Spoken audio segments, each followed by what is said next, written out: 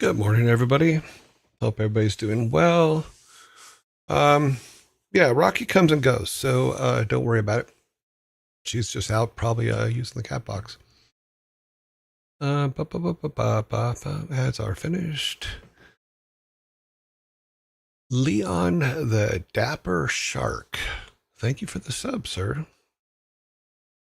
Yay. How are you doing today? I'm doing okay. On my last day of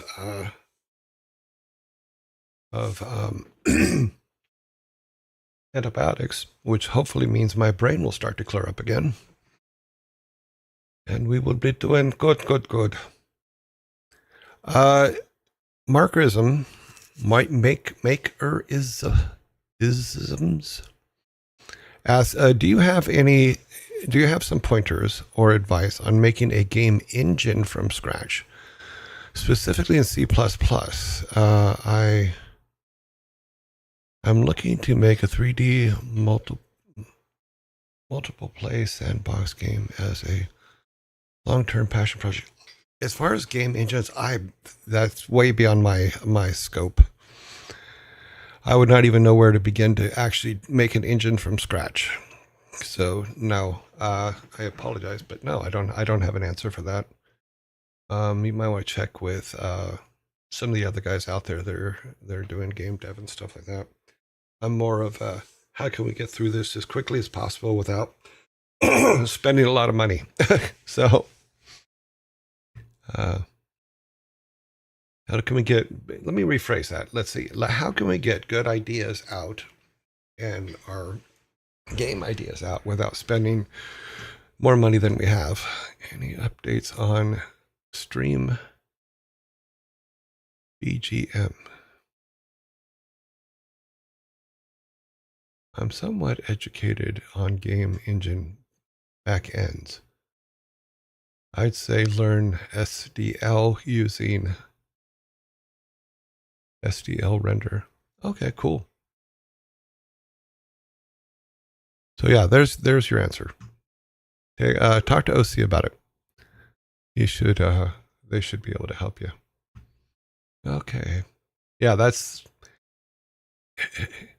basically the programmers go into a room and then they come out with an engine and we start putting things into it. Yeah, so that has been the scope of mine. I mean, I do write some code. In fact, I'm going to show a thing I did that I talked about yesterday for when we first went into lockdown in the UK, and we had we wanted to have a white elephant type situation with or a Secret Santa situation on Zoom. So I made this thing, but I'm going to show you guys that today. But yeah. Yes. General, let me see what's over here. Hello, cat. Hello, blue. Yeah, that's pretty much me. So what I've done on the Discord is the people who are subbed are light green now. Their names are light green. The people that are yearlings, which are people that we've added with the same permissions, are a darker green. And the reason is so that we can tell them apart. Number one, they used to be yellow, but not just today, but other times people have said, "Why are we yellow?" You know, and I think that we'll just make you a different shade of green, because that way, if you do integrate and you do become a sub, then you will be brought into the light green part. But right now, everybody's just green. Yeah, I'm just green. Forest green. What kind of green? Okay, I think that might have been my question that was being talked about. Yes, it was. I didn't hear most of it. Okay. So I don't know anything about making engines from scratch. Nothing. But it looks like OC may have some information for you. So check with them and hopefully they can help. I will let you guys know. I will not have every answer to everything that you guys need or want, but hopefully I can other people in the chat can help, or whether we can, or in the community can help, or that I can go out and find the information you're looking for. But in that particular case, I do not have an answer. I am so looking forward for this cold and medication reactions to be over. Okay, so let's go on to our shirt of the day. The shirt of the day. Another fine day ruined by responsibility. So that is our shirt of the day, and that is basically how I'm feeling right now, as I really would just rather be sleeping. But we will get through this, because I am dedicated to you guys and making sure that we do our thing every day. I'd say depending on how well you... Okay, let's see. You're talking to him. Good. Talk to him. Movie of the day is Crouching Tiger, Hidden Dragon. Crouching Tiger, Hidden Dragon, year 2000. A young Chinese warrior steals a sword from a famed swordsman and then escapes into the world of romantic adventure with a mysterious man in the frontier of the nation. Great movie. It's a really, really good movie. I liked it. Yes, I did. Super. Okay. Bum, ba-dum, bum, bum, bum. Excellent movie. That's what we like to hear. Nice. Nice. Yep, so we'll hold that up for a little bit. Bum, bum, bum. Oh, I haven't seen this one. Oh my God, you got to see this one. Pirateer Frank. This is it's a very it's a very beautiful movie, and as far as like visually, it is amazing. You know, as well as the story is really good, but it's very, for lack of a better way to put it, in my mind, it's very feels a little Stanley Kubrick, because the pacing is not a pacing you'd be used to, but it's really, really good. Greetings. Beautiful fantasy story and my introduction to flying kung fu people. Yes, there are flying kung fu people. So, and they fly very, very well.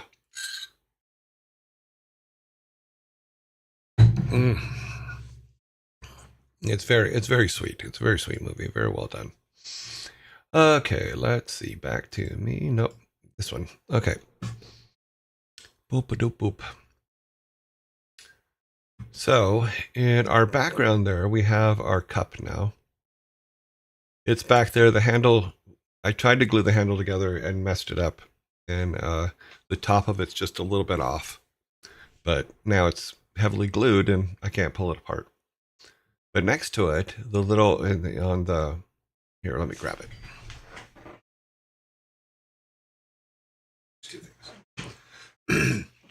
So as you guys know, Rocky is no longer with us, but I got these little itty bitty urns for her ashes. So this is Rocky's, and this one's Beans. Here's Beans. Oh, well, there's his little paws. This is Rocky and Bean. Boop, boop, boop, boop, boop. So I got little urns for their ashes. I have a gold one as well for Jack, but Jack's ashes are in California. Yes, yes, I have a gold one for Jack, but Jack's ashes are in California, so I need to get those and put their little urns together. But I thought that was kind of sweet, because then they're always there. They're always back there lurking. I like that. But she does in our background on this, she does come and go as she pleases. You know, it's kind of a random thing.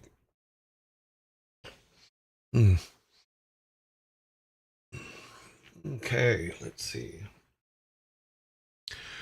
Let us go to what we are going to do. We're going to look at the... God, I'm all fidgety today. We'll look at the credits today, and then we're going to go and play the game. When last we played the game, we had gotten to the point to where we were trying to beat the Man of Steel. So, hopefully, I will not spend the full time of gameplay on Superman just trying to beat the Man of Steel. I am really fidgety today. I remember of their mischievings. Sweet. I remember. Okay, let's click that on. Put this, okay. Put these here so they stack together. Okay, we're good. Okay, there are our credits for Superman. Jesse and James and Pat and Alan and Bob and me and Mickey and Sam and Dave and Roman and Stu and Ron. We're all in there. We all had fun making. We make. Okay, so gameplay. Superman's number is 7. So we need to go to 7 to go back to where we were. Okay. And this is just before Steel comes out and beats us into the ground, basically. I don't know how else to put it. I think I just need to, I know I need to keep moving, but he is not a friendly chap. See? Told you. There, now at least we can say we got some damage on him.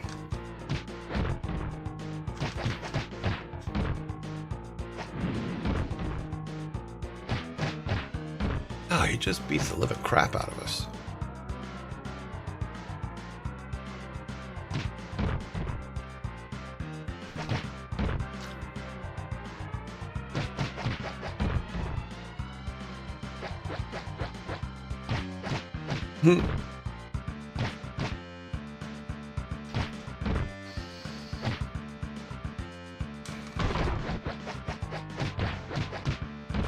Oh, we need that. Oh.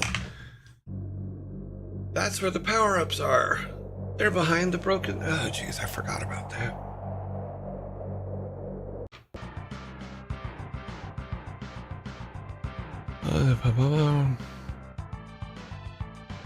Yeah, it would be nice to have a sledgehammer.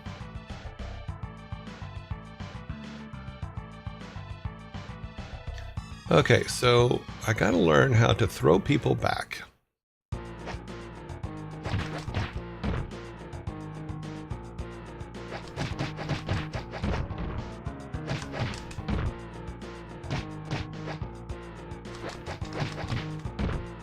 Jeez, such a rude boy.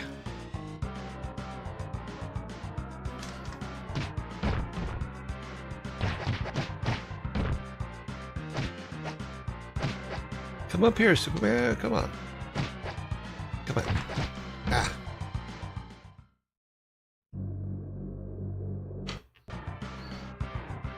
This is what we're gonna do for the next hour. Just watch Superman get his ass kicked by the Man of Steel. Or by Steel, sorry, not Man of Steel.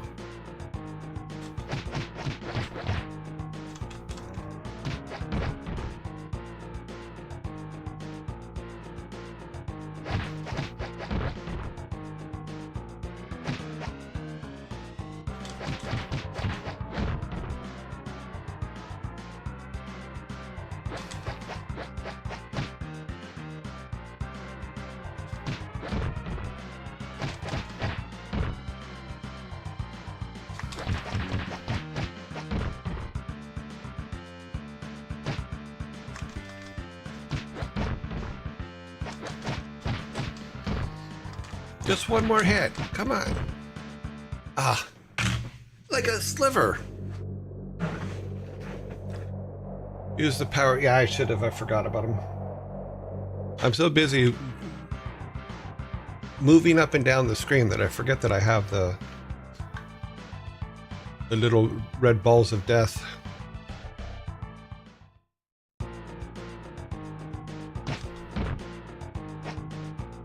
Let's just do that now.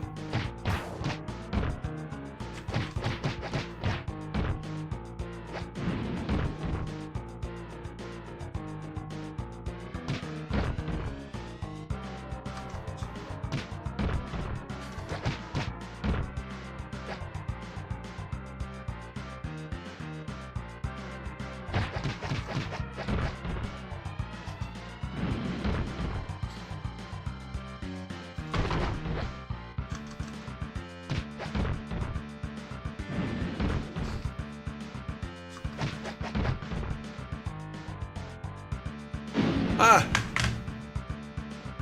And it didn't even take the whole time. It only took us 5 minutes. That's good. Ah ha ha ha. We are going to the next level. With a wave of my hand, I could destroy you, Man of Steel. Well, that's not very nice. It takes more than power to be a Superman. It takes humanity and compassion.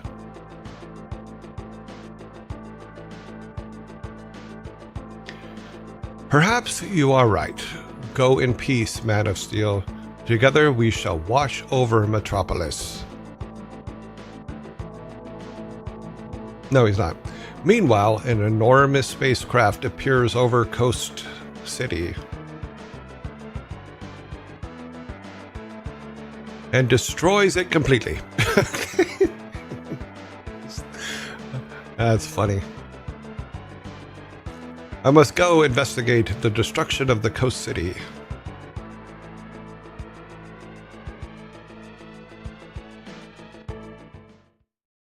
Okay. So now we are ambush at Coast City. So let's save our progress because we've beaten the Man of Steel. We need some power-ups though. Oh shit.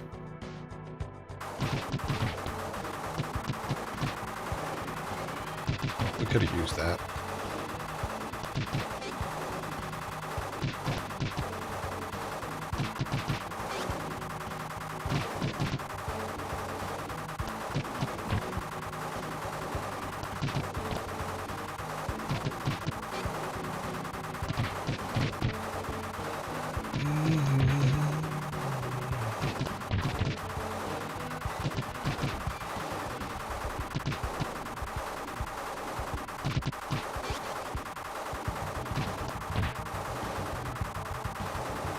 Yeah, missed that one.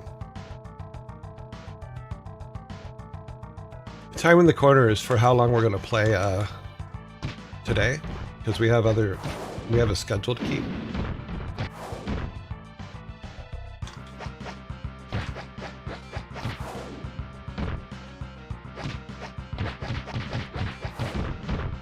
Why didn't it give us... Interesting.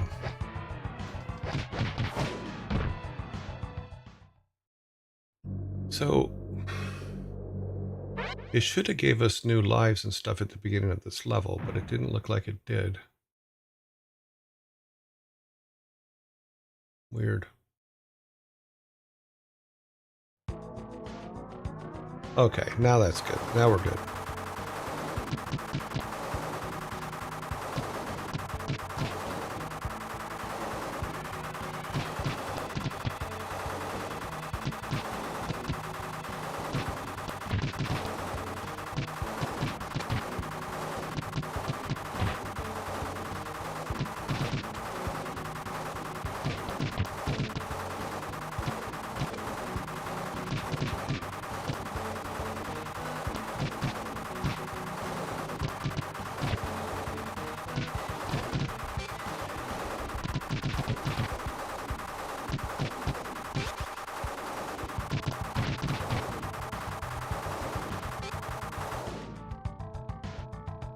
So let's...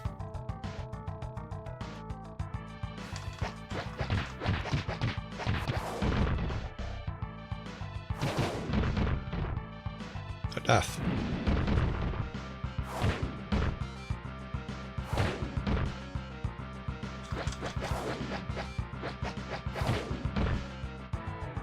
It's worse than the bikes.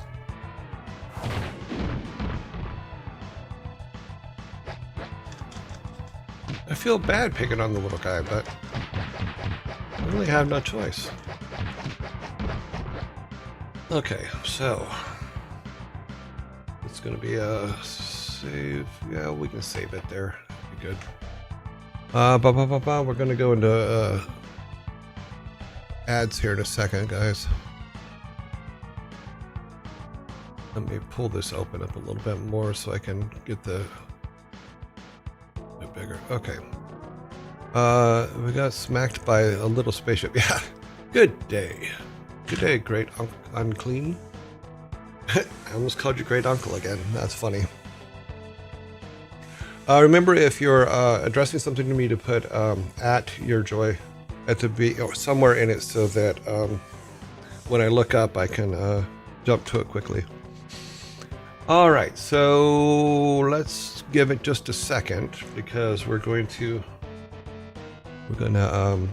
be in ads here momentarily. So we'll make sure that we're not playing over ads, so that everybody is there. 1, 2, 3, 4, 5, 6. There we go. We are in ads. Oh. Yeah, we lost a lot of people overnight, looks like. We're gonna drop below 12,000. That's actually kind of sad. Great Unclean. Great Unclean. Yes, I understand it's the Great Unclean. It's just when I look at it, it's for some reason it comes up Great Uncle in my head. Great Uncle Anne. Which is a good one too. But we're in ads. Okay, so yeah.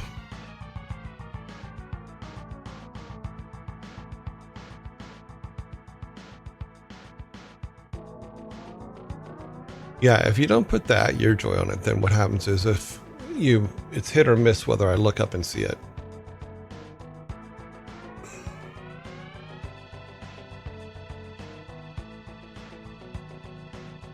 "40 seconds.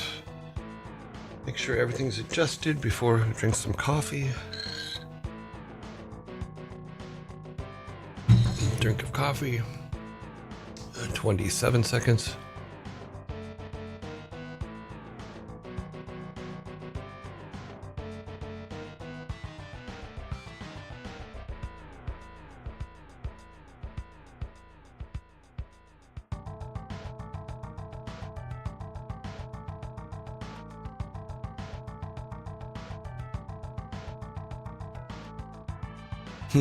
I think all of them on this level are bots. Okay. We are back, therefore we shall play. I love the skeletons on the ground. That's kind of cool. Oh. Yeah, that's good to know. I forgot about those. Don't touch the bombs. Yeah, what I just said. Shh, don't tell anybody. It's a poor, destructed city. So sad. This used to be a beautiful beach. I used to have a nice condo over there on the water.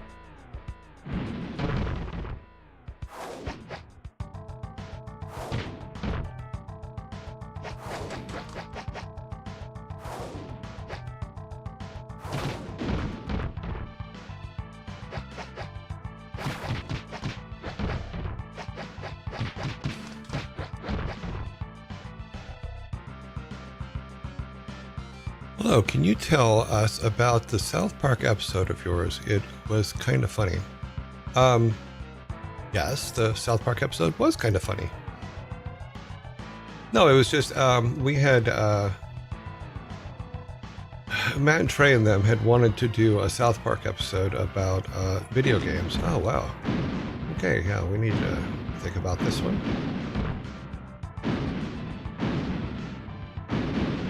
And so they contacted Blizzard, and the cinematics team went up there first and talked about, okay, I can talk or I can play. Hang on just a second.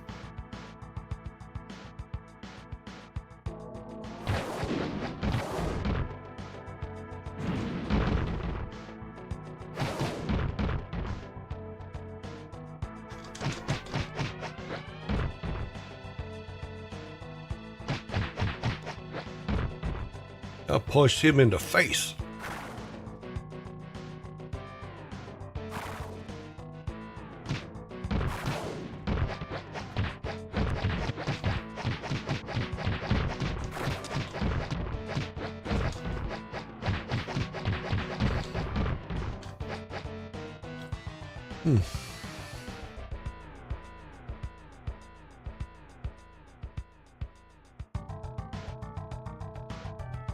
Don't step on the bombs.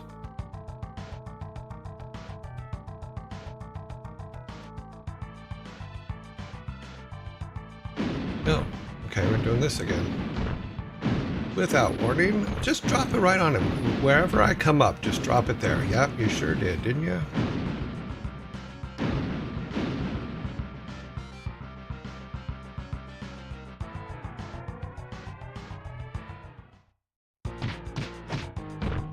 What now? Cyborg Superman is now attacking us.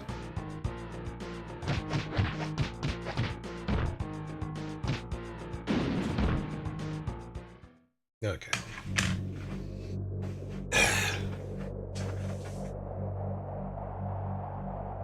The hell? Sorry, apparently I scratched myself.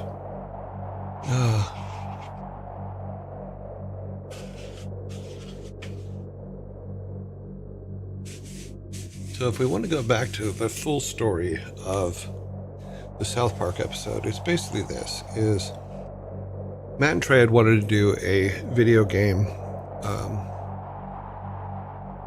show and had contacted Blizzard and said, are you guys interested in being part of it? And so the cinematics team and the pre-rendered cinematics team went up there and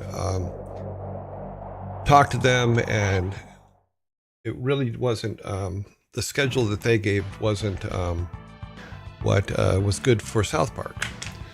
So as they were leaving, Shane DeBerry had said to them that, well, we have a machinima team that might be able to help. And so they talked to them and, okay, sorry, I'm dealing with the situation here as I scratched myself and I'm bleeding like a pig. Okay,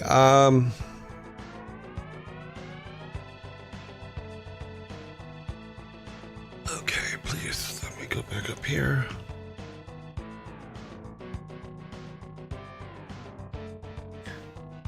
Can you tell us about this? Okay, that's where we were. So they came and talked to me, and I said, yeah, I'd be more than happy to go up and look at it and see what we could do. So I talked to, I didn't tell anybody where I was going or what we were going to do, and I took Tristan Pope up, and we had, I took Tristan Pope up. I'm just, multitasking is not in my brain today. We will get there.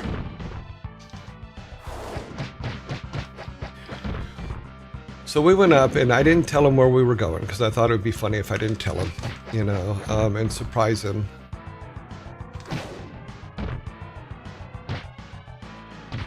Okay. Because how do you tell someone, oh, we're going to South Park today? Like I said, can't talk and play at the same time. Hang on a minute.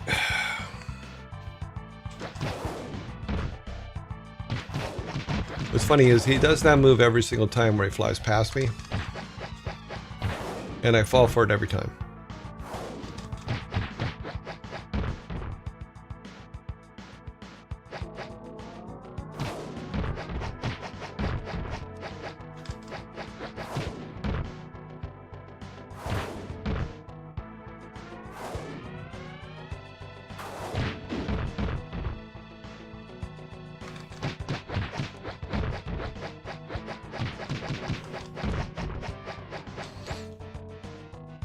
we'll tell the story a little bit later. Sorry, guys.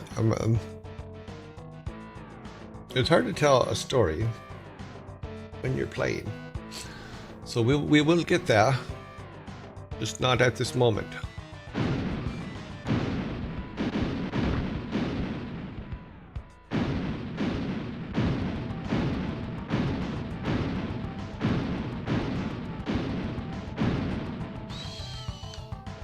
Seem to do well on that one.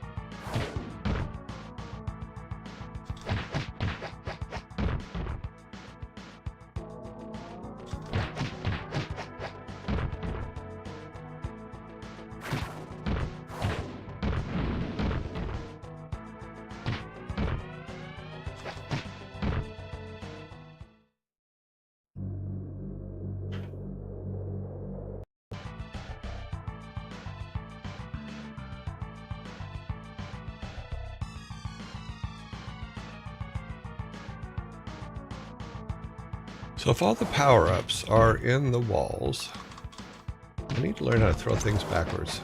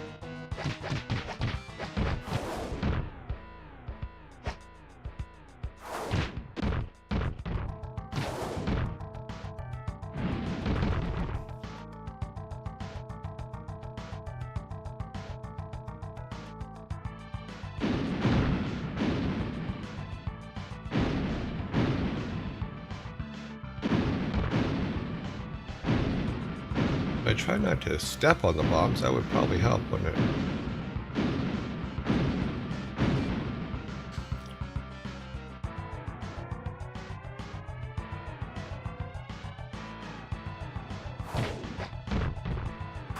It's facing the wrong way, buddy.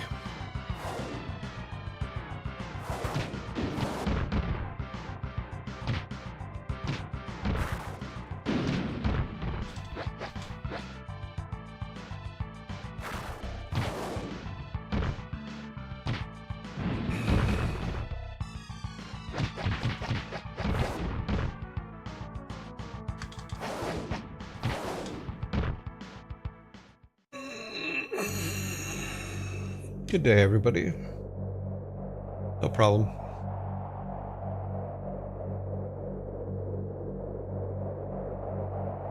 We can do it probably between the two games. So in about 20 minutes, we'll tell the basic story. And then I'll pull some pictures up too.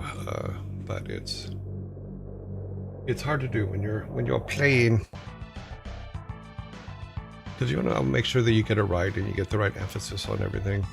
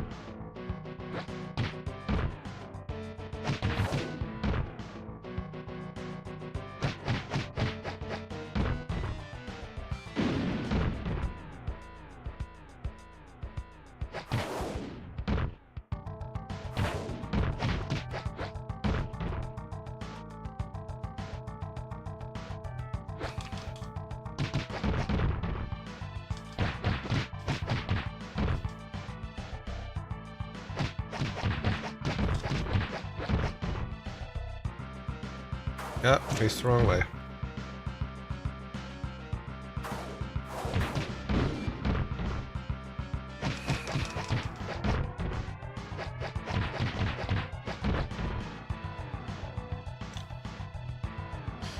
Boop-a-doop boop.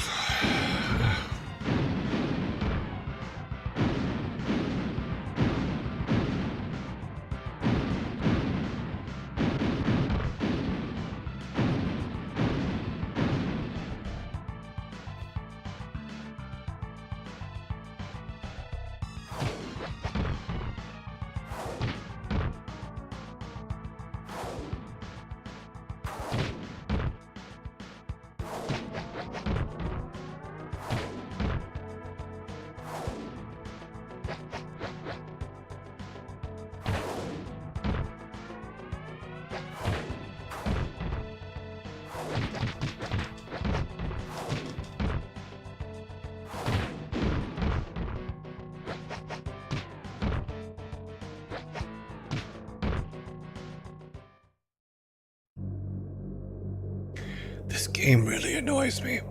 Pretty much all the way. When you're kicking this super villain boat, yes.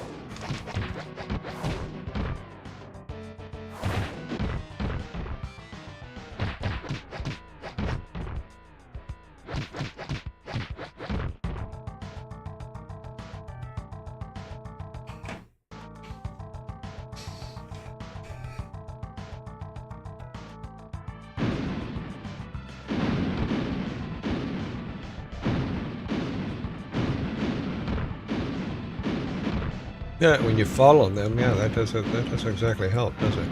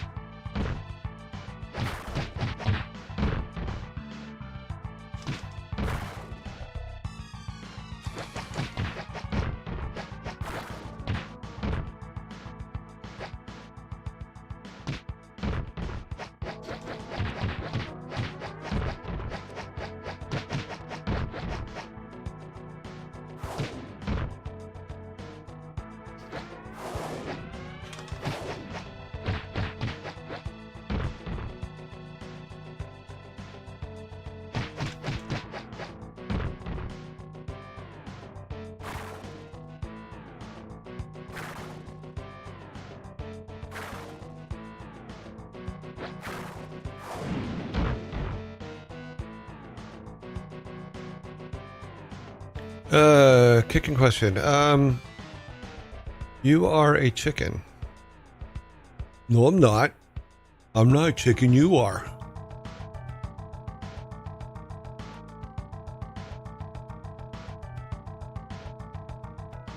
It's funny, anytime anybody says you are a chicken, I always think of the Marty McFly and the "you're chicken" when Flea goes, "you're chicken," and then he like crashes the car and it ruins his whole life. Blah blah blah blah. And I am talking and catching bombs even while I'm talking.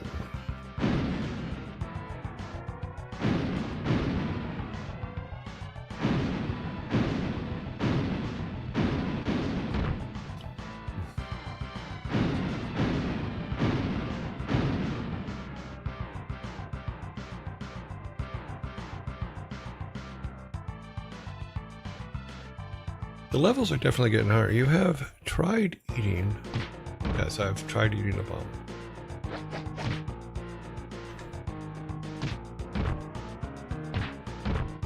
Come on.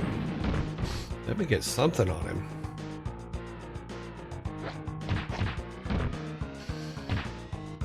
I like steel better.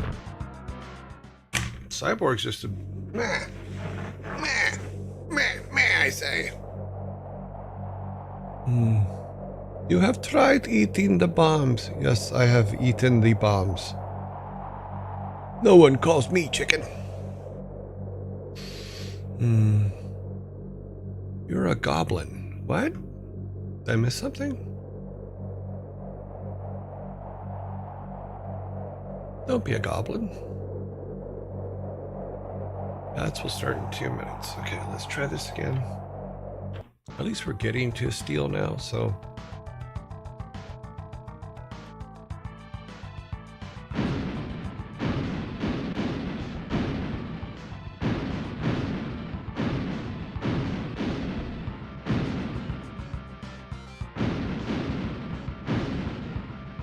Yeah, almost made it through without getting killed by a bomb. That's okay, because we're not going to do that one again.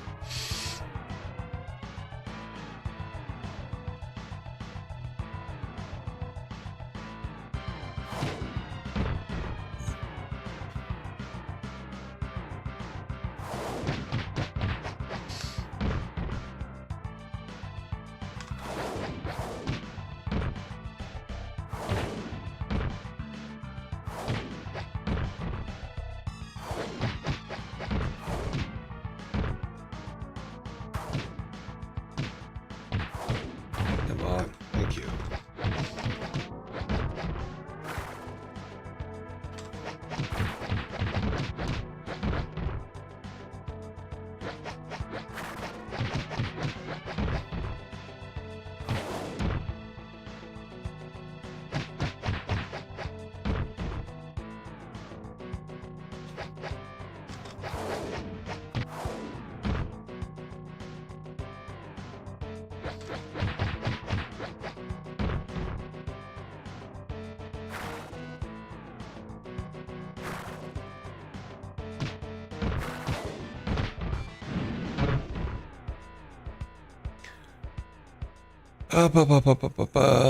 Thara of Thor Odin. I am not a goblin. I am a man. Okay, so this is where steel comes out, which is the end of this particular level. So we have to beat steel. But we only have about 1.5 lives here. And now we just, now we have 1.5 lives. Exactly what I just said, because I'm an idiot. Ugh. Really?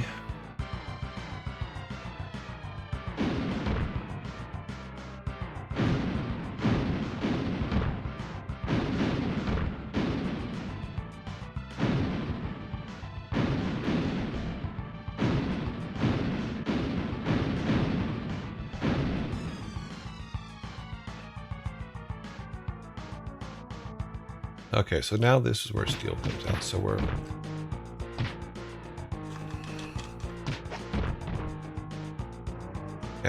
a commercial. Okay, so ads now. Ads, we're running Blue Trinker 2. Thank you very much for the sub. Got 10 minutes more of this. Woohoo! Sorry, voice is a mess today. Cool. Hail to the mighty old father. Thank you for the wings again. Thor calls his followers goblins. Oh, I'm aware of that. Yes, I know that. But goblins don't usually come here, so I was surprised that someone said there was a goblin. Could you hit him behind the bombs so he falls on them? Could try. I will try. Yeah, but we have about 10 more minutes of this game, and then we have a choice. Is we can go directly into Blackthorne, or let's see. Yeah, okay, I know what I'll do.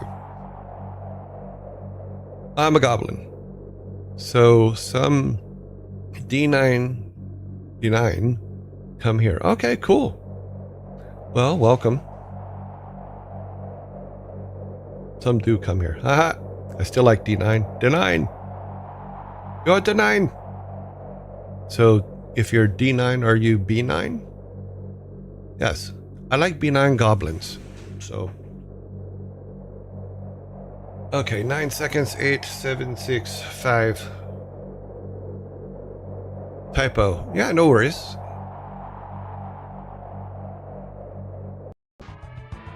You are D9. Haha. Silly. Silly, I know.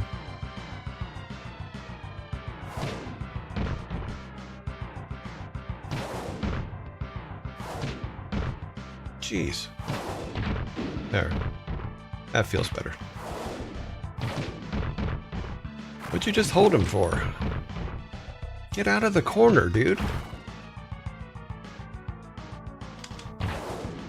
Get in the air. Beat the warrior up. Thank you. Is there another one? No, there's not. Okay, let's go down here. Come over here, smack him around a bit. Now, smack him around a bit. And slap this guy into next week. Okay.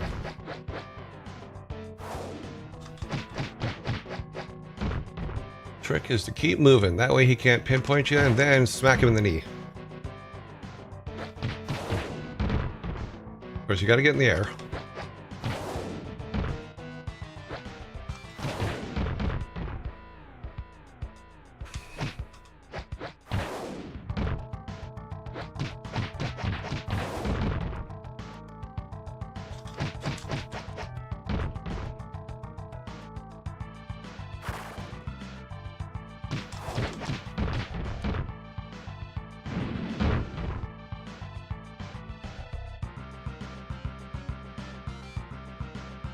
That's a new emote. Which one? I have to make some new emotes. We will get there.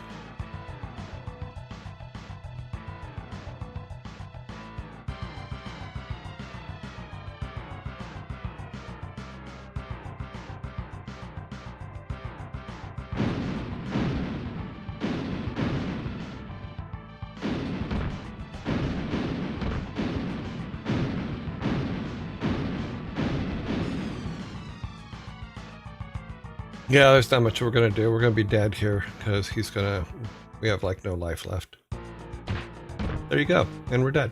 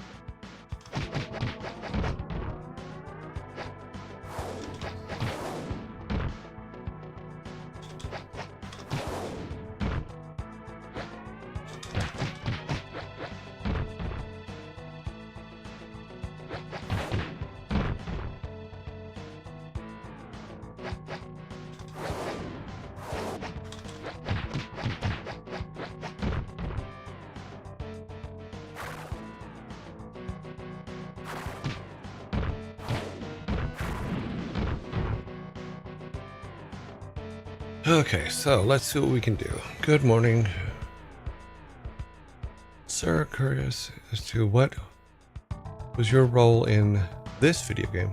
Mostly it was technical artist, which basically means that all the backgrounds, all those things were my responsibility, and doing layouts for the levels, stuff like that.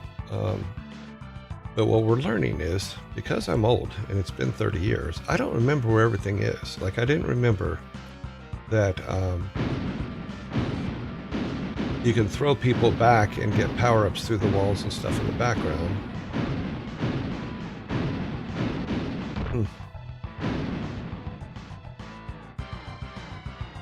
Okay, so do we...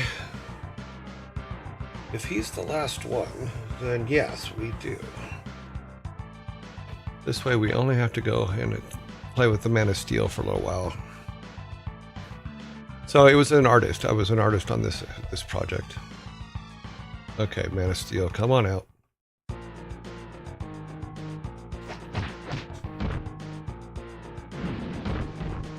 There, at least now we did some damage.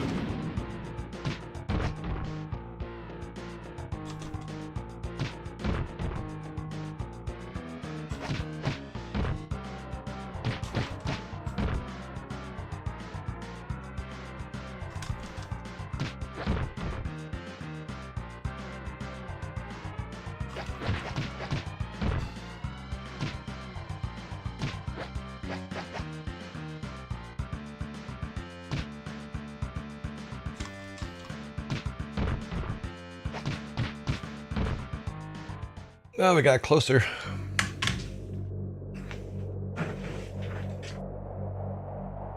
Let us go back.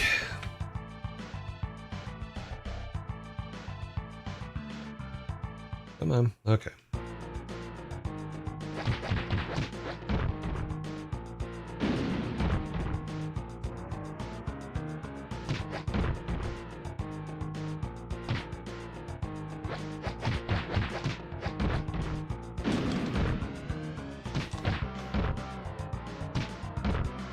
Jeez, kick a man when he's down, why don't you?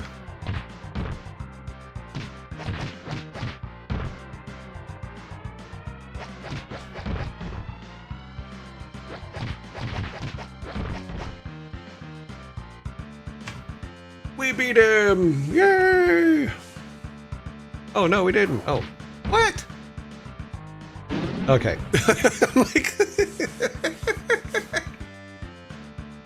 That was funny. Okay, so tomato. Oh, with the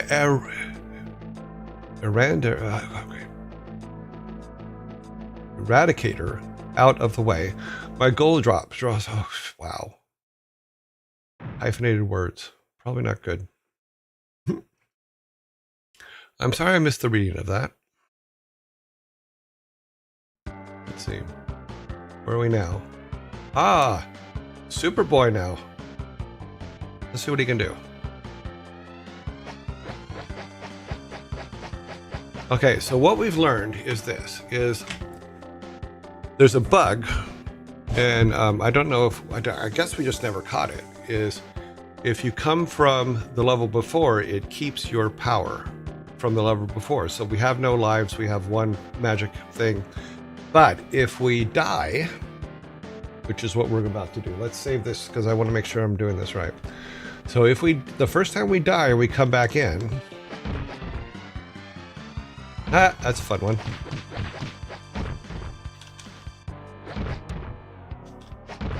God, how do I get him to stop doing it?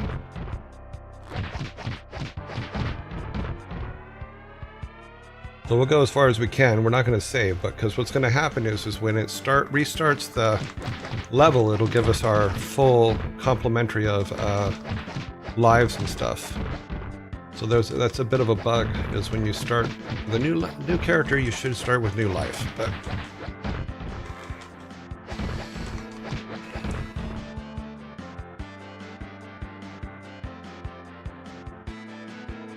of course, he's a little toughy though.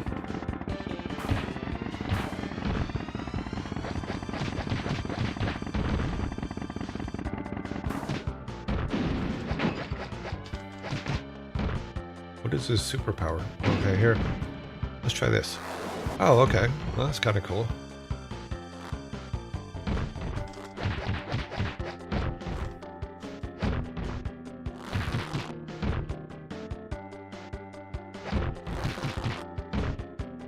I want him to die. Okay, so Now, if I'm correct, and we say continue, he's going to come back with 3 lives and full power. So let's see.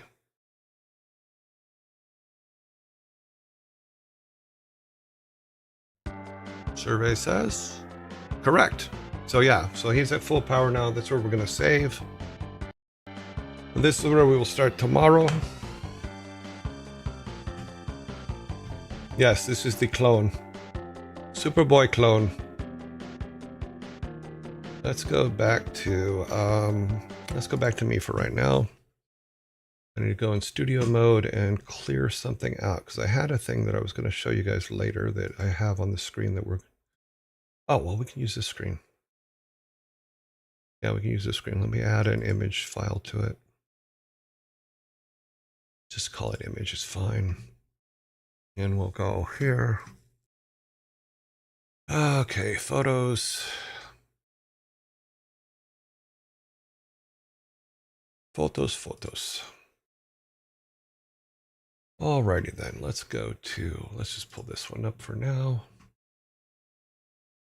Okay, let's make it bigger. Okay. Okay, so someone asked back here, where is it at? Yeah. Chicken, no problem. Was it? Okay, Fluffy Panda, are you still here? I think you are. You bump a dope.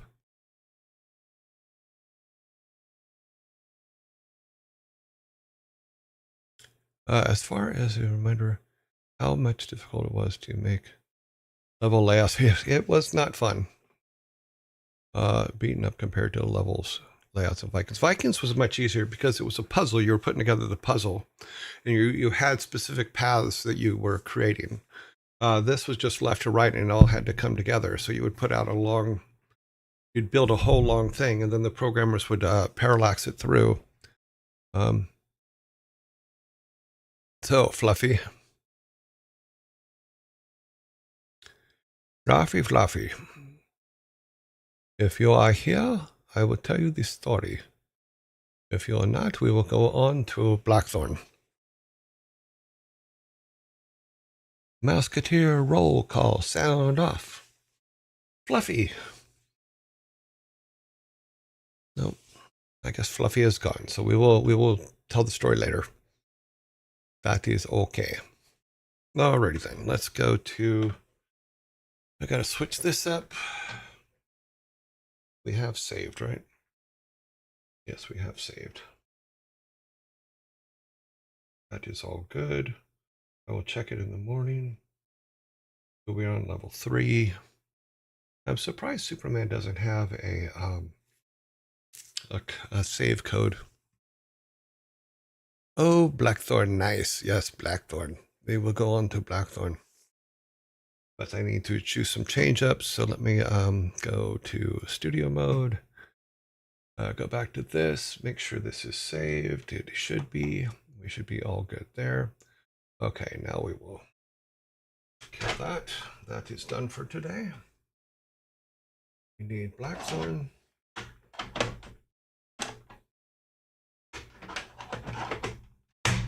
Blackthorne has been put in. The controller is not happy about it. Let's see if it loads up okay. Survey says... Sorry, I'm just in the background setting things up. Okay, Blackthorne's number is 0. Okay, so let's go to 0.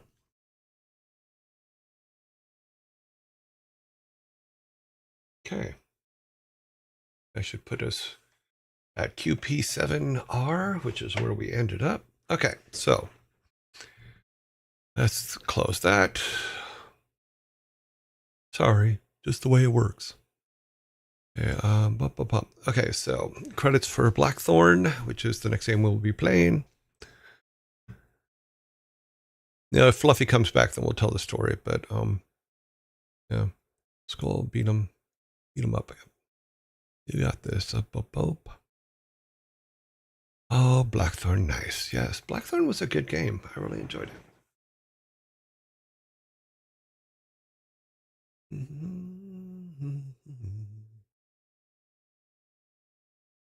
It was hell to lay out the levels, though.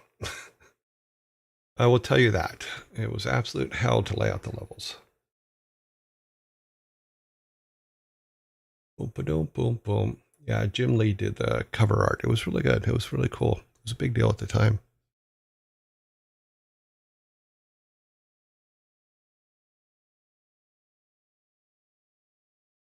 Why was it hell? Because when we get to them all, you'll see that there was a lot of matching that had to be done, but there was also, like with some of the later things, like even Warcraft 1, which we did the same year, is there was a cell limit, with meaning a cell, meaning an 8x8 cell limit as to how many cells you could have in the background. So making it look good and keeping it cohesive was such a nightmare. And I'd get levels done and I'd get all the artwork done. And then Sam would always like throw 300 more cells over the fence and say, I fixed some art. And then I'd have to incorporate the new stuff and then compress everything down again. It was a nightmare. It was really tough on World of Warcraft, or Warcraft, not World of Warcraft, but the first Warcraft. It was a great challenge. And here we are, right where we left off. Wonder if he has anything to say. Some waterfalls have passageways in them. Passageways behind them. Look closely. I will do that. Thank you for the information. Up. Okay then. Oh, that's not a fun thing.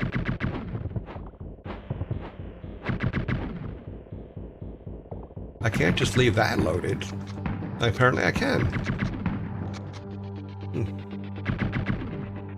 Yeah, I have no bombs. I have nothing else. Okay, we're just going to get past you.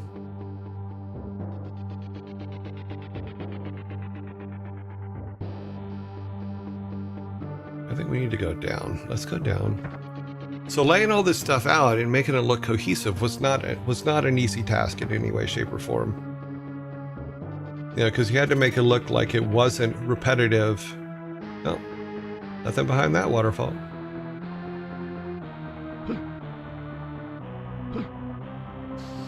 And we can't walk into the middle of that, so that one's not doing anything. Let's grab our gun.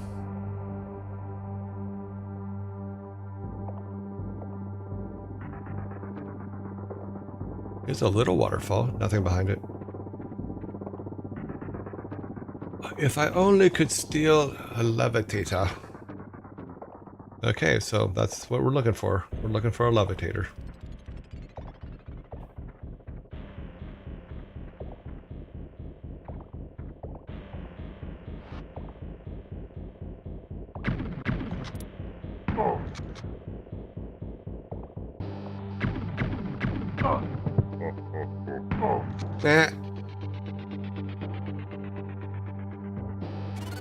That is a controller, not a levitator.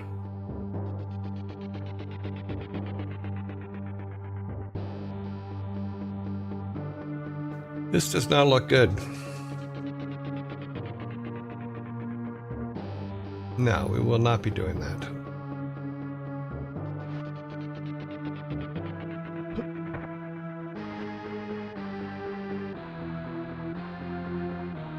Let's not shoot this guy.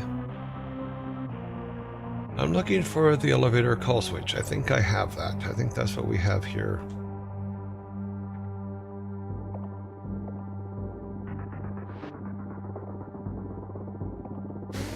Yep. Oh, look, you can very faintly see a black square behind the... Yep. Yep. Realize, take this potion, brother. Get the potion. Thank you, friend. What is this switch? Oh, that's probably for the elevator shaft. I didn't want to fall down. Yeah, the animations were by, I believe Stu Rose did the main character. And then he may have done all of them, but I know for a fact he did the main character. And then he may have done all of them, but yeah, that's I would 100% say Stu Rose is the guy for that. And if I'm wrong, please someone correct me, but I'm pretty sure it was Stu that did them. Yes, he did. In fact, we talked about this when we first started playing the other day, is he actually went out in the field behind Blizzard at the time and filmed Frank Pierce running, jumping, all that kind of stuff, and then came back and brought those into the computer and then rotoscoped them in. Curse. Okay, so here's the problem. We have a bomb.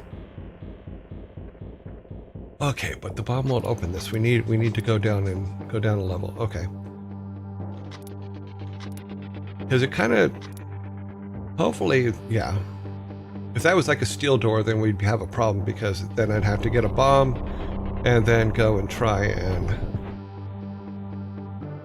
go in.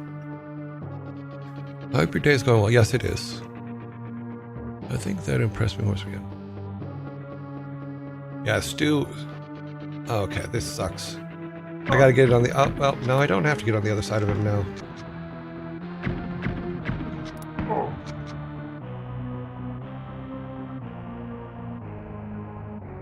Oh, we're gonna go to ads here in a second, guys. So when that happens, I'll pause.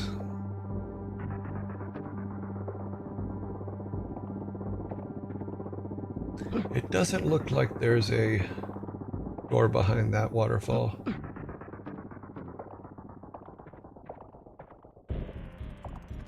When I turn into a zombie, then I will pause. Bridge keys can be reused in any bridge. Oh, cool. That's good to know.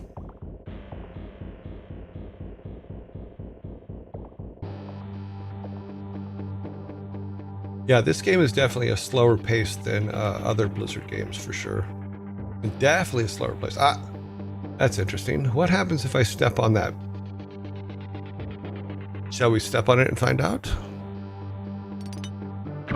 Okay, then. Yeah, that's what happens. We get shot several times.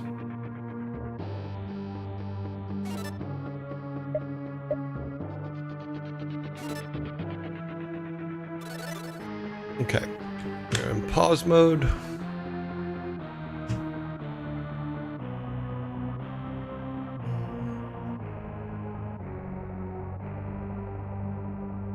Yes. Oh, I did answer that. Yeah. They filmed Frank Pierce out in the field running, jumping, doing all this, everything that the character was going to do, and then Stu came back and brought that video into the computer and then rotoscoped over it. So it worked out really, really well. And then I think he did the rest of the animations by hand. I'm pretty sure. I think that Sam did the orcs. Yeah, everybody did what they were specialty at. I think Sam did the orcs. I think Stu did all the humans. Yeah, pretty sure.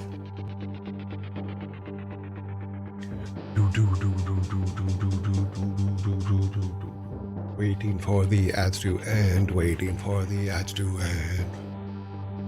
Boom, boom.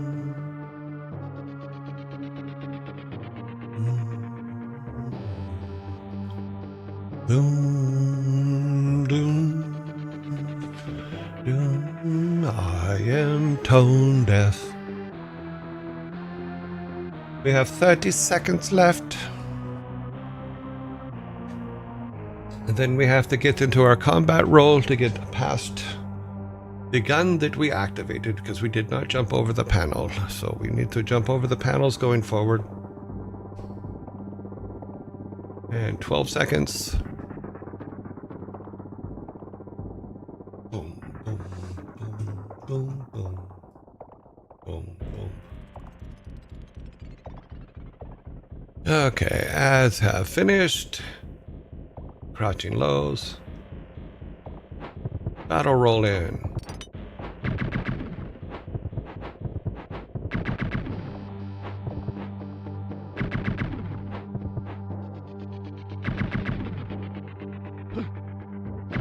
Mwahaha.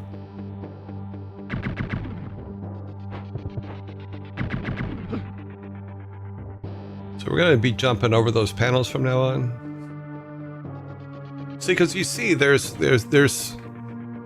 in order to get these backgrounds to where they look like natural, was really difficult, especially when you're reusing the same art over and over again, because you only have 120 cells to do so. So putting it together without huge repetitiveness is not fun.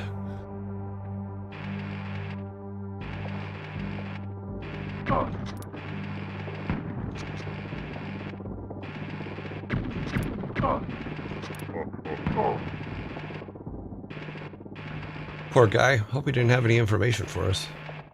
Nope. Can't talk to the dead. Okay, we're gonna come over here and come up on his side as soon as he walks all the way back to the corner there.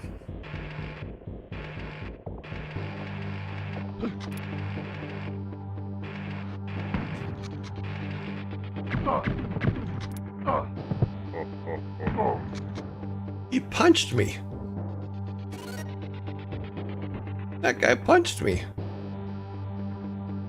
With his big green gloopy hand, he punched me.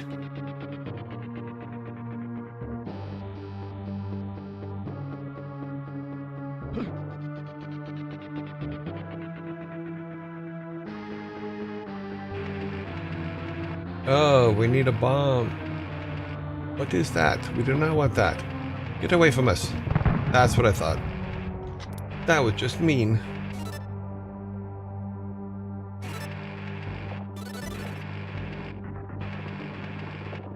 We're gonna come down here. Hopefully we'll be able to find one.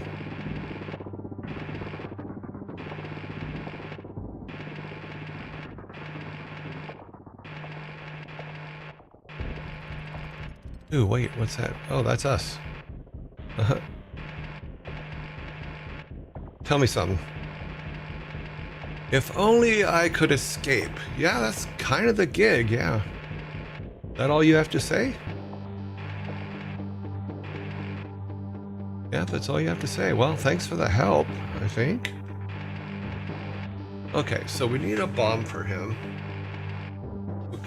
So we need to get him in that corner and then jump up and then throw the bomb at him. That is what we need to do. So let's try it. Don't walk over here yet. Oh, and don't jump into him.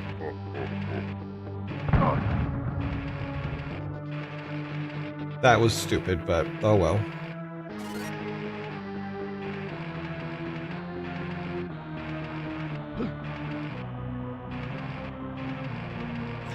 Guns are heavily armored, but can be destroyed.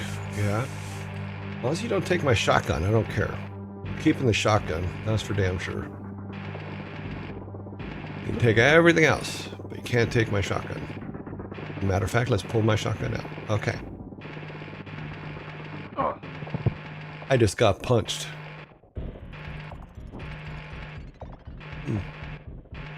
So, since we don't have a way to punch someone, we go in and we shoot immediately.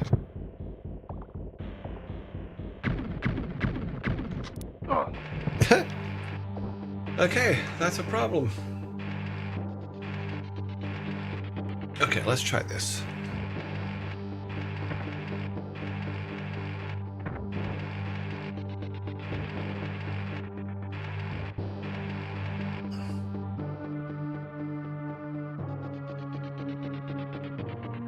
Put this away.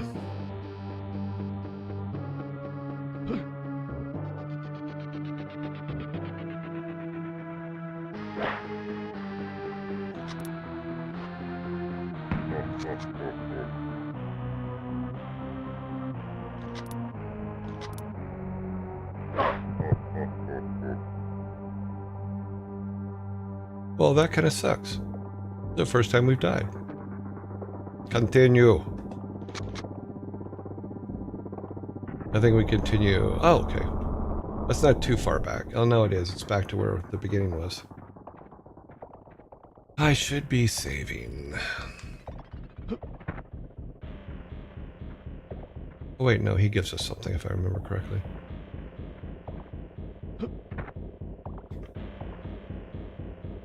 So motor falls across. Okay. Jump. That way that gun doesn't come down that we can't do anything about.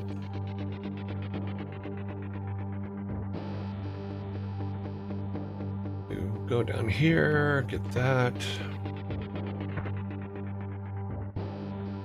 Doesn't look like there's anything in this waterfall. Nope. Let's go back over here. Climb back up. What?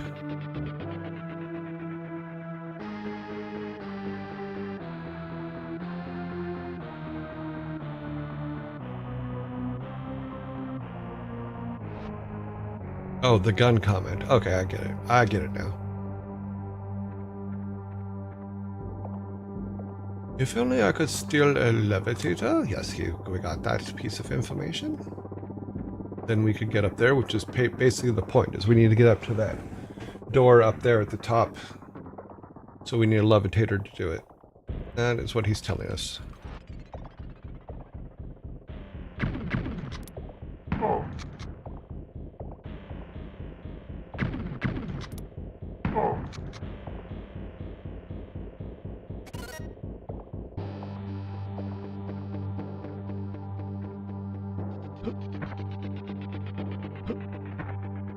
Hi. I'm looking for the elevator switch, call switch. Okay, yeah, we got that. So let's just step out of the way and we can use it. Okay. There you go. Gonna go in there. Come over here, pick this up.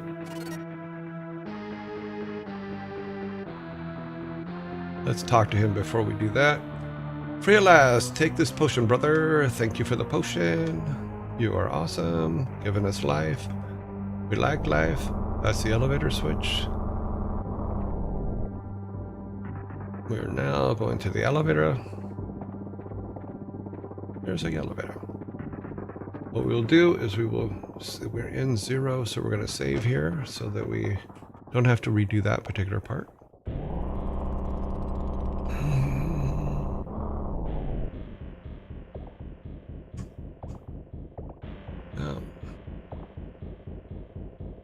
Okay. Okay, this is where the blue door is, if I remember correctly. Curse Sarlacc.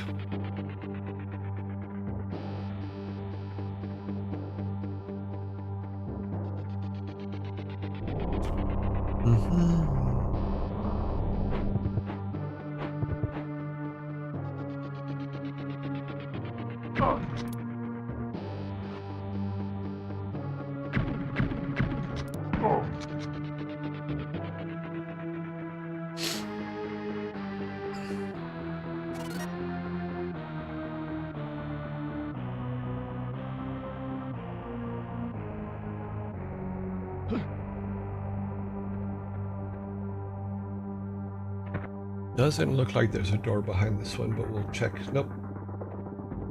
I remember this game.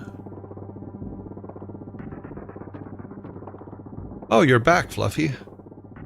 We were going to tell the story, the South Park story, but you didn't answer, so we went on to play this game. Bridge keys can be reused. Okay, cool. Now, if I remember correctly, when we did this last time, we did this, and there's a gun that comes down. Oh, okay, don't need this. We jump over this thing. Therefore, the gun does not fall from the ceiling and shoot us. We go up here. Up. You don't walk past the ladder, you get on the ladder.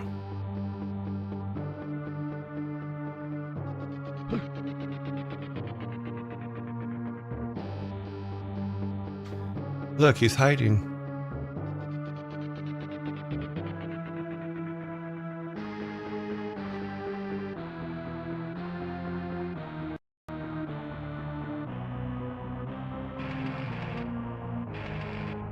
Oops, should not have put my gun away.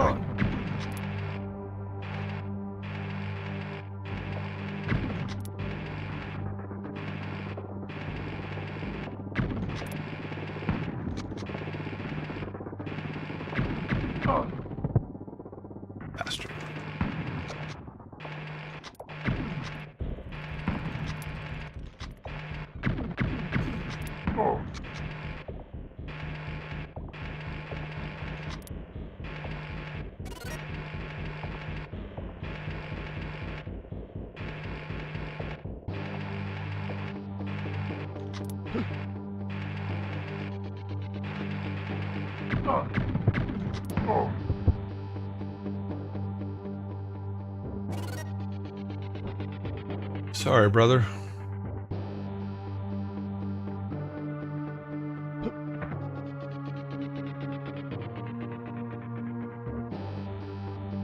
One time we're gonna play games, then I know if I can shower. We're gonna play this game for 25 more minutes. So, if you look in the top left corner, there's a timer that runs, and basically we're playing this game for 25 more minutes. So yes, you can go and dance through the shower, which is always a fun thing to do anyway. So I would suggest you do that. Not saying you're stinking up the place or nothing, just saying, yeah, sure, go shower. Thanks. Good to know. Yeah. Yeah, when we're doing gameplay like this, I've put a timer in the top left corner so that, because I get lost in time, and it tells me when I should stop playing. So as not to bore you guys to death. Can I shoot that? I probably could have. Okay. Next time I'm going to try to shoot that thing. If only I could escape. Yeah, you said that before. You're not helpful. Okay, let's try to get rid of him first. Now, he cannot reach us with his whip when we're here. So the goal is to throw a bomb at him. Okay, we're in good shape here, so let's do this. We're gonna save. Yeah, because I use the timer. I put the timers in because I'm just like I get lost in what I'm doing, and then I just forget, and then we run out of time to do other things that we're supposed to do. So anytime we're doing a gameplay sequence, there's a timer in the top corner that is telling me how much time I have for that one, for that particular segment. I don't put one in the game dev section because my theory on that is that it is that's just going to go as long as it goes. I don't think I can jump up to the one on the right there. Can I? No, I can't. So a big purple dude who punched us in the face last time. The only real way to get to him is here, so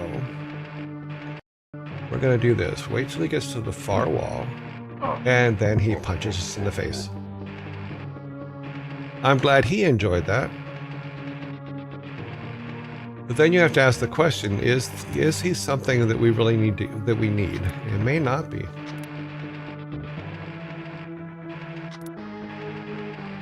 Okay, so no platforms on the ground, no way to get shot in the face.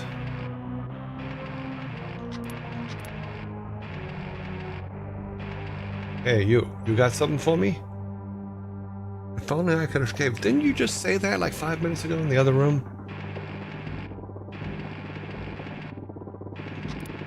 Is that bulletproof? Laugh out loud. Go to the ledge in the middle. Tried. We have to go here. We need to get rid of this guy.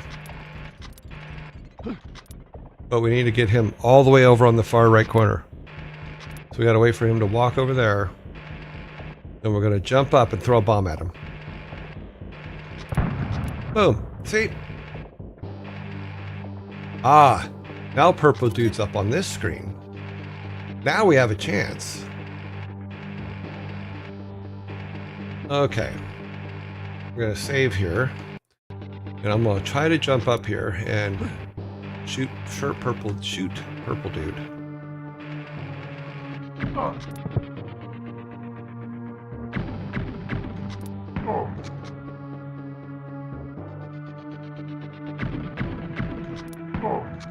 Mwahaha!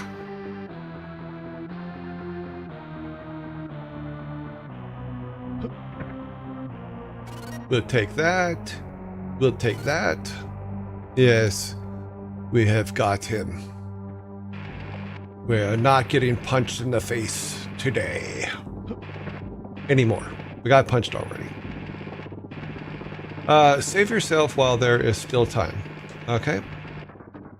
Will do. Let's jump down here. Jump down here. Go back down this. So, we know that that is a flying bug, so come back down here. Rest in peace, dude. Sorry. Nope. That's not what we're trying to do. Yeah. Nothing we can do to help him now.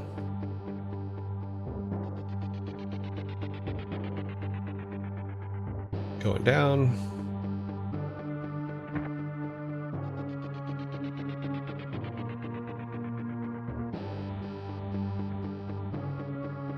Hello. Hello, Mist.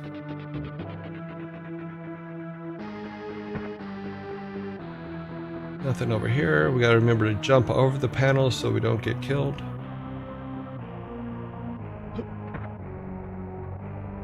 Saved ourselves a lot of lives by jumping over that.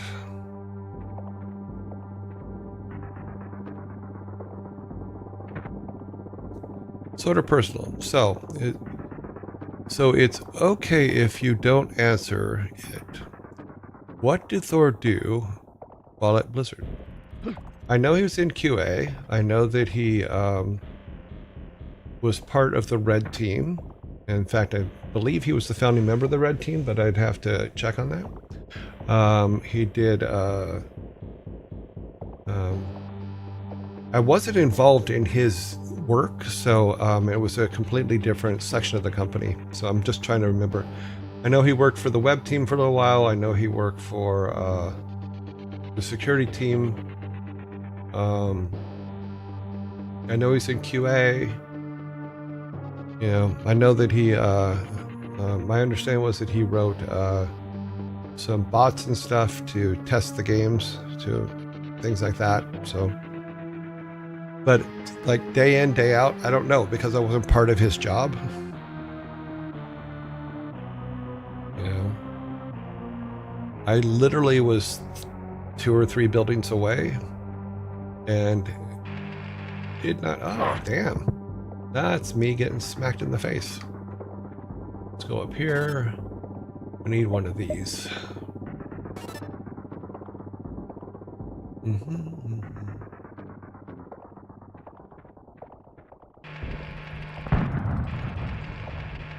There, that takes care of him.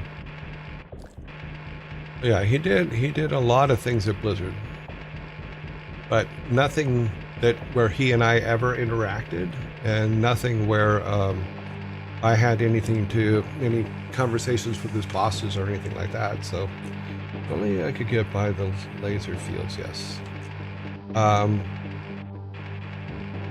Sorry, someday people will be free. Yes. The only thing, it's funny because people ask me, well, did you get him his job there? No, I did not.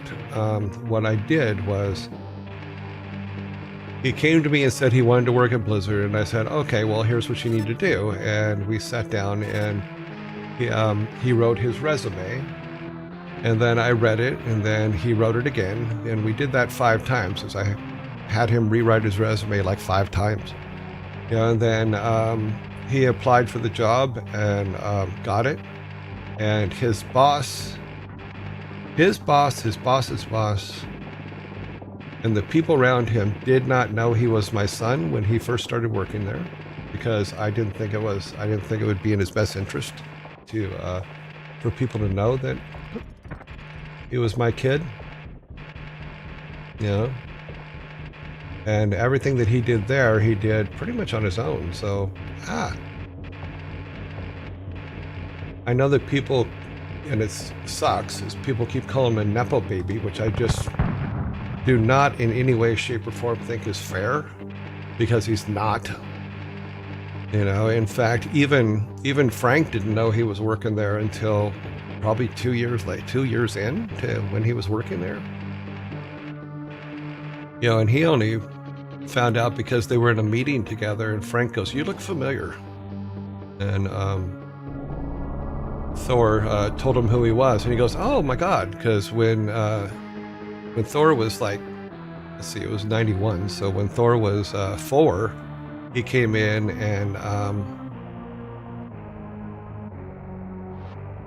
and was playing on the floor with Frank and stuff like that. They would wrestle around and play when he was 4, and he wasn't 4, you know.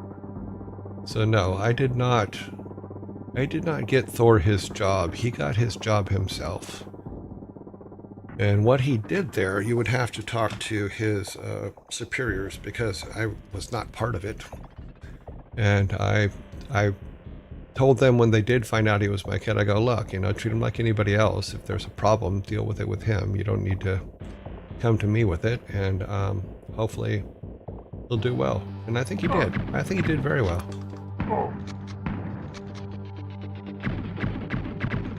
But to say that I kept him his job, that's crap. I know a lot of people have been saying that lately, and it's not fair. He worked very hard. In fact, I probably did less. I don't want to say I did less, but I didn't do anything to help him keep his job or to help him get his job. He got all that on his own. So all this stuff about him being a Nepo baby and all this stuff, it's just not true. You know, it was funny though, because one of his bosses through the years he was there is a friend of mine, and they didn't know for a long time that he was my kid.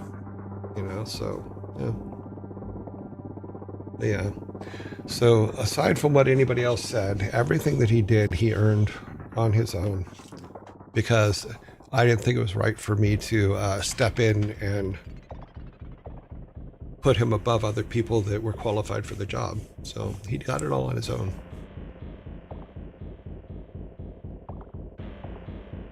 And here we are in Zombieland. So, OC, I hope I answered your question.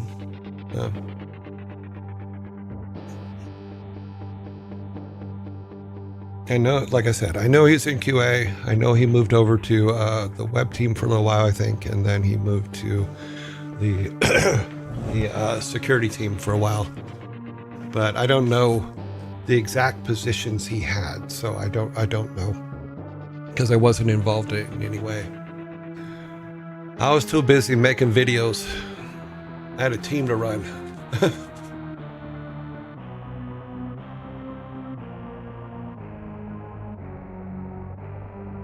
Okay, let's see. We got 18 seconds.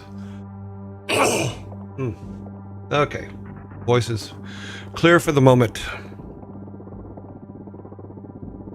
Well, the thing is, and this bothers me, that people give him such a hard time. You know, and say that he's a Nepo baby and all this other stuff, and that's just not fair. That is not fair at all. You know, because I was very adamant with him, and he knows this. I was very adamant with him that as long as we could keep it, that nobody knew he was my kid, it would be good for him. And I believe that. I 100% believe that it was, and that it worked out very, very well. Wait a minute, didn't I have a key? I have no keys. Ma. Okay, I missed a key somewhere.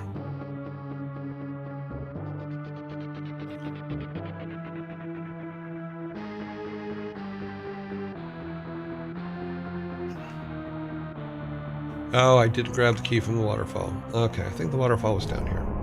Let's see if I can remember where the waterfall was. I thought I did. Bum, bum, bum, bum, bum, bum.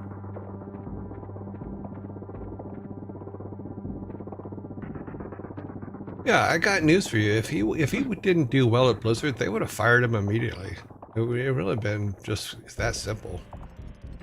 So if he was there 7 years, I think, or whatever it was, or 5 or 7 or whatever it is, I don't even know. They would not have kept him.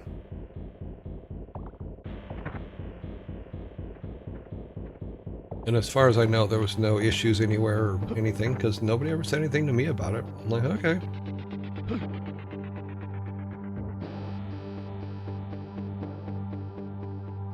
Even the head of QA didn't know that he was my kid, so.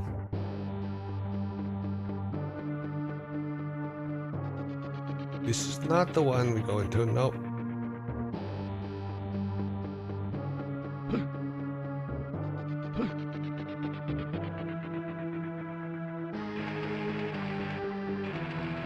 I think I went the wrong way for the...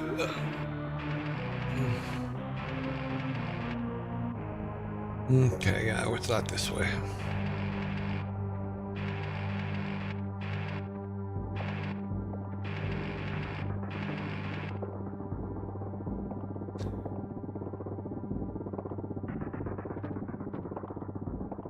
Okay, what's this? I mean, look at... Done after Blizzard. Yeah.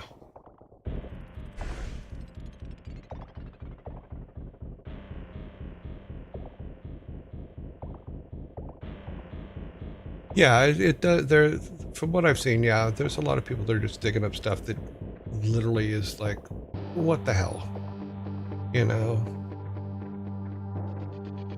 I'm sorry if you were in the same environment and didn't do as well, but I don't think that would be Thor's fault. I think that would be your fault. But I don't know. I don't know. Like I said, I wasn't part of his day to day. In fact, I wasn't even part of his year to year, you know, because he wasn't living with me at the time, so had nothing to do.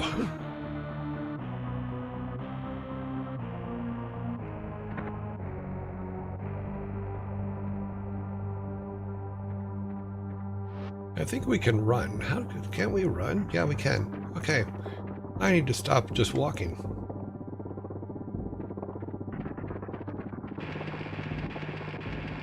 Nope. It's on the other side of the... Okay, yeah, because the switch...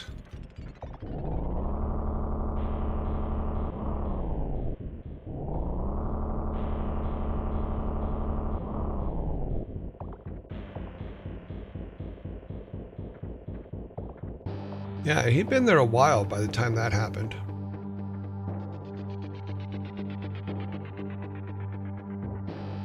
No, I picked it. There's no...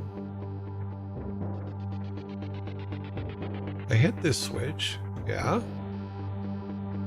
I talked to this guy.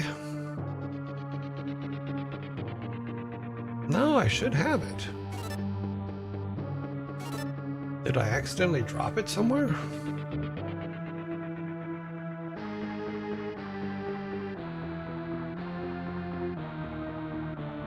We had to have had it when we got here. Do I have to grab it again? Ah. So you have to take it out of the bridge. I didn't remember that. Okay.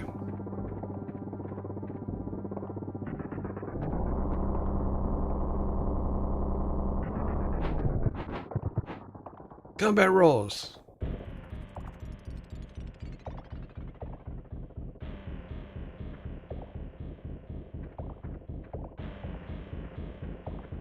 For those of you that are new to this, I have not played these games in 30 years, so I'm not going to remember everything. Okay.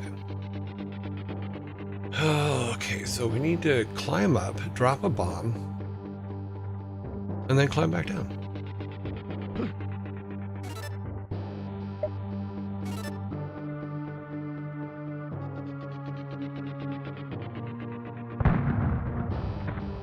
Okay. We're good.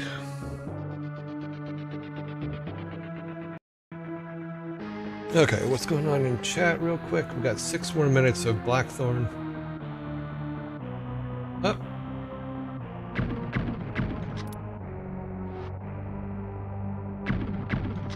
Oh.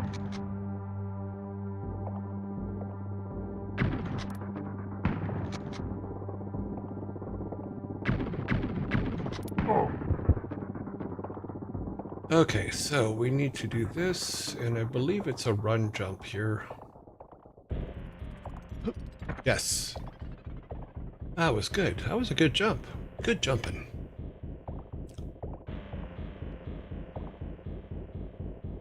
Not remembering, yeah.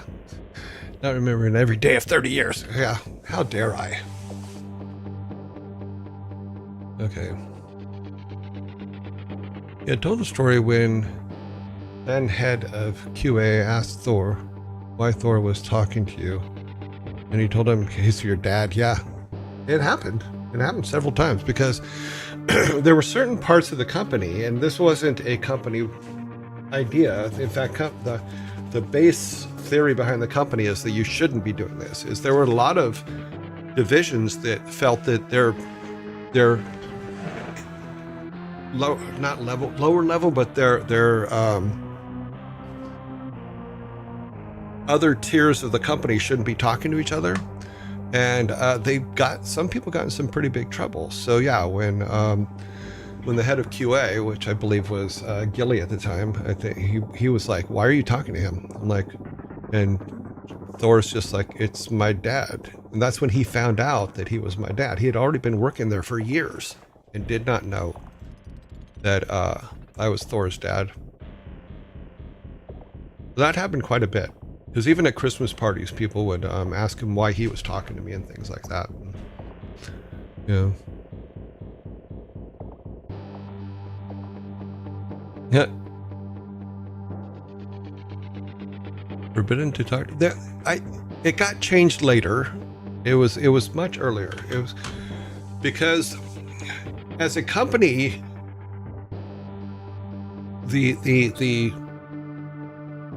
as a company, we've always said anybody should be able to talk to anybody. But as you get bigger and smaller departments come up and start being put in and things like that, sometimes they don't. They come in with different protocols that they've brought from other jobs where people at one level don't talk to another level. And so they implement that on their teams. It's not a company-wide thing because it was something that we hadn't originally planned. And when we found out things like that were happening, it was changed. To where everybody was allowed to talk to everybody, and it also put us in a position where that's a platform where it's also about the same time that we changed all the badges from all the different colored badges to just one straight blue badge. Free from the duties of this storeroom. Thank you. These items will aid you in your quest. Please take them. I will. Okay, so he said these items, but there's only one item. That's a bummer. So yeah, so that's when we implemented the everybody has a blue badge stage because there started to be a class system developing, and that's not what we envisioned. That was not that was not the way Mike Morhaime thought. You don't have a class system. Anybody should be able to talk to anybody.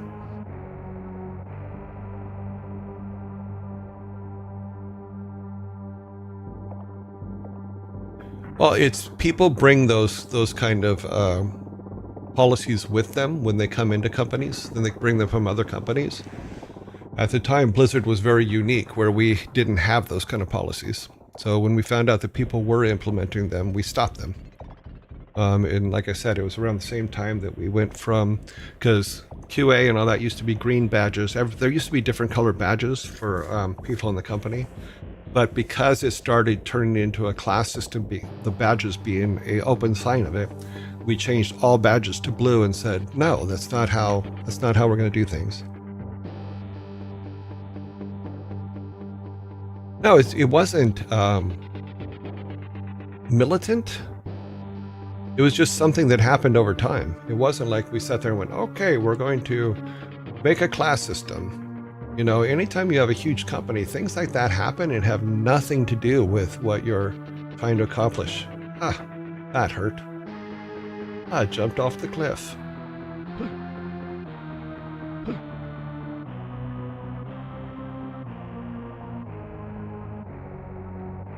And there's a lot of people that when they come from other companies, that's just the way those other companies are. So they go, okay, well, I'll implement that here with my team. And then they find out later that It's not something that that company likes. I took the key. Thank you very much. After all your time in the game industry, is there one thing you worked on that you're most proud of? Lost Vikings, and I've talked about this before because it was my very first game where I worked from concept to final product, and it will always hold a special place in my heart. I don't want to sound rude, but if you guys all work at this company, don't they somewhat know your guys' surnames, and wouldn't somebody... No, because you're talking about... Finger that Tang, let me explain. You're talking about a company at the time when Thor went there. In Irvine alone were 3,000 people. There were many people with the last name Hall, because very common last name, you know, and so no, they wouldn't put it together. Because it's like, okay, so you're saying everyone named Smith is related? They're not. Everyone named Hall is related? They're not. You know, so no, Finger that Tang, you're wrong. Yes. People who have the same surname are not necessarily related. And that's never, and there's no 2 and 2 to put together there, you know, especially if you're in a company where there's 3,000 people in one area and there's 7 buildings. I think we had 7 buildings at that time. And you never go to the building that other person's in because it's not part of your job.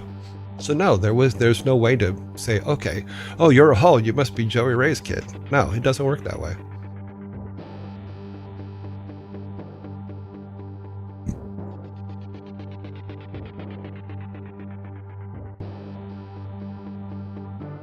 Yeah, they will maximize production, but we were never like that. Okay. Sensei said, thank you very much for the prime.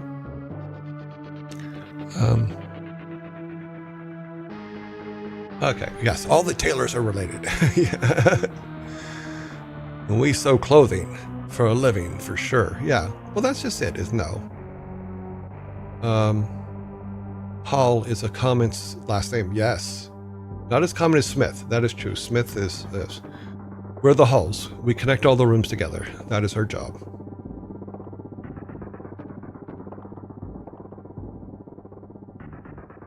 Yeah, I mean, you're absolutely right. It could start with just, okay, the night shift is lesser because their night shift.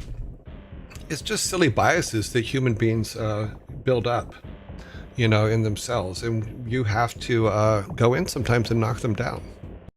You know, because it was never...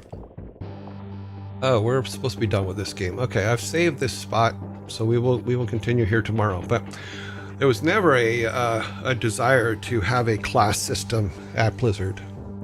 It just happened, and then when we aware that it happened, we fixed it. You know, and the badges were a big part of that fix.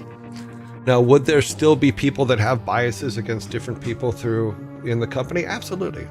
Because guess what? You're also dealing with ego, and ego never helps anything. I work with an outsourcing team, and I have been gaming with the owner for over a decade. Cool. When we entered professional business relationships, we found out that we had the same name. Then we had some family who live in the same area. Then we stopped talking about our families to avoid conflicts of interest. Yeah, because it can, even if there is no conflict of interest, there could still be a perception of a conflict of interest, and that just gets silly. That just gets like, oh, freaking out of control. Not a big fan of that. You know, because we could pick anybody in the company who had the last name Hall, and I'm guessing there was at least... in 3,000 people, there's got to be at least 100 that have the last name Hall that I have never known, talked to, or have any understanding of in any way, shape, or form. You know, so no, he was just another employee, and that was fine with me, and that was fine with him, because there's good and bad with having someone who's been in a company a long time as a relative. It can be very troublesome. Because even if they did their job perfectly, there's still going to be people that go, he only got this job because of his dad. And that's not fair. That is not fair at all. And we did everything we could to make sure that that was not the case. Last place I was, we had 6 Alexes on staff. Oh, that's always fun. Usually there's at least 1 or 2 of them per shift, but no one then. But on one beautiful day, the stars aligned and it was all 6 of them on the same shift. Since it was a small building, it was 6 people per shift always. Wow. That's crazy. Yeah, I remember when we were working on Lost Vikings and rock and roll racing, there was 10 of us in the office, and 4 of them had girlfriends named Lisa. And it was hilarious because I was answering phones then as part of my job, So the phones would ring and I'd pick up the phone, and every now and then someone would go, "This is Lisa, let me talk to him." And I'd go, "Which one?" So that was always funny to me. Yeah, their first names of their girlfriends were Lisa, and there was 4 of them out of the 10 had girlfriends named Lisa. Which always made for fun on the phone. Oh my God. Let me talk to him. Can you be more specific? Out of curiosity, I just looked in LinkedIn and found at least 20 people who look or work at Blizzard with the same name. Oh, yeah, there's a lot. Because even at Blizzard, at the height of Blizzard worldwide, let me rephrase that. In 2014, when I left, there were 7 or 8,000 employees worldwide. And I'm telling you, I'm sure a lot of them are Halls. And I have nothing to do with them. Oh, really weird coincidence. I found out in my friends of friends range of people who make video games, that group of folks had over 50% of their significant others being teachers. Wow, cool. Just got us chuckling. Yeah, it's cool that they're teachers. Another guy named Jason Hall, who is not Thor. Yeah, it's a very common name. So I don't know this other Jason Hall that you're talking about, miss. So, yeah. Did he get his job at Blizzard because of me? I hope not, because I don't know who he is.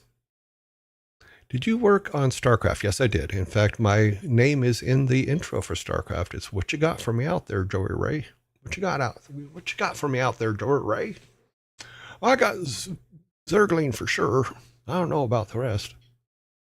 Kerrigan is a favorite. Yeah, Kerrigan's a good character. My driver's ed teacher was Jason Hall. See, which proves my point.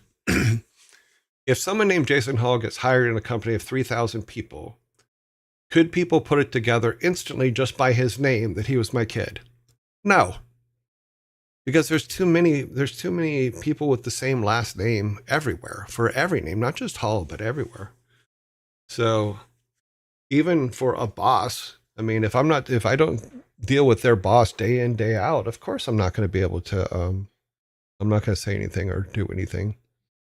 Before or after she gets kinky? What? Oh, Kerrigan, sorry.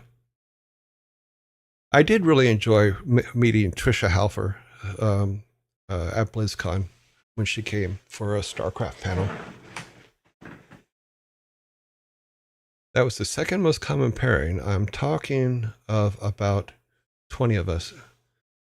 We don't get together in the large group anymore, though. Never impossible. Yeah. Well, it's just like people that share your birthday, Everybody that's born on your birthday, blah, blah, blah, blah, blah. Imagine if one day Blizzard decided to name all the halls Here we have the Jory Ray Hall. There's the Jason Hall. Funny. Cute. I'm actually killing time because of that, because zombies are coming up. As my last name is rather uncommon, even every place I've worked at that which know my siblings immediately connected to us.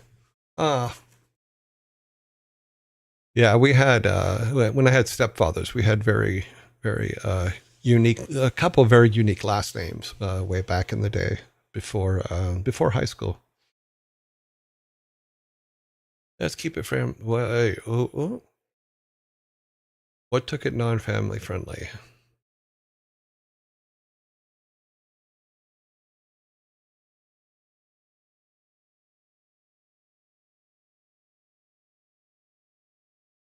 Sparta's usually family friendly. What did he do? Before or after? Oh, that's fine.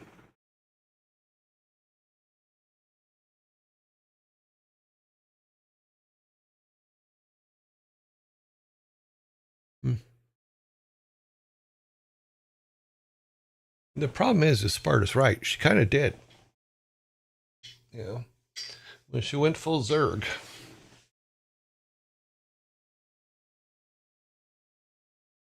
But like I was saying though, Trisha was very very nice with the time that I spent. Not time I spent, but the when she came to BlizzCon, she was very nice to everybody, very polite. You know, very pretty blue dress. Which she got very very stabby. Yeah, she did get very stabby. That's a good word for it. Yeah, once she got her tentacles.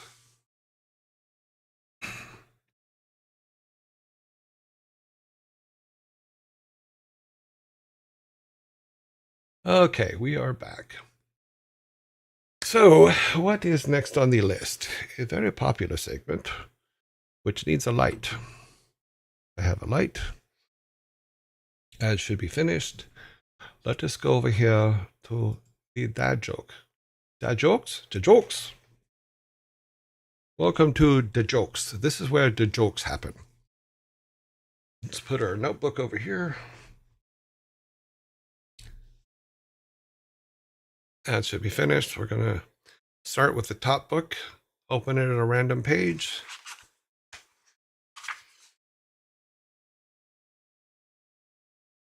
Mm-hmm.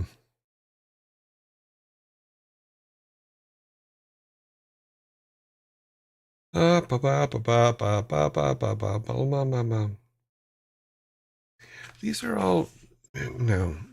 See, the problem with like in this particular case, which is the Star Wars dad joke book, some of them just don't work because not everybody knows all of the lore for Star Wars. Did I say Star Trek a second ago? Sorry, I meant Star Wars.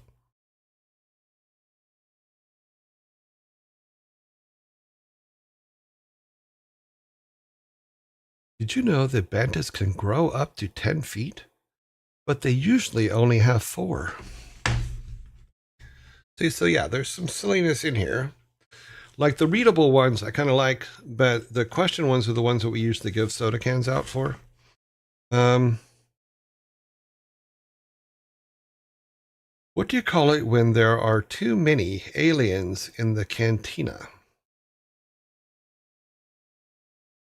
What do you call it when there are too many aliens in the cantina? There you go.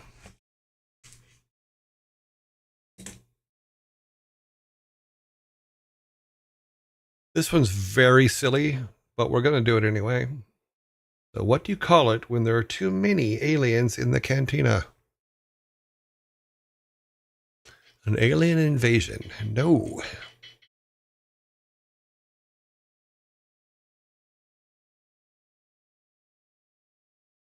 Hey, I'm old enough to be a granddad joke. That's not nice. What do you call it when there are too many aliens in the cantina? A bar. Alien Nation. I actually liked the first movie, Alien Nation. I didn't like the TV show, but I liked the movie Alien Nation. It was a very different way of looking at aliens coming to the planet. Planet Janet.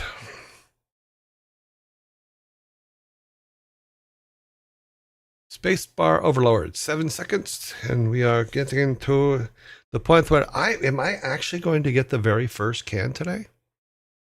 I am, because your time has run out. So, what do you call it when there are too many aliens in the cantina? Extraterrestrials. Extraterrestrials. I don't write these jokes, I just read them. You have extraterrestrials. Look at that. Me starting the day with a can. I have not started a day with a can in weeks. So,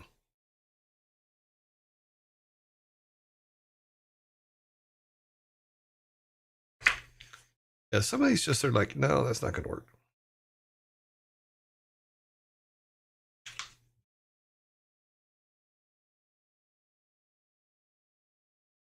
Oh, this one's just silly. Did you hear about the kidnapping at the Jedi Temple? Master Yoda woke him up. So that's the kind of jokes we're dealing with. Did you hear about the kidnapping at the Jedi Temple? Master Yoda woke him up. That's just goofy.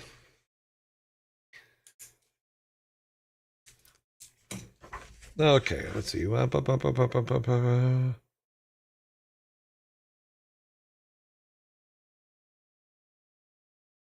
did that one. I think they doubled up the jokes here because I know that we did that one. I know that I marked it off.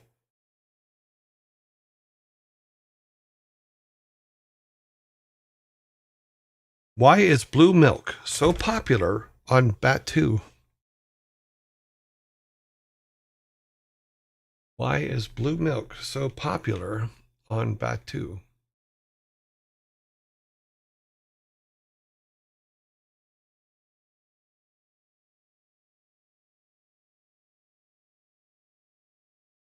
I'm going to give you about 45 seconds. So I'm going to give you a clue. It's going to be a silly clue, but why is blue milk so popular on Batu?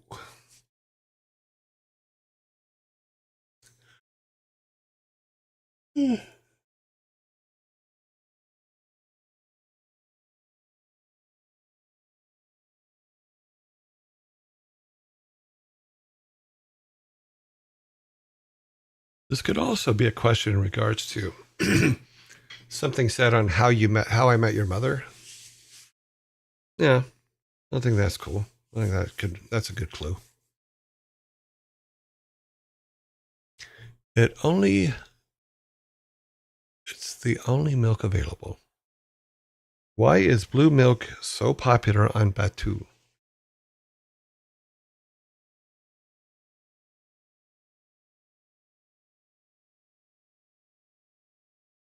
They only have blue cows. Time is up. Okay, yeah. I don't think we should start with the Star Wars one because it looks like I'm the one that's going to be getting cans from the Star Wars one. But here's the answer. Why is blue milk so popular on Batu? It's legendary. It is legendary.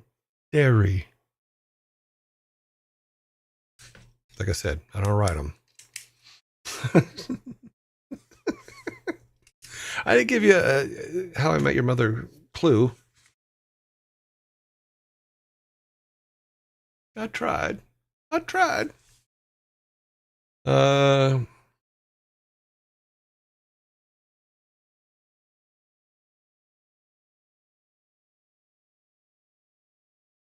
What's the most important part of making the jump to hyperspace?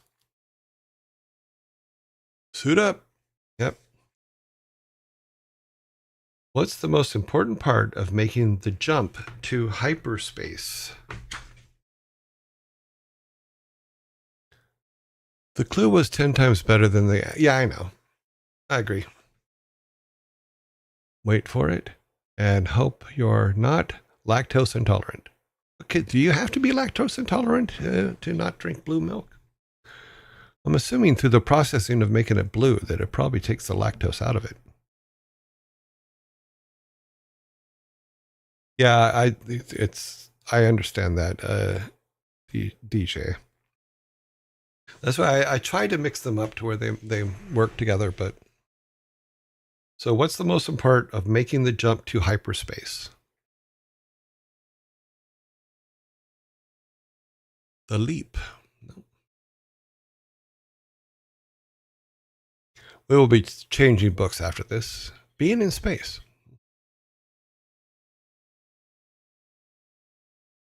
What is the most important part of making the jump to hyperspace?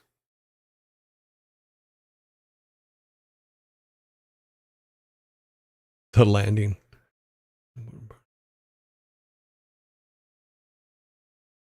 Telling Chewie to brace. Funny. Landing. Okay, time is up. Okay, something's wrong.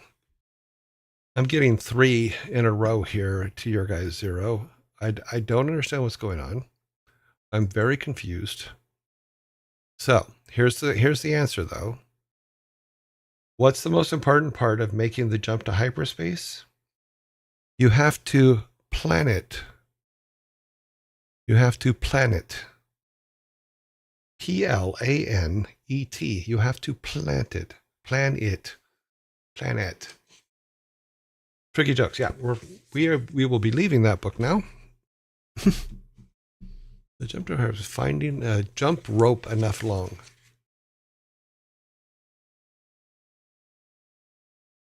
Yeah, they're silly.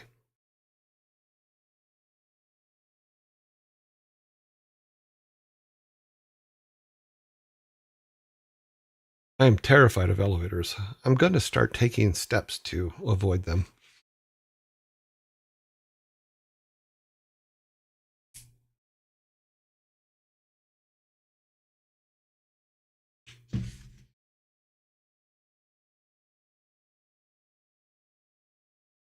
Yeah, we did that one.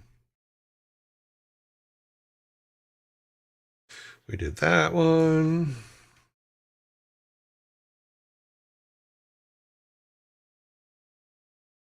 Mm-hmm.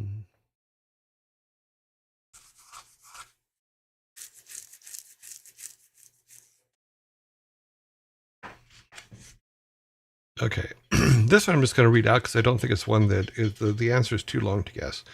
What happened when 2 antennas got married? What happened when 2 antennas got married? Well, the ceremony was kind of boring, but the reception was great.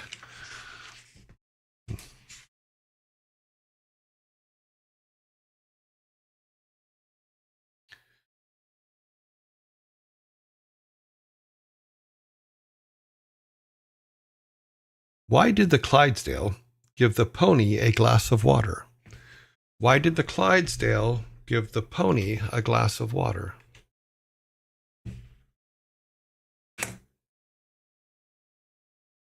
Why did the Clydesdale give the pony a glass of water?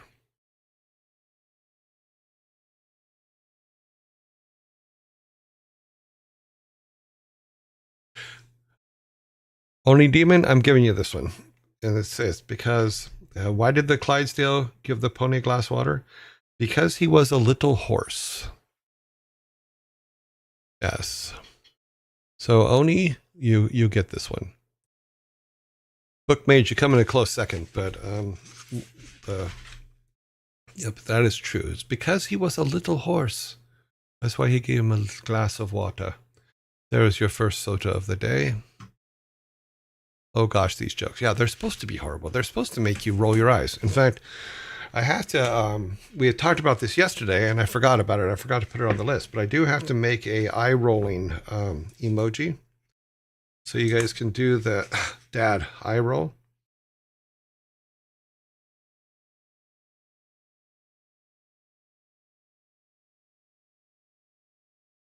A termite walks into a bar and asks, "Is the bartender here?" They're silly, stupid jokes.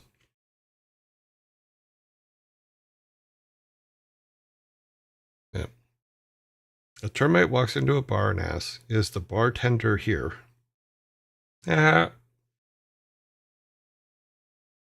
that one's marked off.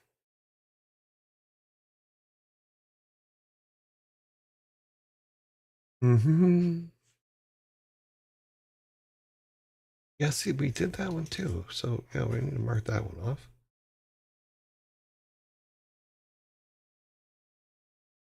What do you call Santa when he is frozen?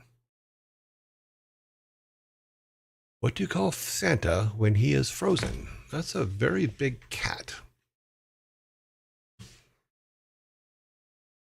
Va. Big cat. Frozen Santa. Nickel Frost. Huh. Helps if I actually turn on the timer, doesn't it? You guys got extra time on this one. What do you call Santa when he is frozen? Santa froze. Santa circle. Stiffen up, Mr. Claus. Santa Frost. All good answers, but all wrong. Fanta? Isn't Fanta a soft drink? Fanta, Fanta. Don't you want the Fanta, Fanta? Always have commercials with girls with very short shorts on. Jolly Man has, whoa. Nope. Funny, but no. See, you guys have extra time and everything. Chilly Nick. A Chilly Nick. Santa Claus. Ho, ho, ho, heat, please. The Christmas ice cream. Yeah, Fanta is a brand of soft drink. Yeah, I thought so. Very bright colors. I remember that. I don't remember seeing them when I was in the UK, but they're definitely in the US. Okay, your time is up. So, what do you call Santa when he is frozen? You call him Santa Paws. Santa Paws. As in Pause. Santa Paws. It's in the UK, but looks nothing like our Fanta. Oh, okay. Santa. So I get another soda. We're on a very weird roll here today. As I'm not telling you lies here. You guys are Santa Paws. Yes, that is correct, but the time limit is up. And I've already told you the answer, therefore, of course, you know it. Fanta is totally different from each other. Okay. US and EU Fanta is totally different. Okay. So I know that I believe they use like real sugar in it or something like that, but the Fanta we get here, I think, comes from Mexico.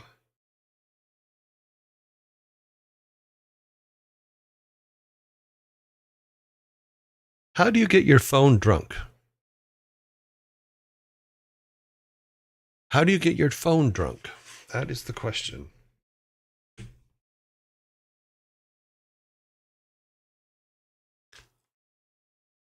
Give it too much juice. Huh. Well, it looks like Savvy Otter isn't here. She usually gets half of our points. That is true. And yeah, there's a couple people that get most of the points.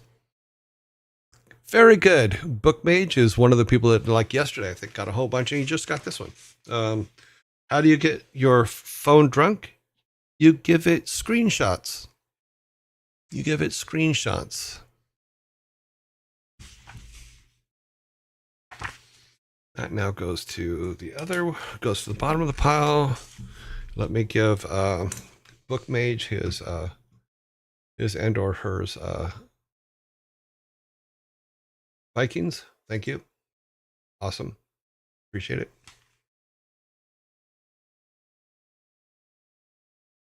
Leave it at the bar. Damn, that is a good one. Yeah, that one was cute.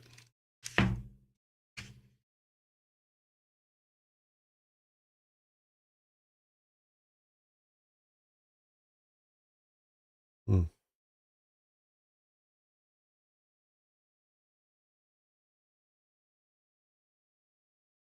What did the judge say when the skunk walked into the courtroom? What did the judge say when the skunk walked into the courtroom?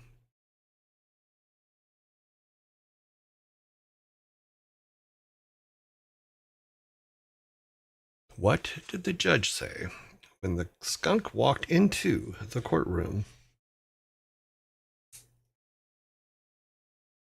Get that skunk out of here. No. Odor in the court is correct. Silas TV is correct. Got it in there first. Odor in the court is correct. So you guys are catching up. You're gonna overtake me. I know you are. I gotta get good ones.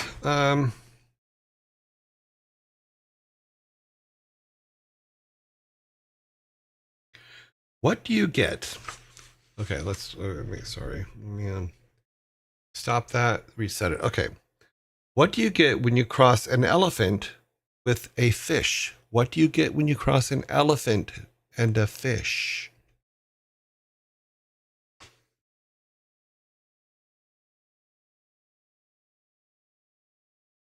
A shark. No. Owlfish. Gray whale. Whale. No. What do you get when you cross an elephant and a fish? My mother-in-law. Okay. A hippo. Hungry, hungry hippos. Damn.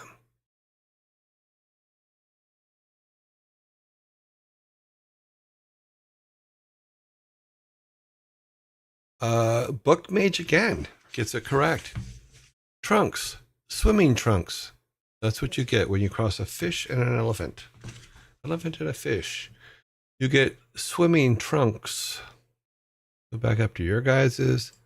Throw up some stuff. You're only one away. Wow, look at that. Oh, we have an ad coming up here in a second. Let me just see if we can get one in beforehand. What kind of bird sticks to everything? What kind of bird sticks to everything?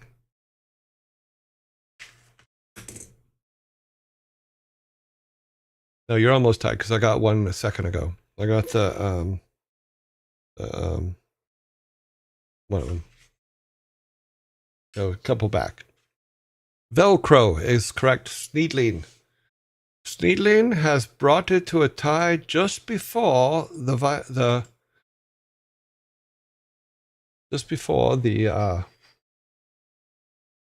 okay, we're a ways away. Just before the ad zombie comes.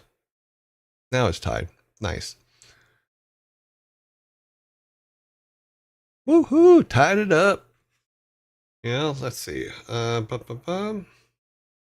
mark that one off. Go to the next book. We really burned through that book. Let's go to this one. Okay.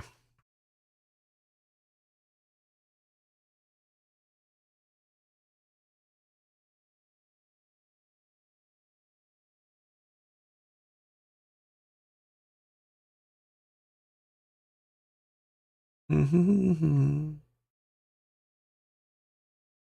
did that one. That one we did. We have ads starting here in a couple seconds, guys, so hang on a minute. Yeah, we did. That one I think we did from the other book, but it's the same joke, so.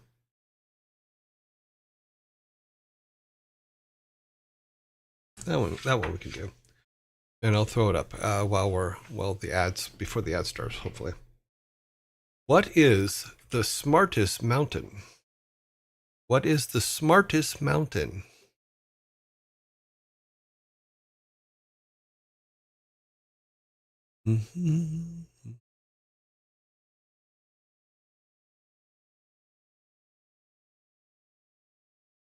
Smart Everest. So close. What is the smartest mountain? Mount Cleverest. Book Mage, you are correct. Book Mage is handing out of the park today. You guys have now taken the lead during the ad breaks, so we're going to go ahead and give you your soda. So Vikings, I know the faucet's in the way, but could you please give him a soda? Thank you. Let's see where we're at. Oh my God, we have dropped below 12,000 in followers. That's sad. Sorry you guys left. Okay, subs were at 75 of 100. Huh.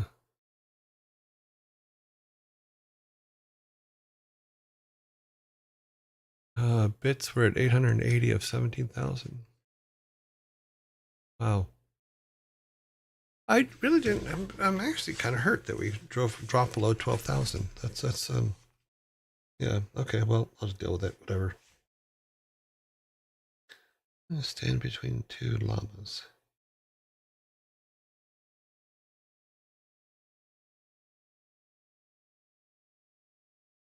Yes. The smartest mountain is Mount Cleverest, which was answered by Bookmage. Hmm.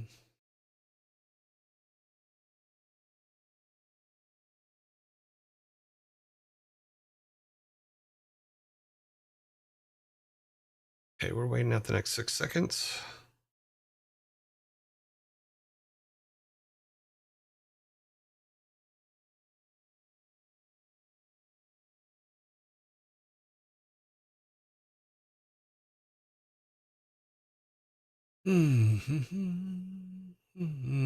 Okay, ad should be finished. Yeah, the weakest ones is the hard have to be called. Yeah. We are strong without them. Cute. All right, so here's the next one. Make sure our timer is set. Okay. What happens when you stand between two llamas? What happens when you stand between two llamas? I really want to know.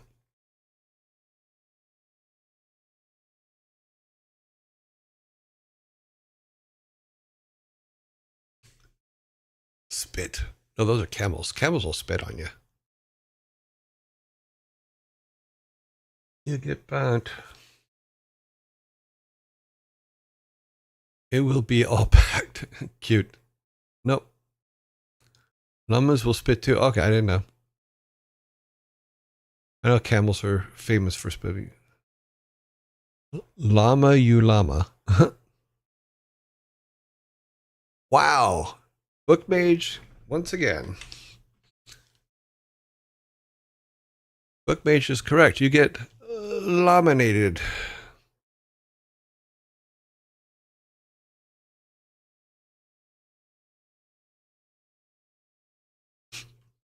That's amazing. So you guys have your first 6-pack.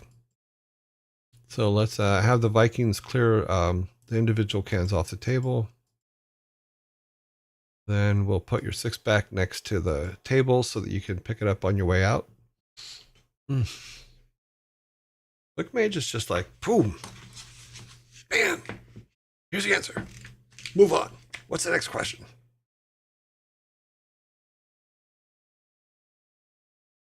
How does a pig write home? How does a pig write home? How does a pig write home?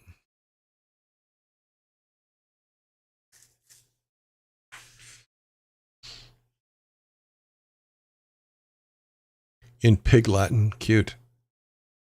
In a hog. Squeal mail. He oinks home. Wouldn't that be he wees all the way home? No. How does a pig write home?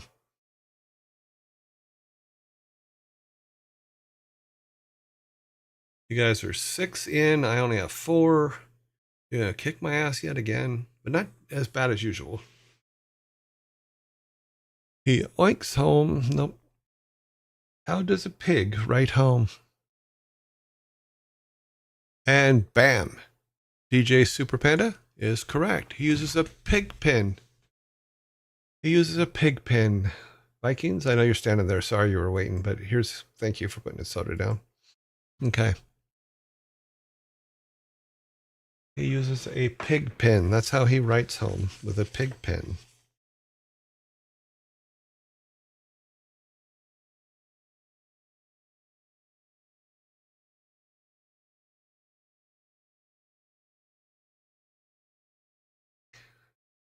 Where do baby ghosts go during the day?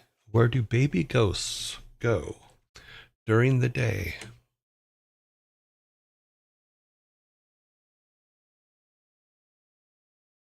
It's written in mud. That's cute. They go to sleep in the shadows using Charlotte's Web. Cute. That was funny. I know that book.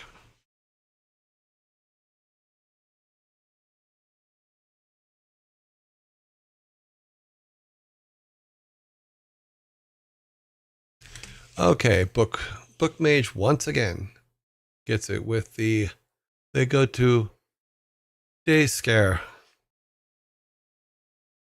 Yes, they go to day scare center. So you guys owe a lot of these sodas today to Book Mage. He's just like, bam.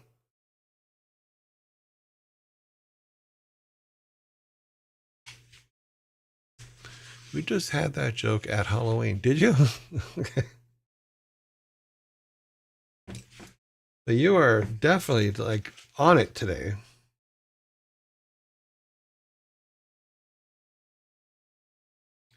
You probably heard this one then too. Okay.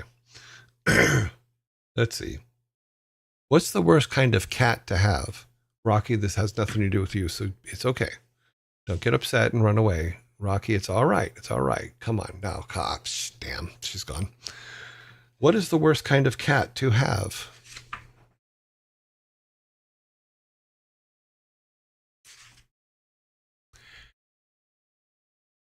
Gildan, you are correct. A catastrophe. Of course, now I upset Rocky. She'll be back later, though. Don't worry about it.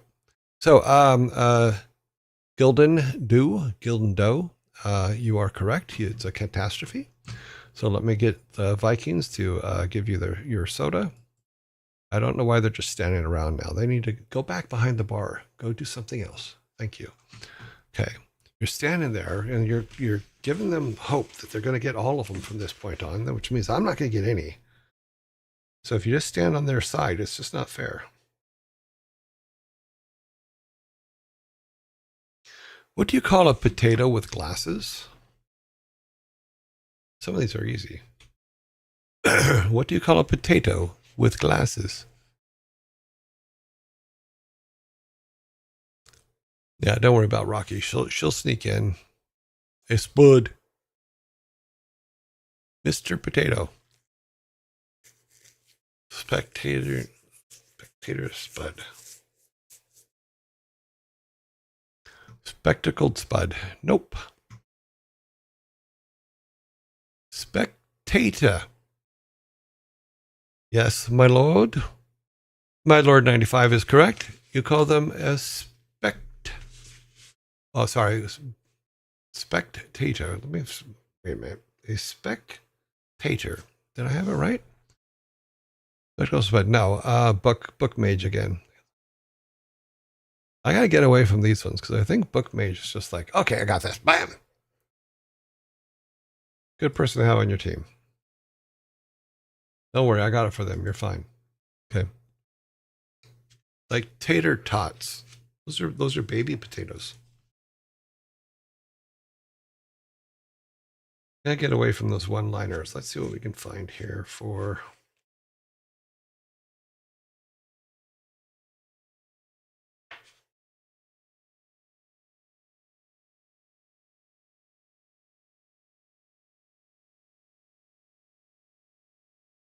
Oh, man.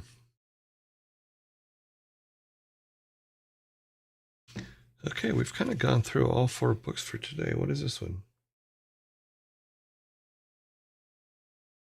Oh, these are all knock-knocked. I didn't even see these back here. Knock, knock. Who's there? Egg. Egg who? Excited to see you.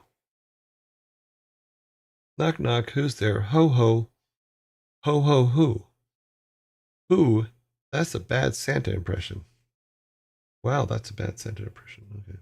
Knock, knock. Who's there? Kermit. Kermit who? Kermit a crime and you'll get locked up. These are terrible.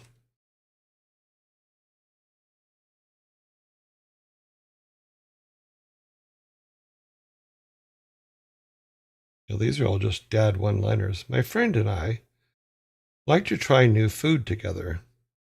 We're taste buds.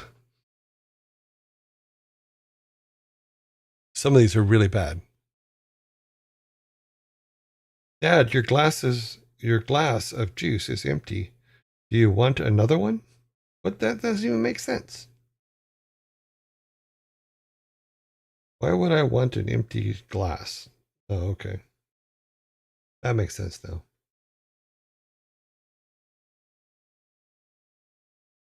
Okay, back here.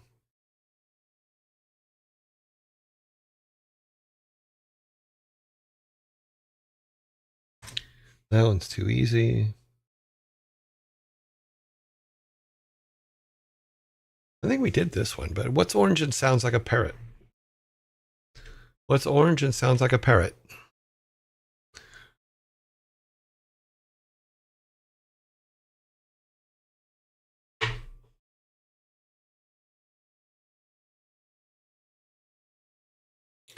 Viva is correct.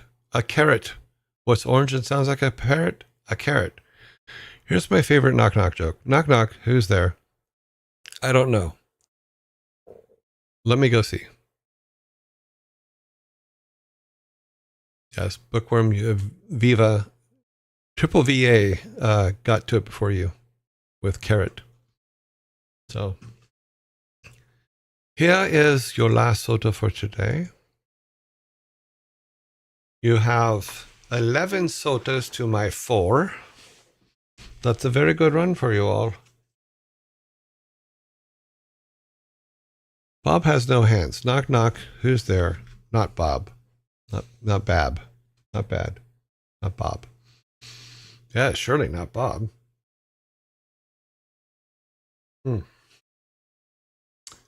Bob. We pick on Bob if Bob's okay. All right, let's get you guys your sodas bagged up, and then I clean up the bar.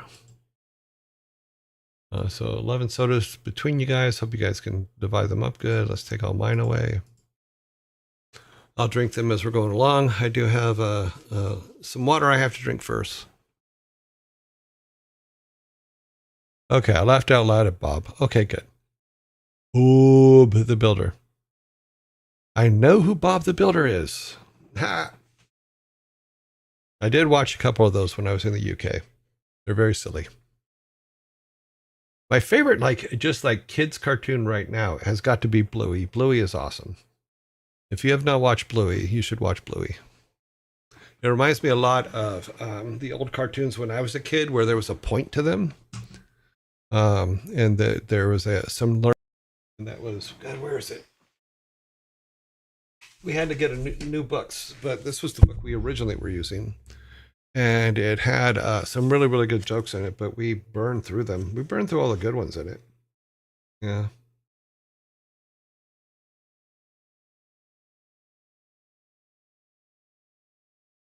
But it had some silly things. It was, how do you cure a headache?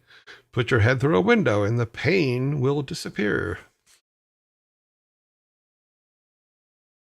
Beavis and Butthead clips. Yeah, I remember when Beavis and Butthead came out.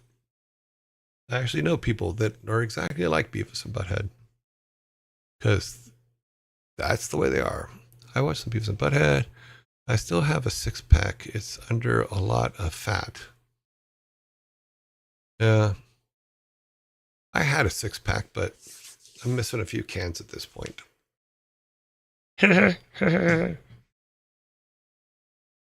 Let's get this. Let's set up for our next thing here, which is going to be the more I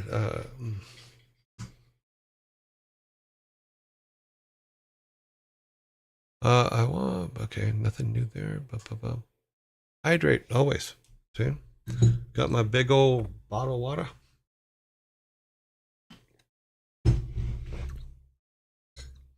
And my last little swallow of coffee. with our new coffee cup because our old one is back here on the shelf with a broken handle. I was very upset about it breaking. So, very sad. Okay, I had a 6-pack. Okay, yeah, we did that.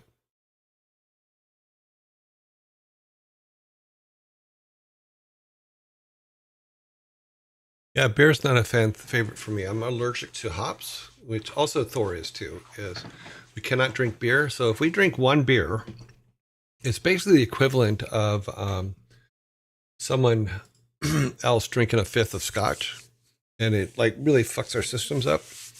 But you give us hard alcohol, we can drink hard alcohol all day long, which is just really fucking weird.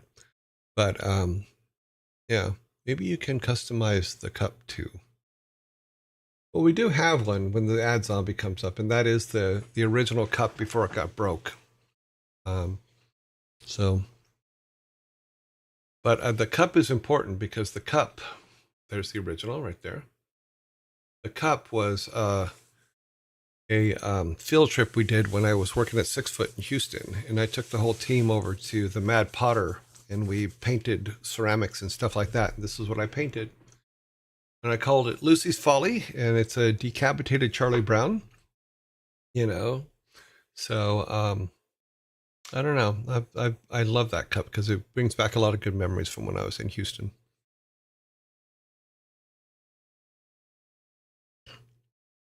Mm-hmm, mm-hmm. Okay, let's see. Where are we at? We have all of that. It's a cool cup. It's a massive cup too. It's a great coffee cup. You know, so I can show you here.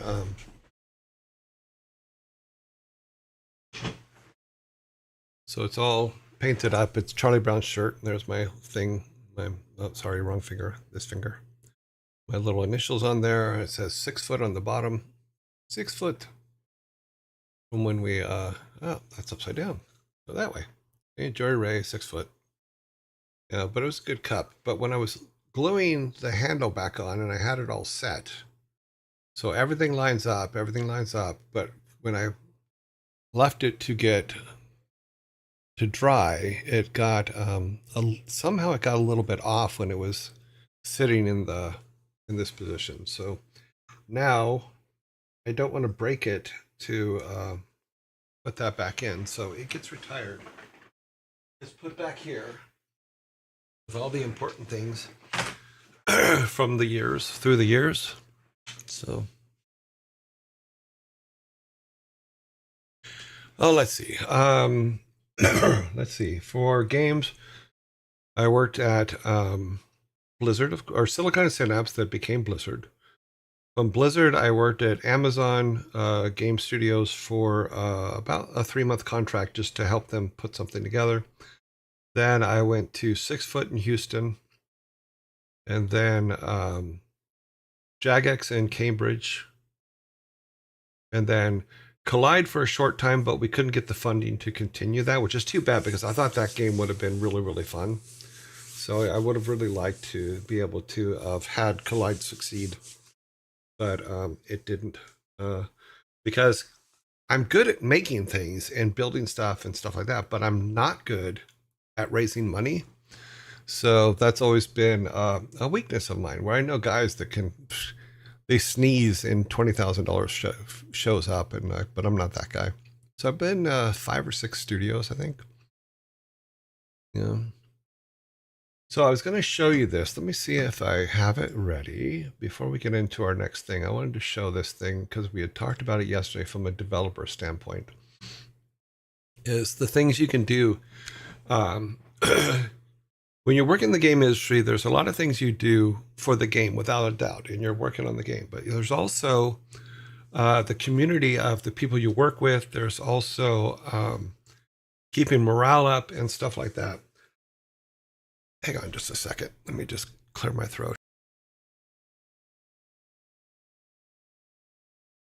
So there's those things that you have to think about. And what had happened during when COVID first hit and we were in the UK, you know, we wanted to have a Christmas party, but everybody wasn't allowed to gather together. But so I thought about it, and I'm like, okay, well, maybe we can do like a Secret Santa type thing where people can get presents and steal them from each other and do stuff like that. And I thought that would be kind of a fun thing to do, but we'd have to do it on Zoom. So I was like, okay, well, how the hell do I do this on Zoom? So I came up with this idea, and it actually worked out really well in practice. And I'm going to show you how it works because it's kind of cool in that you can use it with anything. But I was learning how to write some code in Photoshop. So I wrote this thing. Can you share some of your development under Andy? Okay, let me see. Let me do this first. I need to put this over here. So we're going to do that. Send that out. Shut my mouth for a minute and then go to, let's see, where are we at? Did I rename it? No, go here. Okay, that's where we're going. Okay. Okay, so as I was saying, oh, jeez. Got 20 seconds before commercial.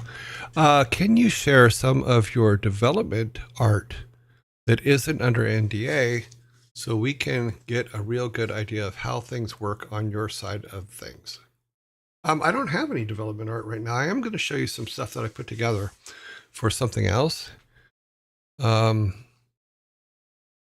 the problem is most of the art that I worked on are in games or are on making of DVDs or things like that. They're not, it's not as simple as, do you have a directory of art? I don't, because when I left, as you leave each company, you leave your work there too. You can go in and say, okay, what pieces can I use for my portfolio and stuff like that. But technically they own the artwork. So when I left, I gave my whole backup of everything that I worked on at Blizzard and the different places back to those companies. And I don't have them. So even the stuff that I show on here, I show stuff that I've pulled off of the internet and stuff like that, because I don't have original copies of a lot of things because they're not mine. They're owned by Blizzard, you know, so I try to keep that. I try to keep that division and ads. Okay. Mm-hmm. So after this, I'm going to show you a thing that I put together for doing Christmas parties in a not at work environment. And it was silly, but we had a lot of fun doing it because we had the whole team on Zoom. So yeah, it was a lot of fun. But we will cover that here in about a minute and a half.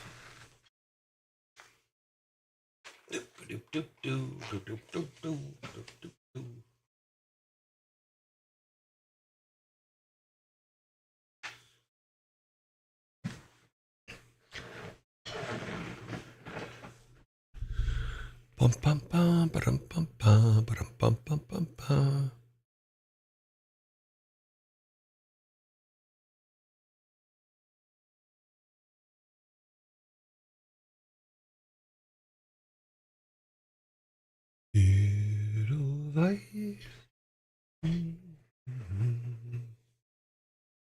Time is it? Is it? Okay, it's almost 2. Yeah, I think we went a little bit too long on some of this stuff, but we will get there after the commercials. Oh, that is understandable, but kind of sucks. Well, it would be amazing to see how the development process works on art side. Kind of peek behind the curtain on how game is made from an artistic standpoint. For the most part, what happens? Oh, well, I keep forgetting that we're. Yeah, we'll get to that. Thor talks about it all his dev work, but he rarely gets to see the artistic process. Yeah, because that's not his part. You know, from the artistic side is being artistic in your life just means that you're coming up with new ideas and stuff like that, and you have the ability to execute them.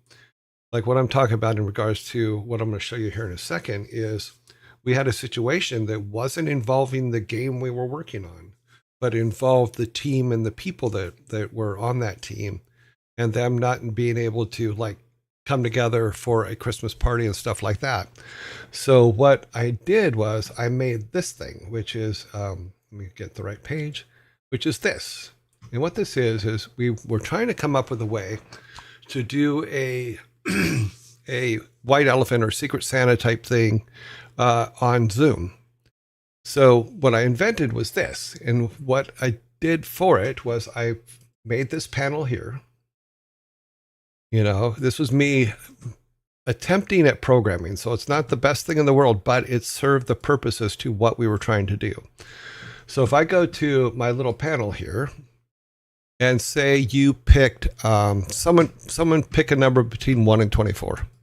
You know, we'll do that. We'll do it this way. We'll actually do it kind of the way we did it. Pick a number between 1 and 24. Okay, Papa, if it works, it works. 22. Okay, so you have picked present 22. So I go down here and I click on present 22, and then I update, and it shows the present for number 22. So this is the present in number 22. And then that person says, okay, great. And then that person takes their present, you know, so that present's removed from the board. Now we'll go to one of the second picks. So you see 22 disappeared. The second pick was number 17. You know, so you can see where you could do this like it's a lamp. It's a Formula One lamp. You know, so that person gets that present, and then they can choose to steal the present from before or do another, so they can boom, and then we can take that one away. And so we would just do this. We did this for our Secret Santa, and we had a great time doing it because everybody's like pitching in and laughing and stuff like that. You know, so because this was in the UK, then I'm just going through the numbers you guys are throwing up. So 6, number 2, but you can see where just writing something simple like this can be used to actually use your artistic vent to. What was that? Laugh out loud. Oh, you have to understand that some of the employees were goth-like, so you had to throw some goth stuff in there. So, because we had different producers and stuff. In fact, my main producer helped pick a lot of the presents. So we wanted to make sure that there was enough enough different kinds that people would want to take or give away or switch up or stuff like that. So here's Hello Kitty Citadels. No, I'm kidding. Just Citadels. But we had ordered what we did was we made the list, and then after we finished going through all this and coming up with everything, then Goblin can't. Okay, I'm surprised all the goblins in chat didn't go straight for 7. Well, 7 did come up. I think we've already done 7. Yeah, we did 7. Yeah. So it was just a thing to bring people together and do all, and bring it in a way that adapts to the situation everybody was in. And it also gave me an opportunity to learn some Photoshop coding. Yeah. Brexit, the coloring book. Yes. Like I said, we were in the UK.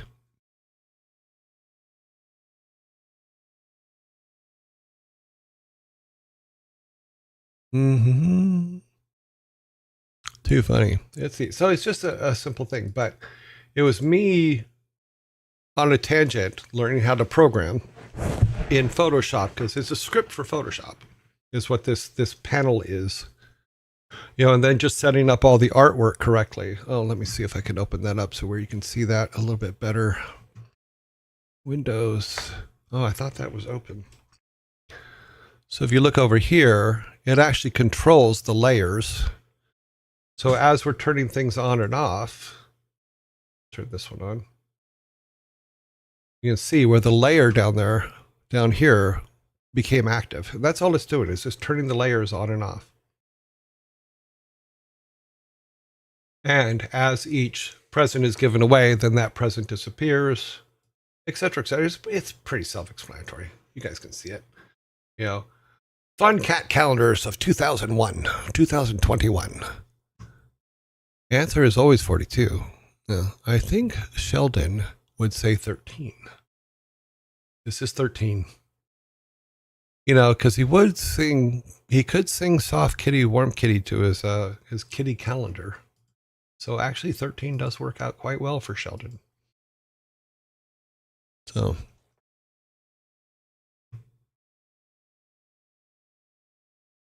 yeah. So that's things that you could do is not just think about the game you're making, but also think about the people that are working on it with you and their environment and their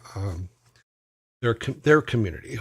And that this is how I did it for that particular team, because it was just fun to do. Yeah. This is essentially a tiny game in kind of, yeah. Because people would pick things and then they would go and it'd be just like you do at any holiday party where you're like, I want that. Here's a Fortnite Nerf gun. You know, so the producer helped me pick all of the toys and things like that. Bath bombs. Woohoo! With the idea of being, okay, we want people to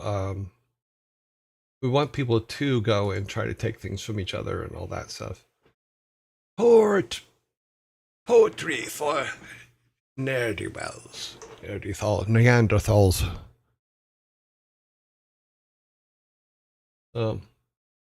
And it was just like it was an in-office thing, and just so that we had some things to play together. Jaws the board game. I was fascinated by this. I did not know it existed, but I found it quite interesting. I do not have it, and I did not buy it for myself, but somebody did go home with it, as the saying goes. Oh yeah, so you can see the presents are disappearing. This one was roulette shot glasses.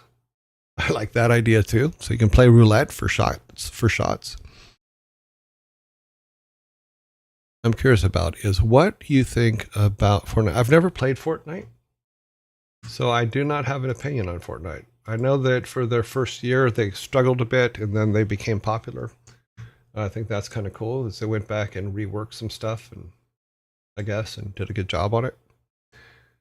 Oh, this was another one, is if you picked one with a sad kid, it means that you skip a turn, which I thought was kind of cool. So there's a couple in there that have upset kids because they didn't get the present they wanted. So they would have to pick a present again or take another turn. So there's a couple in here like that. I think I didn't purposely skip them. Here's one. She was very upset. She didn't get a turn. So yeah, so there are a couple of those, because I thought that you can't have them all be good presents. Because if you got a crying kid, then you could pick something from someone else or pick again, so that you didn't have, so they would then have nothing, and then they'd get a chance to pick again.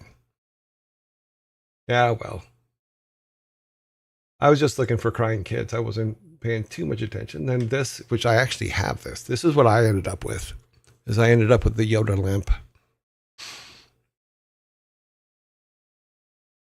So yeah, but you can see it's very simple. Even as we're talking, this is basically it. Is we would be playing through, and people would be picking things, and I'd just be running the numbers and doing all this little camera, little cheapy camera.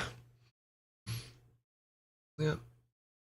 But you can see it basically turns layers on and off, and it's pretty simple stuff. But I'm sure there's programmers out there who just go, "This I could do this in 10 minutes." Yeah, you probably could, but I'm an artist, and I'm not a programmer. These were really good. In fact, the person that ended up with these was really happy about having these. They're finger rings, but they're big finger rings.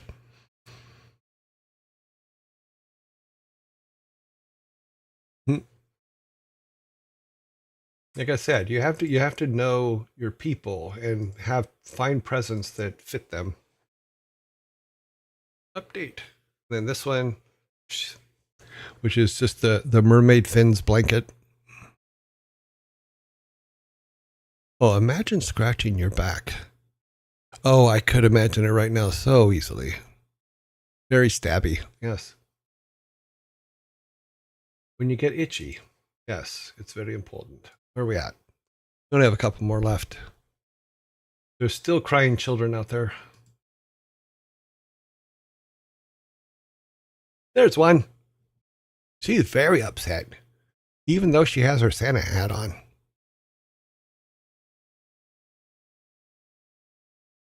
So yeah, so that person would be, okay, you can pick again or steal a package from somebody else. I only got 4 more. Up. What's this one? That's another upset child who opened an empty box. She's just mad. She didn't get what she wanted.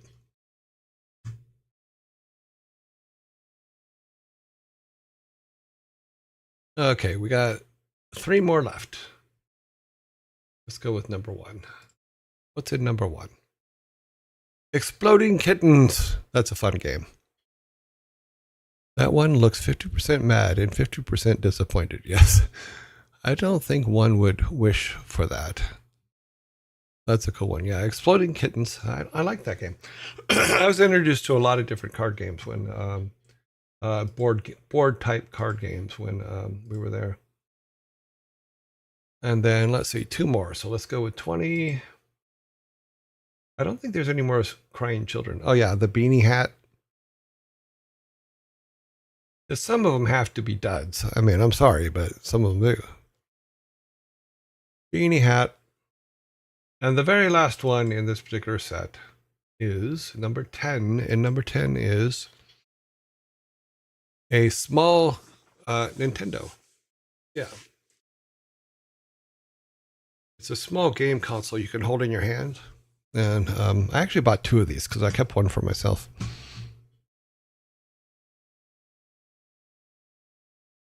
The hat is the best gift. Cute. Well, that's just it. The point was to have things that everybody would be interested in.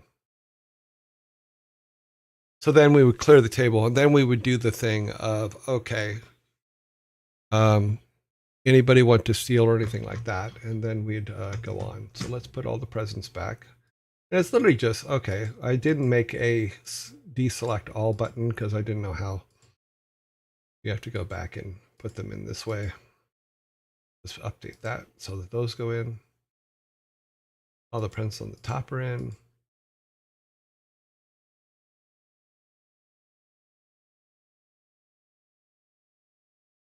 Okay, so yeah, so that's what I'm saying is think about not just the work you're working on, but but the team you're working with and for as well. Oh yeah, there's a whole scripting system for Photoshop. In fact, let me see if I can pull this script up and I can show you kind of what it looks like. Let me see here. Okay, let's go open. What is it called again? It is called Prezzies. Okay. So let me see if I can get this window to come up here. Window capture. We'll take that down and we will go here. Okay, that didn't show anything. Let's click this maybe? No. Oh, no, that's the wrong one. We want,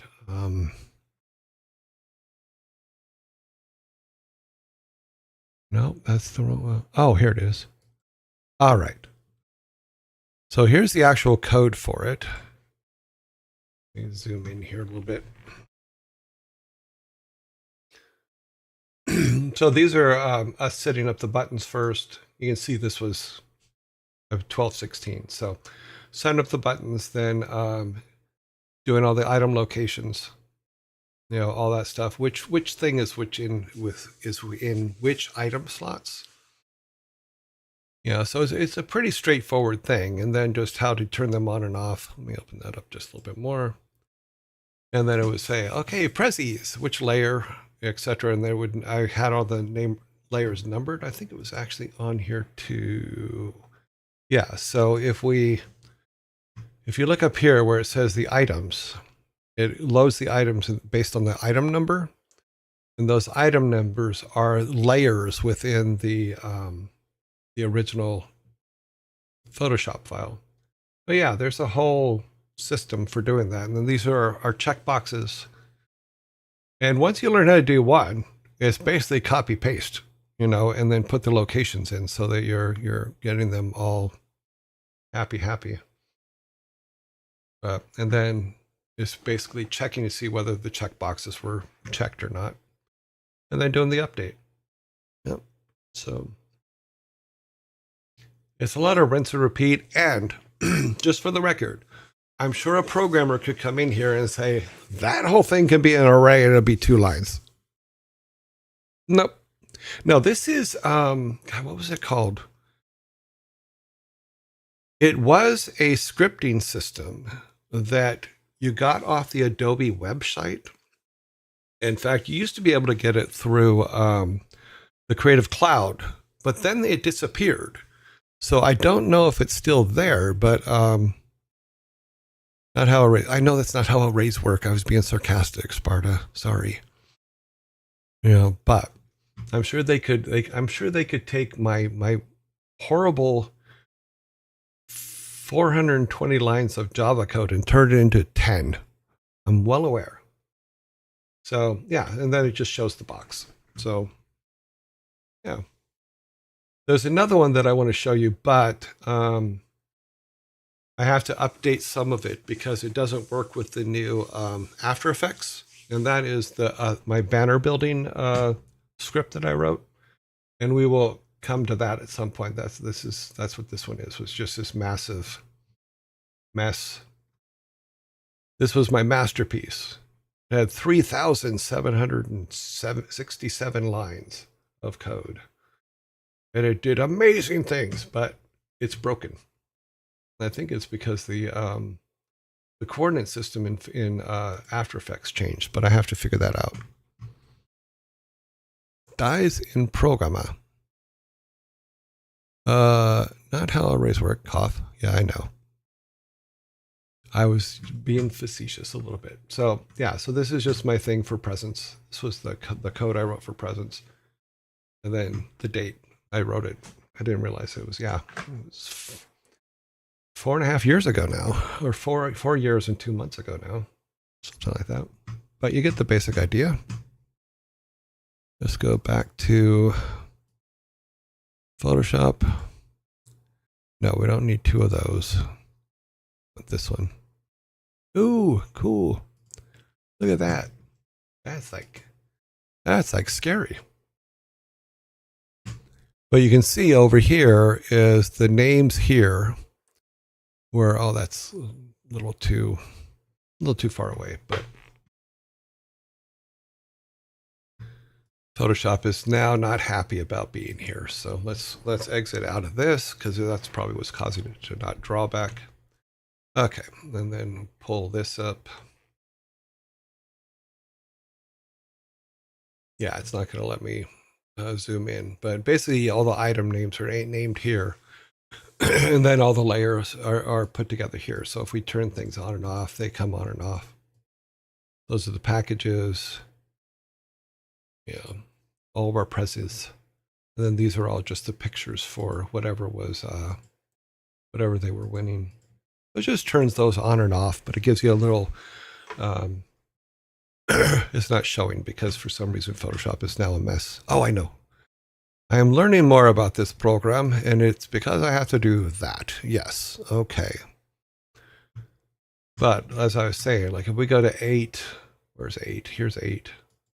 Turn 8 on, and that's the present that was in 8. And then if we come down here to 8, then it turns the present off. So, boom. But instead of having to search through all that, we made the panel instead, which is pretty easy to do. Once you, like I said, once I learned the first one, it was just about rinse and repeat. And to run it, you just go to, okay, where am I at? Okay, nope, don't do that. Don't do that. Okay, why is it? Sorry, this thing's full screening itself. That just went like all kinds of out of control. All I wanted to show is go to File, go to Scripts, and you say Script, browse scripts, and then pick your script, and then your little panel shows up. You got your panel, you got your script, you're all good. Yeah, cool. Okay, and we're done with that. So let's go back here to our design room. And we are looking at, we're in zombie mode. So it's going to kick us back to that in a second. Photoshop is always unhappy. It kind of is. I think that's a fair point. Yeah. But yeah, so those are the kind of scripts I wrote as I was trying to write tools that would help me, but also help me with different things, whether it was work or whether it was team morale or stuff like that. It didn't matter what it was, but that's why I was saying before is if you're a programmer, if you're an artist, learn some programming, because you can write a bunch of stuff that can help you from an artistic side or a creative side that you would have to wait for a programmer on. And sometimes programmers are way busy because they're trying to do things that nobody's done before, and that's not always easy. Happy kids to unhappy Photoshop. Unhappy kids to unhappy. Yeah, welcome. Just kidding. The unhappy kids were because they picked a bad present. They didn't get the present they wanted. And yes, Photoshop is always unhappy. I love bugs like that. If it works, it works. Okay, let's go back to here now. Okay. So, where did we end off yesterday? As we ended off digging through stuff to try to fix or to move things to a spreadsheet. Let me see if I can open the spreadsheet. I'll open a game test 3. I think that's where we were at. Let me see if that's the right one. Okay, so nope, that is not the right one. Boop, boop, boop, boop, boop. I probably didn't even save the right one, did I? Let's go to this one.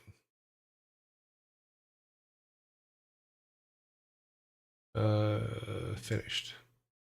Also not the right one. Okay, screwed that up. Let's close that. Oh.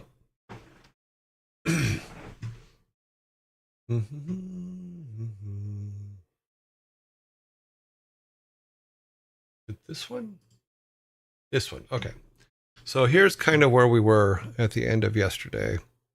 Is we were looking at different ways. I'm trying to get the right page here. Maker. This one I think is the one. Nope, that's not the right one. That is supposed to be. Let's get that page set up real quick anyway, because we're going to need it. Okay, so that puts us in Miro, we were talking about how to clean up our Miro board and start actually using it as pulling it into stuff to actually use it as a design element thing. So the equivalent to this board right here now in Miro, which we probably will be changing at some point anyway, is the equivalent to, let me see if I can pull this one up. Is that the right one? No, that's for the game one. We need to make a new one. Okay, close that because we haven't opened up that yet. Window, window capture. Correct, and we want this to be this one. Okay, good. Yes, this is the one we want. We do not want it that big. So we're showing how if we take, let me take the logo down. Geez, I'm just like out of it today. Okay. Pull this down here. All right, so they are together. They're close enough together. Because we originally were working in this, and we had created basically this big old thing here. And then I was saying that we have to start transferring this stuff to a actual design doc type file. And in this particular case, I thought it would be good to use Excel for that. And I know that many of the people that know me are going to go, oh, he got spreadsheets in there somehow. We knew he would. But my thought was that we could take all the information now we have over here, start transferring it to an encompassing spreadsheet that covers it all, and then have different different tags for, like, this is the family crypt, and this is all the information for the family crypt. We do the same thing here as we go village. We do the village, and then we start transferring all the village stuff into it, which is this stuff over here. So like all of this will need to be put into the village section, which we're going to start doing here in a second. The Yearjoy icon looks kind of like something you would find outside a barbershop. Yeah, pretty much. Yeah, my friend at Christmas, I know people like to know that I like t-shirts. So my friend Wilmer for Christmas made a t-shirt of me, and that was the logo that he created for it, and I really liked it. So we started using it for the logo for the show.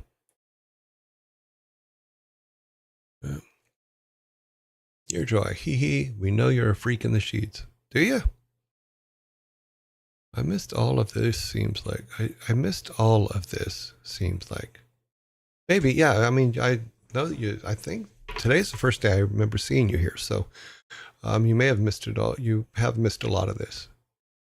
You know, I can do a quick review as we had start. And in fact, if you go to YouTube, our YouTube channel, there's a link in the About section for Twitch. If you go there, there's a there's a list, a video list called Game Dev, and it actually will walk you through everything, how we got to where we are today. Yeah, because we've only been doing this part here for about 5.5 weeks, you know, and it was just basically we started with how would you, if you were to start something today, what would you do and what would you use? So and it will go through all that. So if you go over to our YouTube page, you can look up some of the history for this. The VODs, right? Yeah, they're VODs. Some of them are long, some of them are short. The first 3 are very short because they're because we weren't going to do this. I was just giving an example, and it turned into let's make a game, basically. So we are working through that, and we had gone through and created. Let me get take that one down. Keep this one up. And we went through and created a our little village here, and our basically all the things that you need. And then we went and let me load this. We load Toby up. It'll just take a second. gonna do its thing.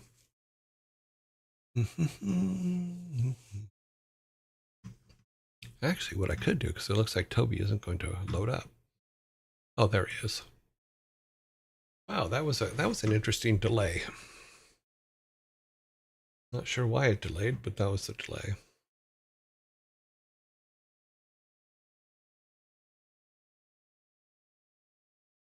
Game Maker sometimes takes a long time to load up. Come on, Toby.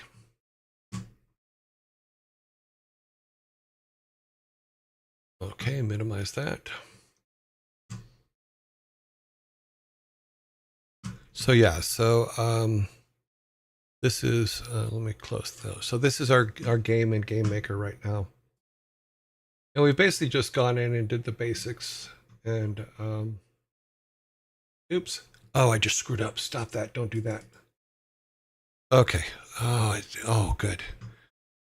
Oh my God, I thought I screwed up. Sorry, but when I run a build in Game Maker, for some reason it freezes OBS, and I don't know why. But what we can do is this, is I do have one of the, take it a second here to pop up. We do have this, sorry. See, don't move that, move this. We do have this, which is I build I did last week of the game that actually does work, and we can go in and walk around our forest and all that. I do have to do a new build because we did put some stuff in. We can go into the clinic, see what the doctors are doing. We can go into Granddad's studio, see what's going on there. Yeah. Go into the village. And yes, the scale's all off on this, and that's where the next generation of this will come through with a much better scale. But we have our stores and our stuff like that, and everything you can go into. We did build it all and put it all together so you can go into this. The restaurant, of course. I had to get caught up on things, but we go into the boarding house. So yeah, so with our next iteration, because I'm doing a new tutorial on how to use Game Maker, we will actually have things to the same scale, for lack of a better way to put it. It's correct scale, same scale. The mini public attacks. That's a neat transition. That's a transition that was in the tutorial I did. So yeah. The mini panic attacks. Ha! And there's our temple. I set it up like an old church because none of this is final. We were just blocking out. So what I have to learn, and this is what I'm learning in the background here, and we'll be changing this up, is how to talk to people in Game Maker. Because like I said, I don't know Game Maker. I'm learning, and after watching through the 51 episodes of the tutorial that I've started over the weekend, I learned just how much I don't know, and that's a little exciting for me because I get to learn something new, and then I can build games all day long. But yeah, we also have over here across the river, we have the school, but you can't get into the playground because the kids have to be protected from you. I'm kidding. And then here's inside the school. We got some classrooms. And someone gave us the wonderful idea on how to put blackboards up as using the line tool to make blackboards. That was pretty cool. I got the game loop in my game working last night. Cool. I have a few mechanics left to test, but I am near ready to make content. Awesome. It's a blocked in. It's not technically a prototype. It's just a blocking to see if it's a world we want to walk around in. It will probably, when we go to the next phase, once I learn the stuff that I'm learning in the new one, that will probably be more of a prototype. The Happy Little Trees. Yeah, the Happy Little Trees came out of our emotes. So Happy Little Trees were born from emotes. But oh, you can go out here and go out to the playground We're in the playground, and we can eat lunch here. Blah blah blah blah. Yeah. Yep. And we can go back inside. And I can get caught up on all the stuff. The principal's office and the nurse's office. You put the nurse's office right next to the cafeteria because they puke there. But yeah, so we got all of our shops and stuff. And this, like I said, the scale's way off, but the prototype, it may turn into a prototype when we get the next thing, because I'm actually going to be using the tile sets that come with that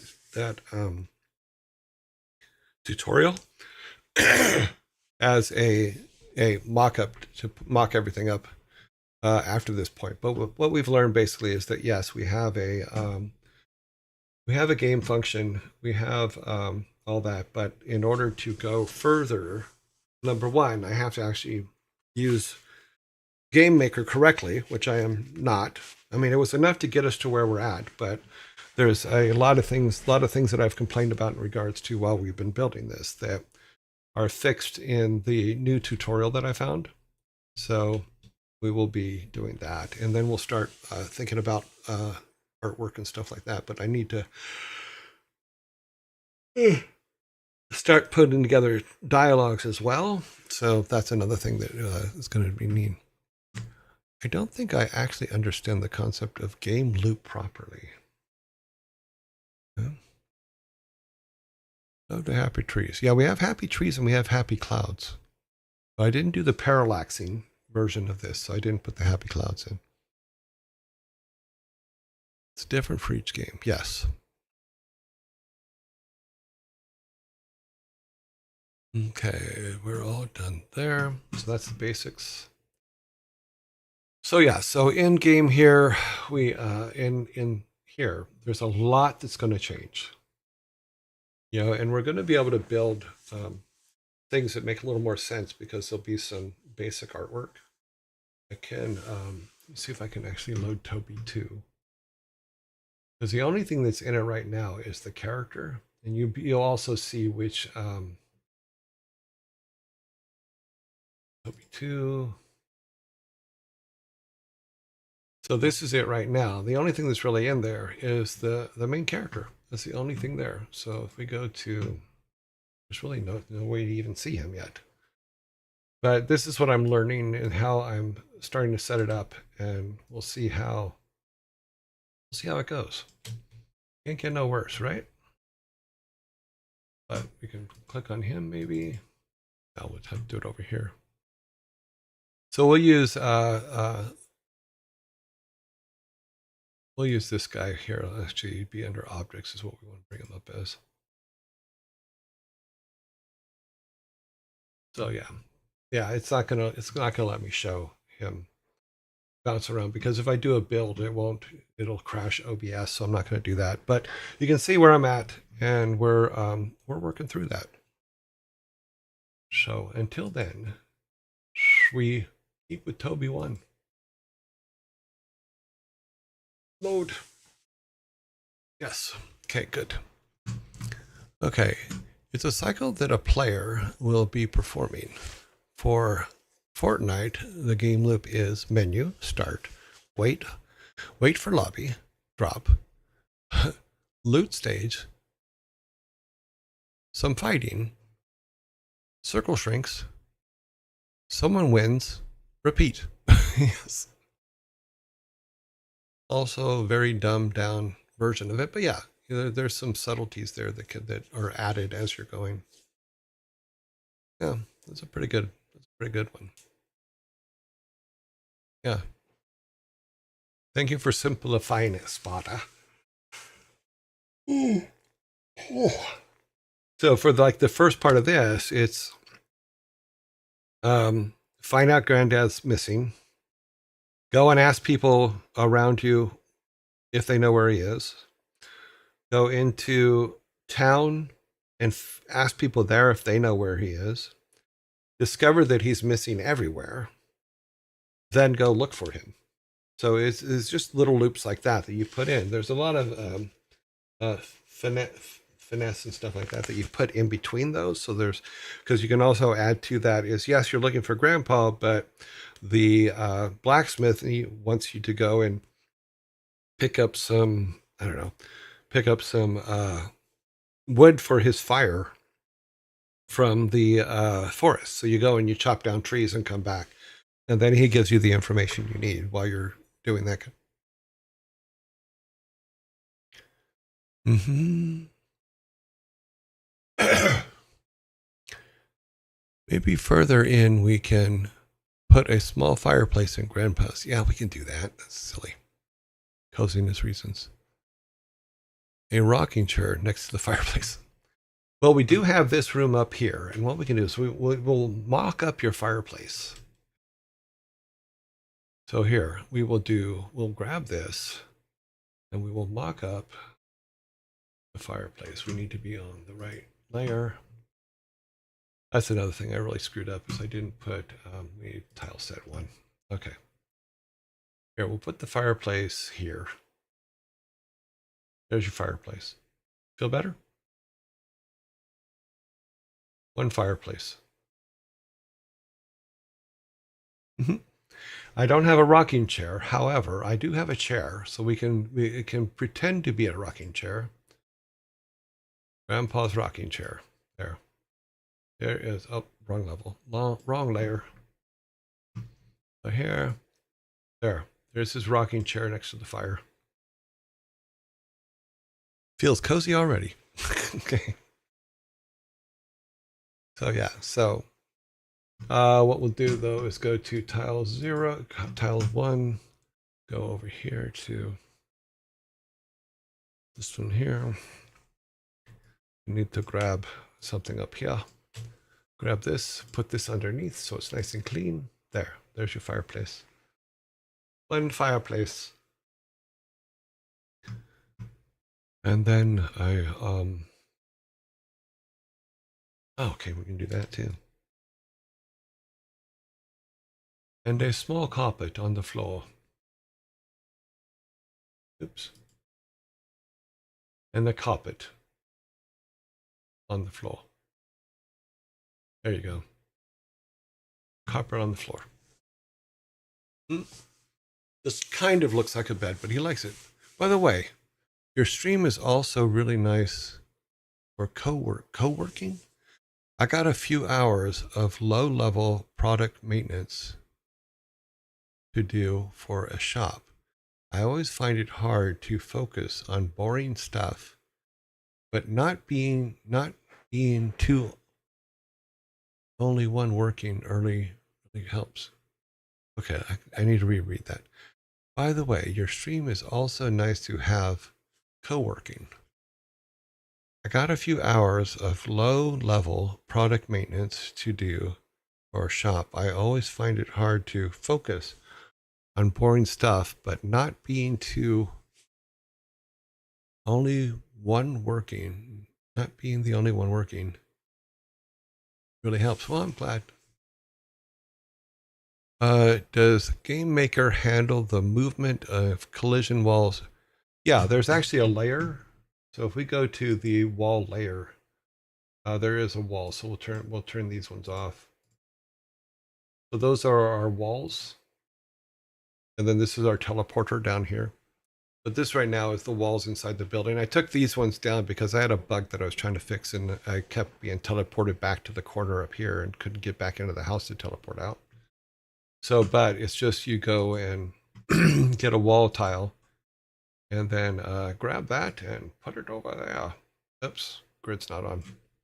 Should the grid's on? Then grab that, put it over there. Then you can drag it across to there. So yeah, so basically the way Game Maker seems to work, and I'm not an expert, so we have our background, which in this case, there's no background right now. So then there's our first layer tiles, which are our underneath tiles. We have 2 tile layers for the background tiles so that you can layer them. Here's the top layer, which is our basically where our guy walks around in. Then we have all the things that are objects in what they call an instance layer, which is all the things you interact with and things like that. and then the wall layer, which you've seen, and then asset layer, which is, in this particular case, I'm using assets to put names on the room so that we know what they are when we're walking around in the build. So, zombie's going to come up here in a second, guys. I literally was a second. Not being the only one. Yeah, I figured that. That's good. Yeah. Well, I'm glad I could help. Ah, yes, physics layers. I actually like the layer system because I'm used to it in Photoshop. And I learned a lot from the new tutorial about how to use those layers really well. Because let me wait for, I have to wait for the ads. Sorry, I'm waiting for the ads. When are you having fun? Time flies. When you're having fun, time flies. No, we still have time. We still have an hour. We still has hour. We have a minute of ads, and I need some water.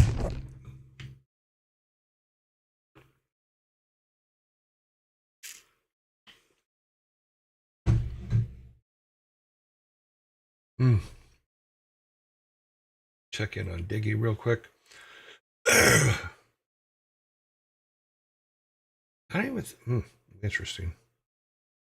Oh, 43 seconds. Do that real quick. Need some fishies. Here.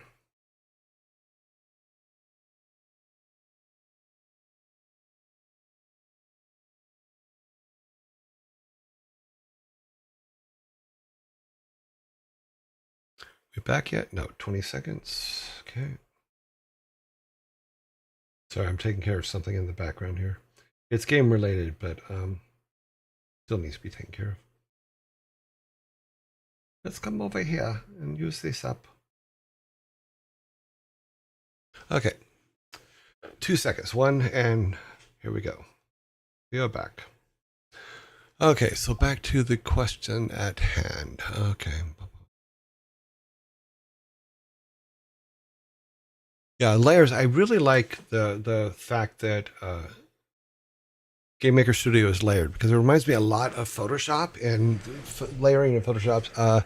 Tiny Devil Games, thank you very much for the follow. Yay. So I'm really digging it. And with the new tutorial I'm doing, it's showing me better ways to use layers. Like one of the things that I found fascinating that he did that was something I was worried about. So when we go to our wall layer, and there's all these objects that we've put together in order to make the walls.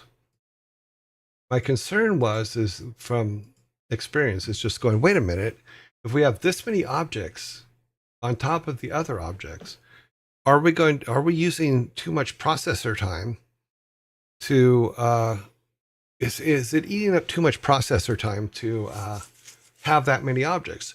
So what they did, and I thought was really, really cool, and I don't have it set up yet, but they took and made another tile set and assigned just one block to this so that you could paint it on like a tile set and the collision would come with it. And I thought that was really, really cool because then technically you're not putting all these blocks on. You're just putting a piece of the tile set on, and then it's bringing that attribute with it. So it's a parent, it's a child of the parent collision block. And I thought that was kind of cool. That's called prefab. Okay. Yeah, another GM dev. Have a follow. Cool. Welcome. When you are having fun. Layers. Yeah, I like the layers part. Like I said, when we first started talking about this idea, it wasn't about actually making anything out of it. So I didn't know. And I had said at the time, I go, look, this is what I would do. It'd be all on paper. And that's what we used the Miro board for. So instead of using paper, we just used Miro to put all of our ideas on. And we came up with a whole bunch of ideas and threw them all up there. And then decided to go further with it, but I didn't have a game engine to use. So I'm like, okay, well, let's do a mock-up in Game Maker. And I did a little 6-part tutorial and was able to put our little town together here, or put Granddad's house together, and then all those things. I was able to put all the stuff together, and then we were able to go out and build our forest and our town and stuff like that. So this is our town. But now I have to, here's the forest. We have Granddad's hut, which is where we start. We have Granddad's studio. We have all that. So we started putting stuff together in regards to our design page, which we put together on Miro. So you can see everything that's on Miro is on our map right now. And that's funny. I just tried to move it on something else, not on what it was. So this is basically our design that we did completely on Miro before we even went to Game Maker. Now I just have to, because of we're actually continuing this, I have to do a lot more tutorials, which I'm working on. And we'll be building out this to scale, as opposed to when I threw ours together, it was just, okay, let's just throw this down. This is all I know about Game Maker, so I'm going to throw some stuff out there and see what happens. So yeah, we are not perfect here. Another GM dev, okay. That's called the famous bucket we ball strategy. Kind of, yeah. But then it got turned into, okay, well, let's what would be the next step? And for me, once you get all the basics on paper, for me the next step is to build it, and that's kind of where we're at. But I didn't realize that we were going to keep going. So I am prepping myself to keep going. But yeah. But no, but we have our little mock-up, and we can walk around in it. But yeah, so right now what we were doing yesterday was we were starting to convert what we have. Oh, sorry. I didn't know that was going to pop up. Let me turn that off. We're starting to convert what we created in Miro into actual documentation. So I started up here because this was where the most writing we've done so far is, which is just all the stuff for the family crypt and the ancestors that are in that crypt. And we turned that into, I think it's this window here. We turned that into this. So if we go to, let me go to that page. It's this one. We go now, this is now in a spreadsheet under family crypt and is cleaned up. And we'll be doing, like, the village is going to be next, and all the different areas that we will do so that when we go back here, like, this all needs to now be converted. And I have done a CSV export of this, and it's just a big long file that needs to be put together, and we're doing that. And as we're showing people is sometimes, and this is what the discussion was yesterday, is sometimes you have to stop and do documentation, and that's just the nature of the beast. And it actually is better because then you can, like, clean it up. Like when I did my book outline, it originally was just me literally putting Post-it notes, which I have millions of them because I really like using Post-it notes. Putting millions of them on the wall, and then writing stuff down and just keep putting them on the wall. And then when you run out of things to write down, then you go back and you sort and all that stuff. And in the case of the book, the book outline basically then I went back and turned it into chapters. And well, you can't see it all, can you? No. Let's turn this one off. Turn that one off. So this was the book outline that I'm still working on because it takes a long time. Yeah, so this is the whole book outline from all the Post-it notes that I literally put on the wall. And of all the things that I've done from, like, if we start here, this is 1991 is here, then all the way through to when I drove off the lot at Blizzard. Then this is all early childhood stuff. So, but it was just like, okay, just put all the post-it notes. So the phase we're in now with our game is this phase here, is start to build this out. And so what we'll do is we'll build it out instead of in Miro, we'll build it out in, we'll build it out in Excel. But then we can bring the Excel file, which we did here, back into Miro. So this is all the stuff that's in the thing for that, but and everything's written in there. I'm not really happy with this format, but I may find something better to Hive Minds. Thank you for the follow. We're back at 12 again. Woohoo! So yeah, so all the stuff that were written, there's some cleanup that needs to be done and stuff like that, but because there's some things that in the conversion didn't come over well, so there's a lot of stuff that needs to be done in that area. Okay, Hitlaney, thank you very much for the sub. So, but what I was explaining yesterday is this is the boring part, the full, like, going in and like now cleaning it up and turning everything into a document and stuff like that. It's boring, and usually you have different people do different sections of it, but in this particular case, I'm doing it all. So yeah, we will, and so for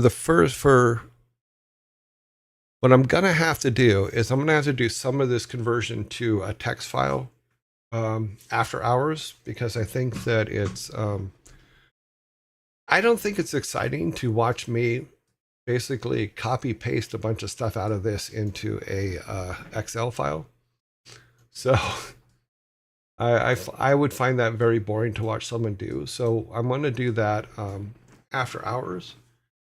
And then we can just continue on with some of the other stuff. So let me pull the document up that I had. Okay, where did I put it? Boop-a-doop-boop. So I wanted to talk more about the actual story itself for the game.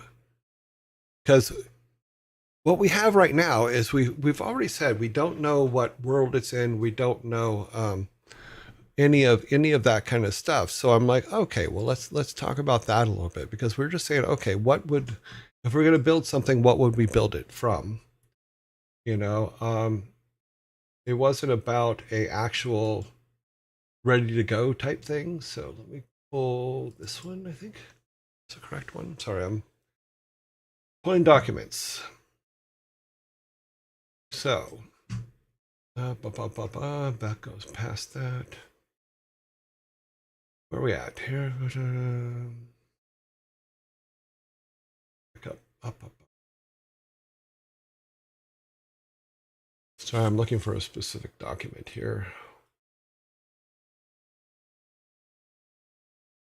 Okay, so start here. So I started writing stuff out as to what is our story, which, let me pull that back over here. Yeah, okay. And basically, the story follows a young boy who has grown up in a small village in ancient wherever, one day returns home to find his beloved grandfather has gone missing. Determined to find him, he sets out on a journey to uncover the truth about his grandfather's disappearance. As he begins his search, he discovers that his evil uncle, who owns a large coal mine company just beyond the village, may be involved in his grandfather's disappearance. Ten is determined to confront him, or our characters can determined to confront him, his uncle, and bring his grandfather home. But he knows that he will need to be strong and wise in order to succeed. Determined to gain the strength and wisdom he needs, Chen turns to his ancestors for guidance. Those are the ancestors in the family crypt, which we already put a game idea together for that, where he goes to the family crypt and all the statues of his ancestors are broken up. So he has to go and find the pieces of the statues and put them back together. And as he puts them back together, they give him wisdom and skill sets and stuff like that. So like Lion's Roar is a skill set that he'd get here. So each of the 9 ancestors will do that. There's also a fountain in the middle that we can attach some story stuff to in regards to being the family, whatever, the family fountain. Yep. So we're there. Okay. Okay. Blah blah blah. Okay. Each ancestor teaches him a valuable lesson and gives him the ability to level up in strength and wisdom. As he journeys, he encounters many obstacles and enemies, including bandits and corrupt officials, because we have our town hall. We have corrupt officials in there who work for his grandfather or his uncle. He also meets new friends who help him along the way, including a wise monk and a skilled blacksmith.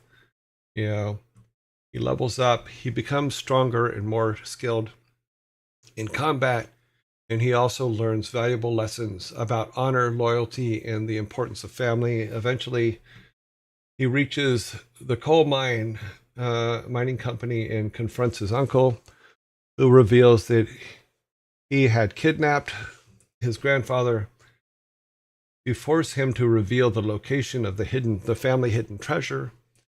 Our guy fights his uncle and his henchmen, freeing his grandfather and recovering the treasure. So that's the base story. With the help of his ancestors and friends, Chen, he is able to bring his grandfather home and restore peace to the village. He decides to use the treasures to help the village and the people who helped him on his journey. The game ends returning to the family tomb, where he thanks his ancestors for their guidance and looks forward to a bright future for himself, his family, and the village. So that's kind of what I started writing up, And we already have like all the dialogue, or not the dialogues, but we have some sample dialogue for the ancestors, so that's kind of cool. And then yeah. But that's basically the elevator pitch for the game, I guess, because someone asked for the elevator pitch the other day. It was either yesterday or Monday, I forget. And I don't have an elevator pitch, but now I kind of wrote something up that kind of feels like an elevator pitch.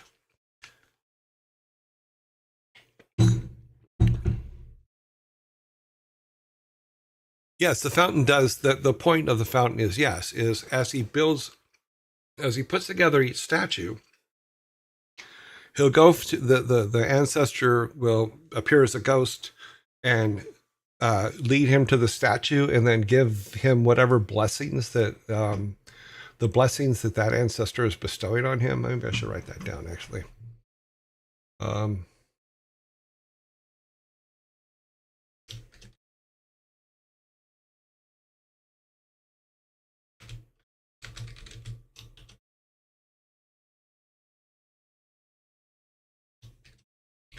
So he gets blessings of the ancestors here. And yes, I cannot spell. I've made that very clear to everybody. So do not be surprised. So yeah, so when we build the crypt, we'll build the crypt originally in the design, we had it as a circular fashion where the statues were all in a circle around the fountain. And then my thought was that as he gets the blessings from the ancestors, he gets them here. And we'll move this to where it's in front of there like that.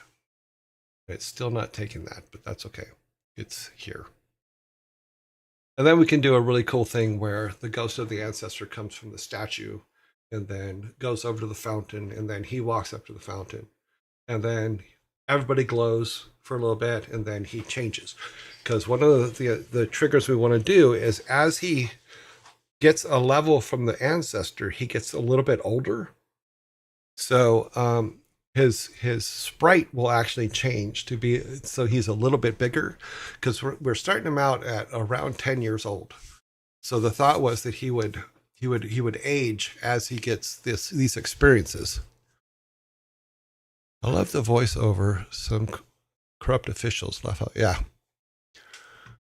they are over there. So well, let me add on here, just so that I know we talked about it before. Blah, blah, blah, blah. And ages.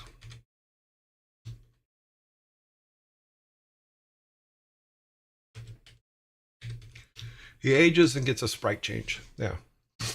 Ow. That hurt. That's not good. Okay. And ages, sprite change. Oh, that's behind. Okay, let's pull that up. So this is where he gets that. Initial 10-year-olds in Pokemon. Well, I didn't think about it like in Pokemon, but I guess so, sure. I still have to pick a world. There was something I picked up some art books, not some art books, but some architecture books from a specific time, but I don't know if that's what I want to. I don't know. I need to finish going through the books and see if that's the style that I want. You forgot he's going to have massive growth spurts between 14 and 15. I didn't forget. I'm avoiding Sparta. Because trust me, when Thor and Loki were between, I would say 13 and 18, Cook Yang, thank you very much. Cookie Rang, thank you very much for the follow. When Thor and Loki were when Thor and Loki were between, I think it was about 13 to 18, they did two things. They not only ate everything in the house. I mean, if there was food, they ate it. If you drop something on the ground, they were all over it. You know, but they also both grew over 6 feet in that time. So, yeah. What's the brother's name? Loki. Yeah, since he's Thor, we call his brother Loki, because his brother's not a public figure, and his brother's not out in. His brother's just off and does his own thing, which is great, you know. But he's not a public figure, and I didn't really want to drag him kicking and screaming into the public. So, shot up like a bamboo. Yes, they did. They both did. They both are over 6 feet. I think Loki's a little bit taller. I haven't seen him in a while, so I think he's a little bit taller than Thor, but Thor is anywhere from 6'1" to 6'2" or something like that. Yeah. But yeah, the kids grow, and they grow when you least expect it. At least with my cat, Jack, when I had the orange cat, he would grow in a particular order. So his back end would grow first, and then he would slowly grow forward to his head, and it always made me laugh. Because he'd have a growth spurt in the back and then slowly grow going forward over the next couple weeks. Yeah, he's somewhere around there. He is somewhere around 5'14", somewhere around there. Now he's about 6'1", 6'2", somewhere around there. I haven't measured him since he was 18, so who knows? You look tall too. I'm about 6'1", 6'1 and a half, somewhere there. Yeah. Oh, wow. Okay, zombies. Zombie caught me off guard. I'm like, whoa. I wasn't expecting him. Yeah. As first growth is an evolutionary masterpiece. Oh, okay.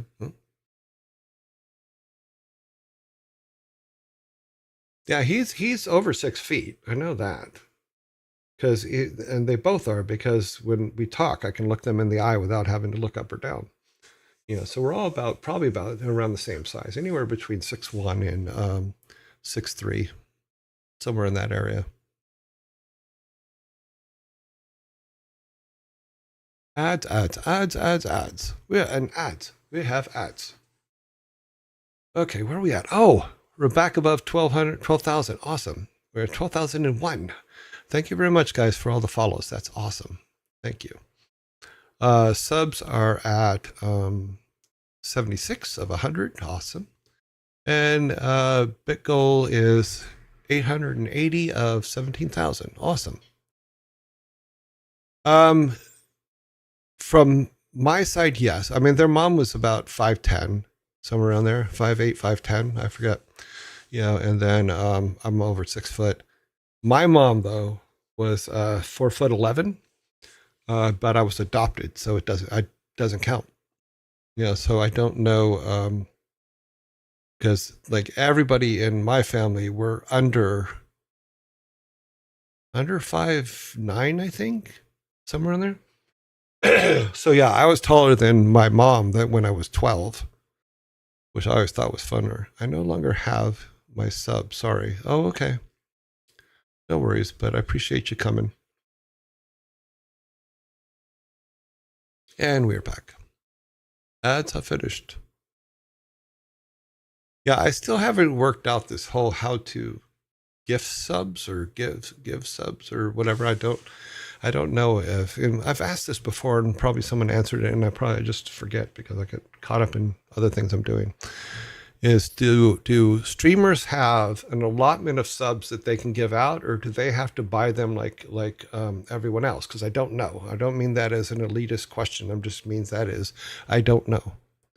Oh, okay. So what I'll have to do is I'll have to figure out a way to buy some and give them out. So if your mom was yelling at you, you could just put her on the counter.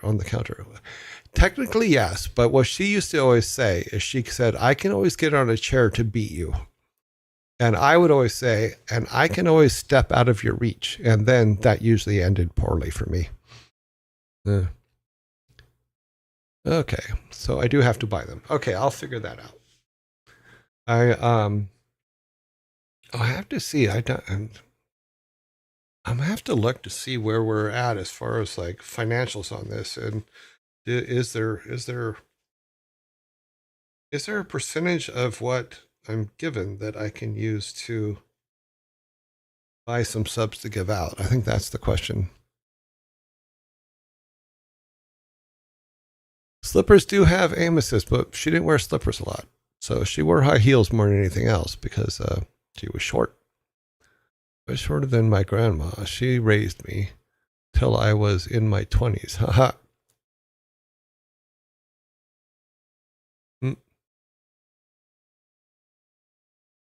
So if your mom was young, yeah, I would. She would always just say, like I said, she would say that she would get on a chair, and all you had to do is get out of reach of the Hot Wheels track she was swinging at you, and you're usually okay.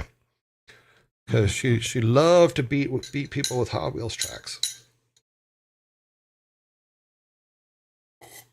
That was about the time I stopped playing with Hot Wheels.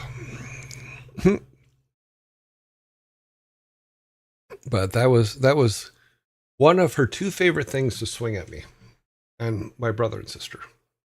Okay, let's come back out of here because we did put that in. So yeah, so I'm going to do all this conversion to text offline and finish it up while I'm still sick. I do have some things that I have to actually leave the house. I've been in the house because I've been sick for the last week and a half or so. And hopefully Saturday I'll be able to get out and do things. That's oddly specific. I have to go to work. Have fun at work.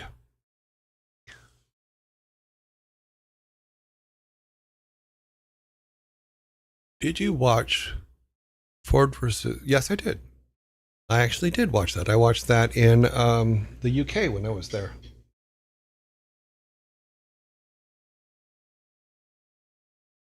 I also watched another one. What was the other one? Because they were trying to get me to understand F1, Formula One. And I did watch a documentary, which gave me some of the terminology so I could at least understand what they were talking about. But I'm not a big sports guy, number one, and I just never paid attention to Formula One ever in my lifetime till I was there because they would talk about it in the office every day that Formula One was going on. Mm-hmm. A very nice movie. And you see Cobra a few times. Yeah, the first movie I ever saw the Cobra in was Gumball Rally, way back in the beginning of time, starring Michael Sarrazin. He drove a Cobra in that, and that's why I wanted a Cobra. Is because I really like that movie. Car goes vroom. Yep. I do miss my Cobra. I mean, I did have it for 20 years, and I did care about that car a lot. What's my favorite color of the car? Of a car now, it would be gray, because I really like steel gray. Movie Rush, I think, was very good. That was the one with, with Thor as the race car driver, right? Was Rush? Is that one? Or what was the one with Ford Cobra? Yes, I had a Cobra. We've talked about it before. I had a 1966 AC Cobra. I bought it when StarCraft came out. Is I bought two things. I bought a house, and I bought a Cobra because I always wanted the fake Thor. LOL. Yes, funny. I seem to remember Rush. That was a good one too. I'm not into sports at all, mostly, but the concept of extreme speeds in games and finding ways to give the feeling of speed intrigues me. Yeah, I can see that. Does make sense.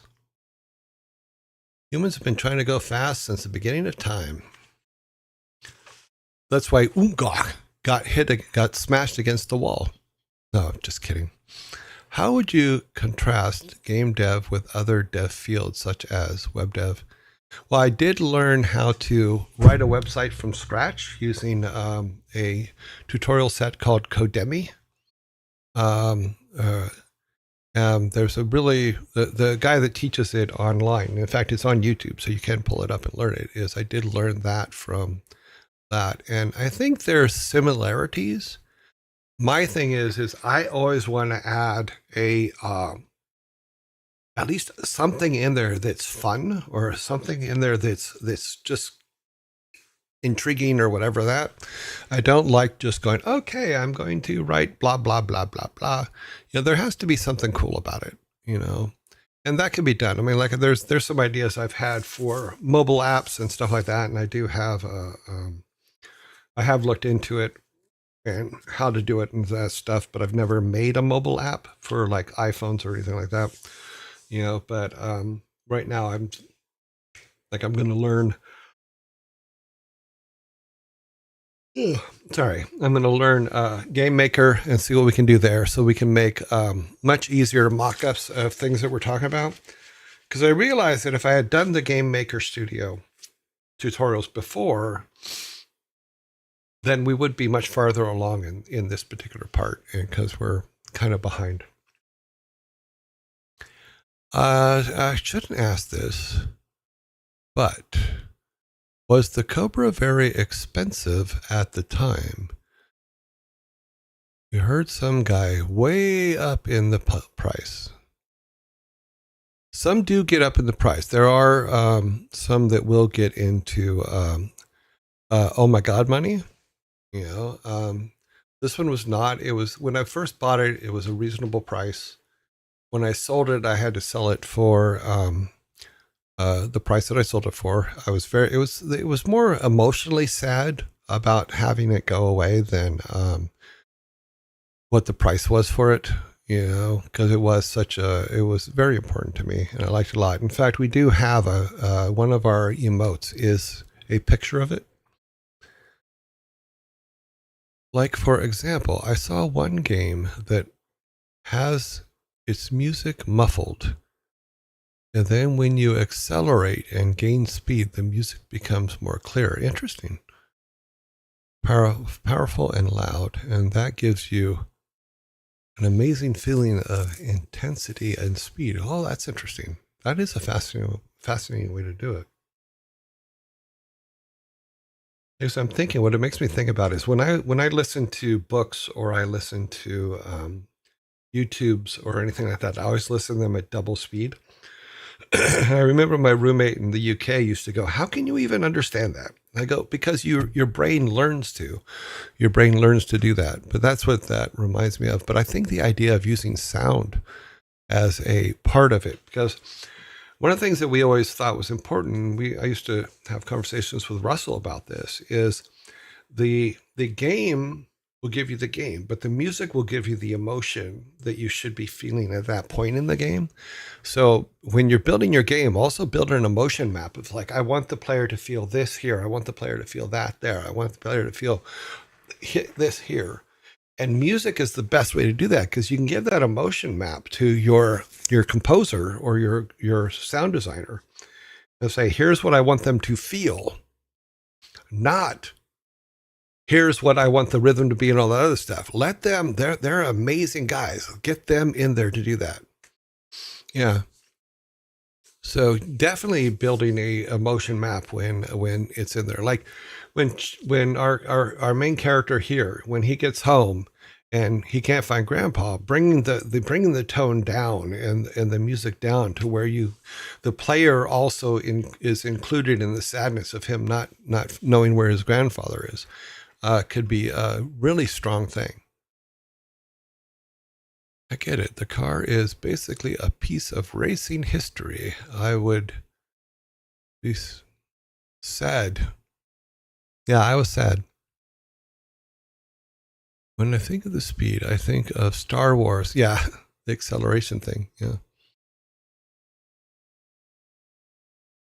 Yeah.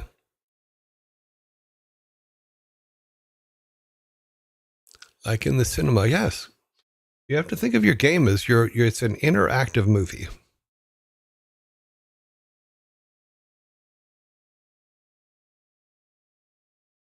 Put tubular bells for that. You could put tubular bells for that. Interesting. Tubia. Yeah, so like I said, I have to transfer all this, and we'll do in our Excel sheet. We'll do that. Let me go back to the Excel sheet here. It is, where is it? This one. Turn this back on. Okay, so we have our village. We'll also have one for the forest.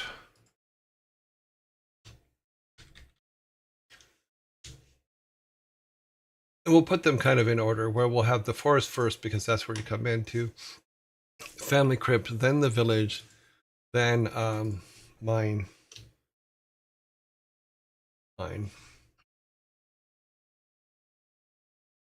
Another cool thing that I saw in the tutorial when I was doing the review of it, because I watched it all the way through to review it before I was going to do it, is it solves the problem we were having with our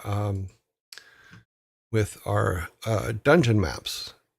Is where I had to go in and by hand put all of the blocks into the. Let me see where it's at. Oh, it's over on this far side, I believe. Yeah, here it is. So when we were doing this, and I had to do it all by hand. Let me move it. It's this button. And we did it all by hand from our background art, which is here's our background art. Is that whole thing about being able to draw it on. One of the tutorials is how to set that up. So I'm actually really looking forward to that, because then it means that drawing all this stuff is going to be great, and it's going to be able to put everything in just by literally drawing it in and just following the lines and stuff, as opposed to going in and putting every single block in. I think that's actually kind of cool. To create the emotional value of the music, you can design color schemes. Yes, around that, generally giving a slight blue tint to the screen, but a subconscious reaction, which will make it feel sadder. Yes, the rest is all about the cinematic magic that you do best. Yes. Music, I think, is one of the most powerful. Yes. If you want someone to be emotional, turn on the music.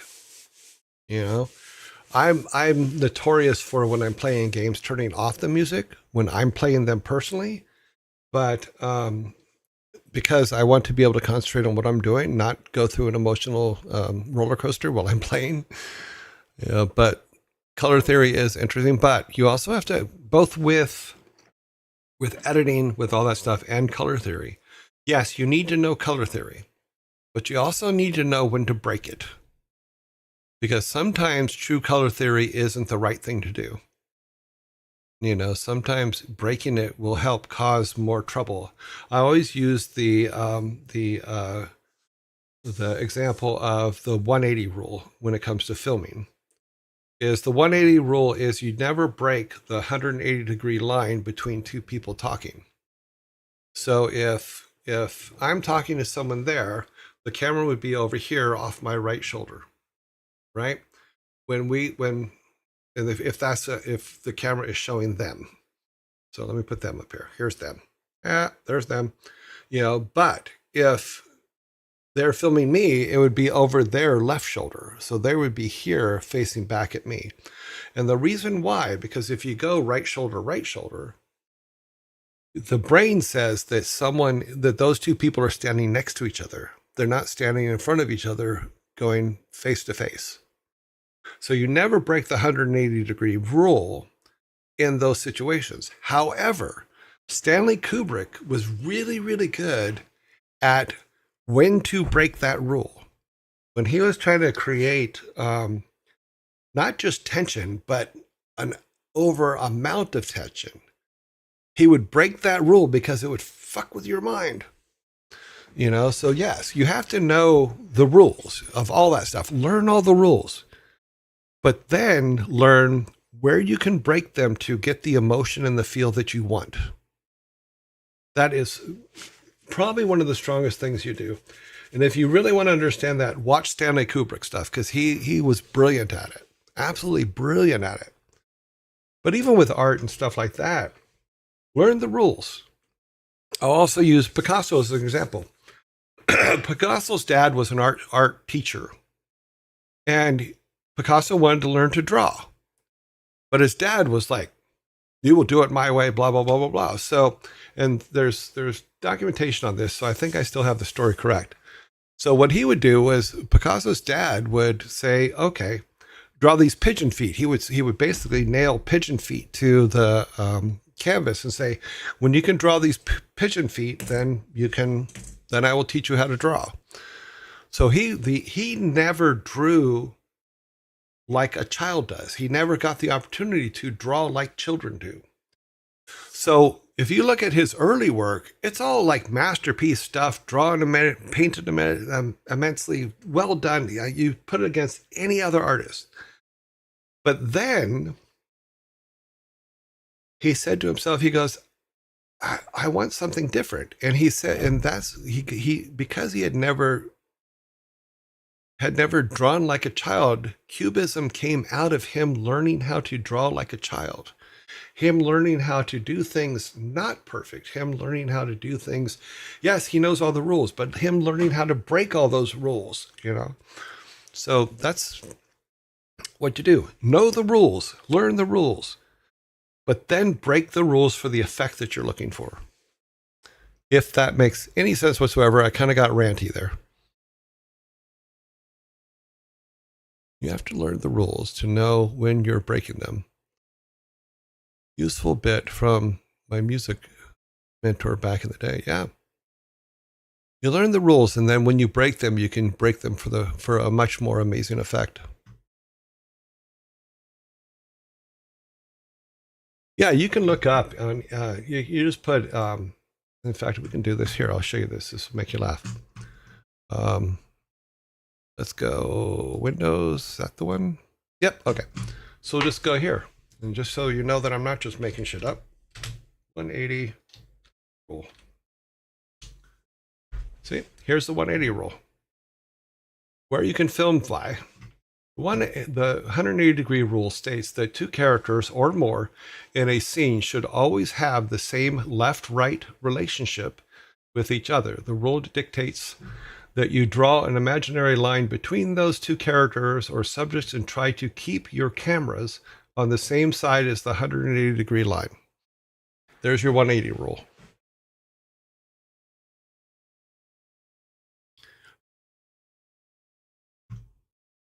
Plus, it's like I said, you know the rule. You know that if you break that rule, it's going to make people uncomfortable.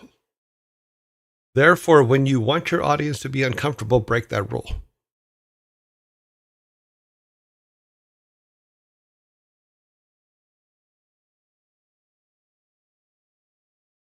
But there's a lot of little things like that. But this is the basic 180 rule.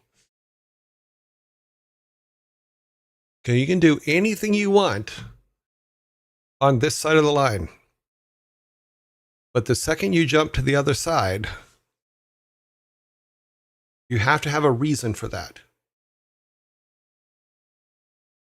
Yes, it does brilliant for psychological thrillers. I think Hitchcock broke it quite a few times in the Norman Bates stuff, the original. But yeah, there's a whole Wikipedia page on it. There you go, whole Wikipedia page on the 180 rule and why it's important. Yeah. Yeah. See, it's where it was in The Shining. So you can see that, Kubrick would break the rule quite often, but for a specific reason, not to just break it.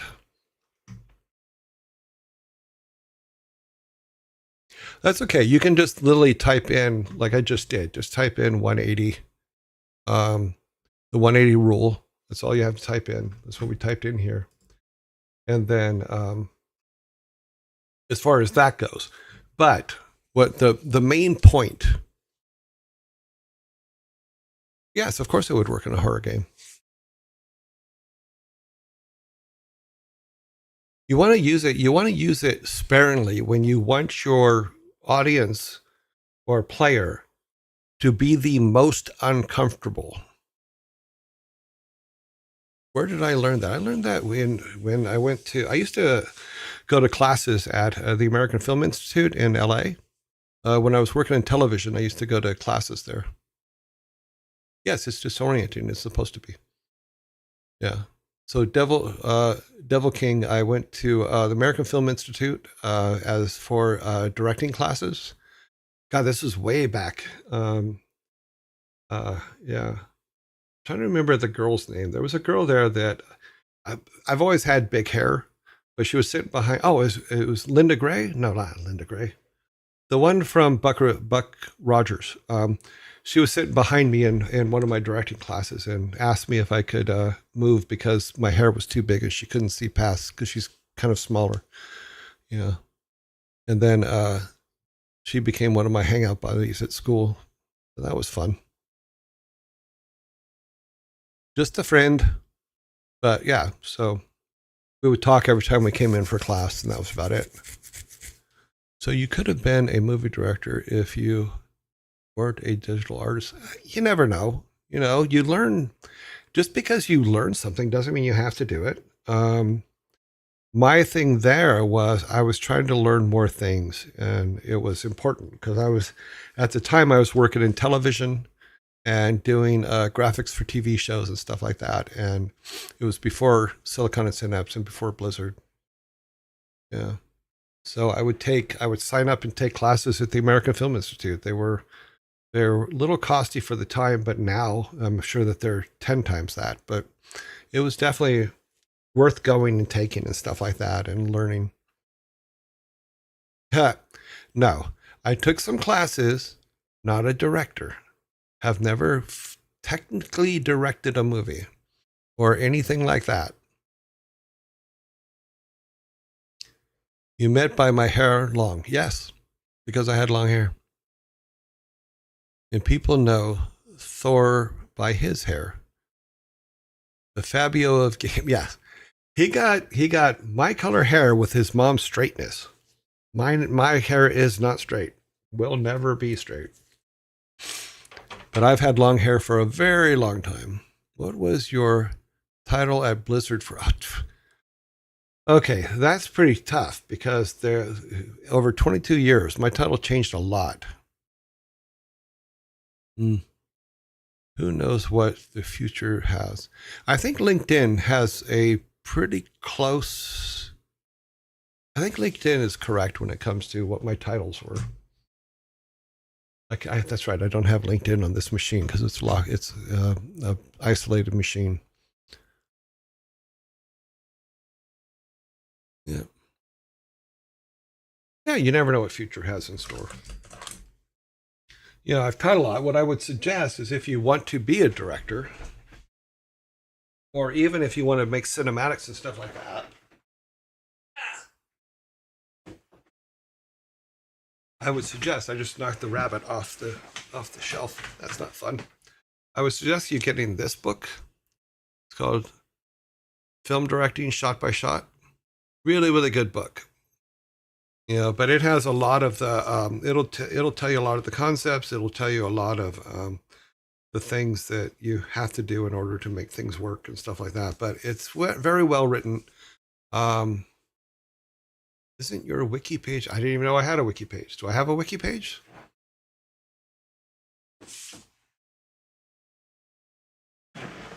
That's funny. Isn't your wiki page? I didn't know I had a wiki page.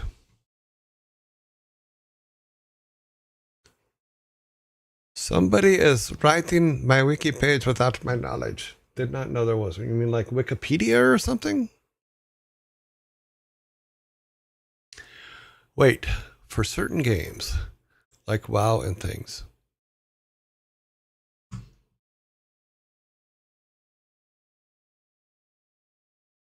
In regards to,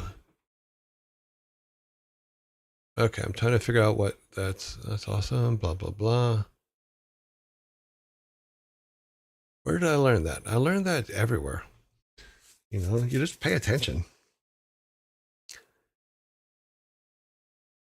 Devil King, you got me a little bit confused. I'm not sure exactly what you're talking about. I think you are being referenced in games. Oh, I'm referenced in games a lot, but I don't think there's an individual wiki page of me. I don't think one exists. So turn that level off.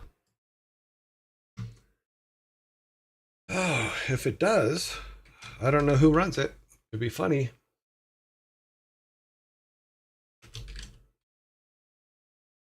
Let's see. Sun, Blizzard, Twitch, South Park, Age, Wiki. Oh, interesting. Oh, Warcraft Wiki. When did they build a wiki? When did who? Oh wow. I did not know that there is a wiki page on me on the Warcraft wiki. Funny. That is very funny. Let's see if it's right. Joey Ray is a former senior product manager at Blizzard Entertainment. He joined in September of 91 when the company was known as Silicon and Synapse and initially worked on Rock and Roll Racing and Lost Vikings. Correct. The rules of movie screen and the cinematics of a video game are essentially the same. Near Joy, Thor keeps saying you were cinematics director for Blizzard for 22 years. And considering all those cinematics, I say you were a damn good director. Okay, well, I'm not responsible for all the cinematics, and we'll get to that. So let's see what it says here. Let's see. He worked, all worked most extensively on video production, helping found the cinematics team and built, and creatively led the machinima team he worked on. Yes, 1993. Yeah, I mean, I was the original cinematics person for Warcraft 1 because I was the only 3D artist there.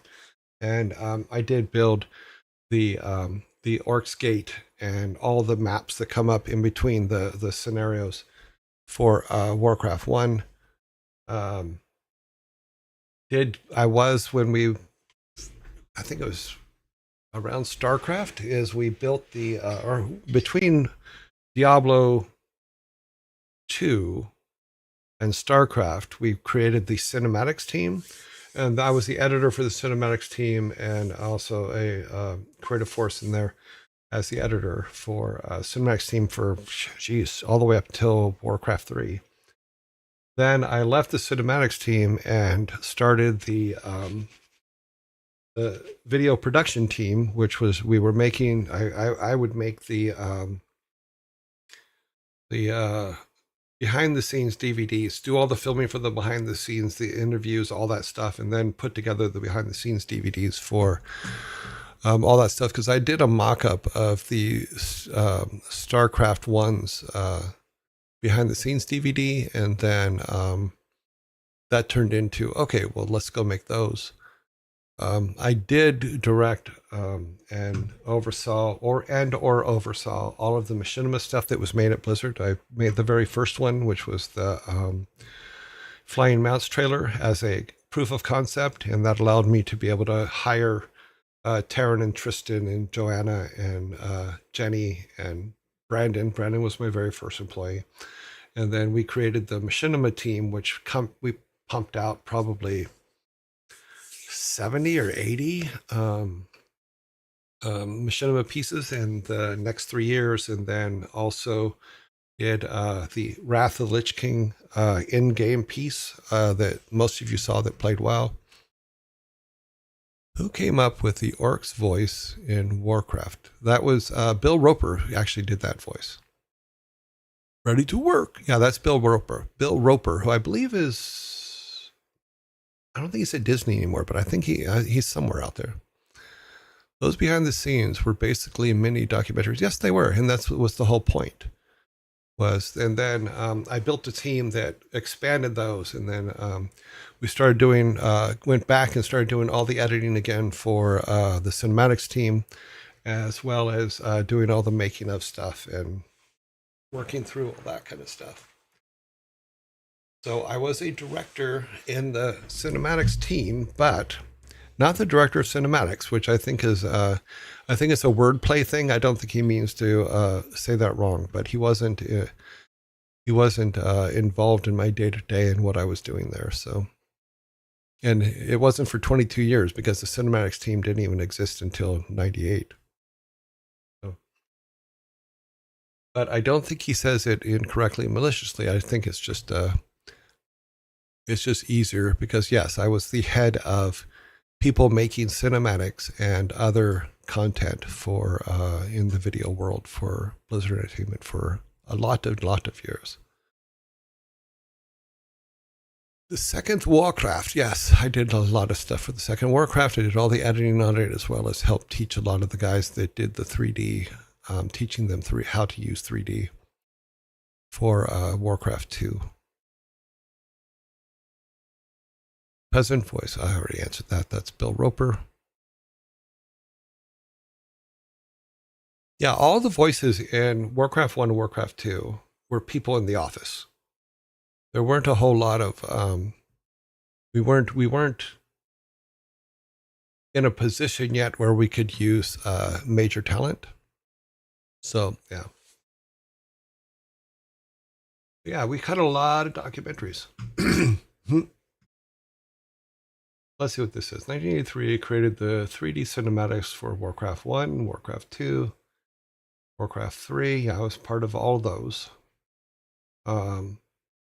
Making of DVD for StarCraft, DVD available, collector's editions up through Warlords of Draenor, which is correct. My teams did all of those DVDs, including the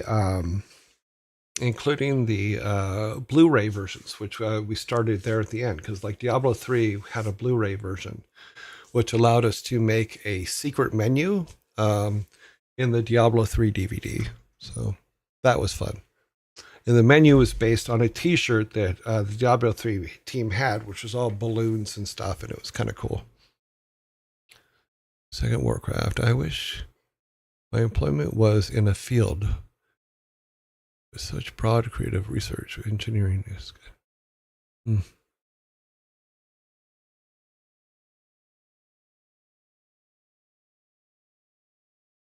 Yeah, you just walked in the room and did them. You know, we walked into Glenn's office and they recorded the voice, and it's like, okay, done. Yeah, because like I think most of all the orcs in 1 and 2, I think were, yeah, they were. I'm trying to remember. I think they were all Bill Roper. Were all the orcs. Now the archers on the Terran side in War 2, I believe was Glenn Rain, who was, or sorry, Glenn. Oh, not Glenn Rain, not the artist that came later, but Glenn Stafford, the sound guy, was the archer. I believe he did that voice. And it was literally just you walk in Glenn's office and people would record the voice and then they go on.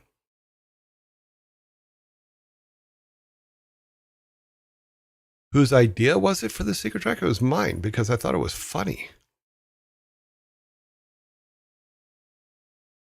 If you mean on the Diablo 3 DVD, making of DVD, that was all me because I thought it was funny. There's a lot of hidden stuff on those DVDs because I thought it was funny.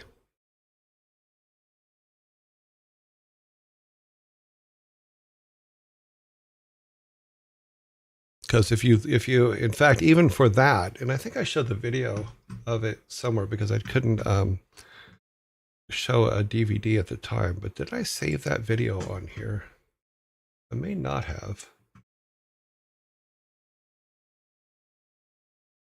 I showed how to get to the special menu system in the D3 or Diablo 3. I'm a medieval Mayan.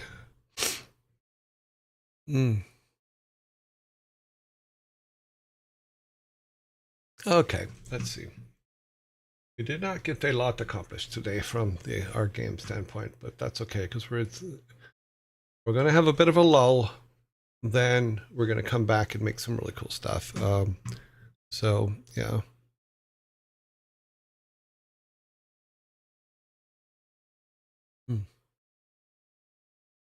Yeah, so everybody pitched in. Back then you just did. Everybody did a little bit of everything.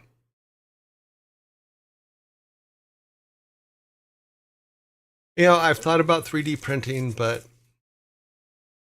what would I make? I mean, I'm like, okay, well, I know at one point there was there was a company that was, if you had a WoW character, you could send them the WoW character and they would 3D print it and send it back to you. I thought that was kind of cool. I don't think there's a movie file in here. Let's see.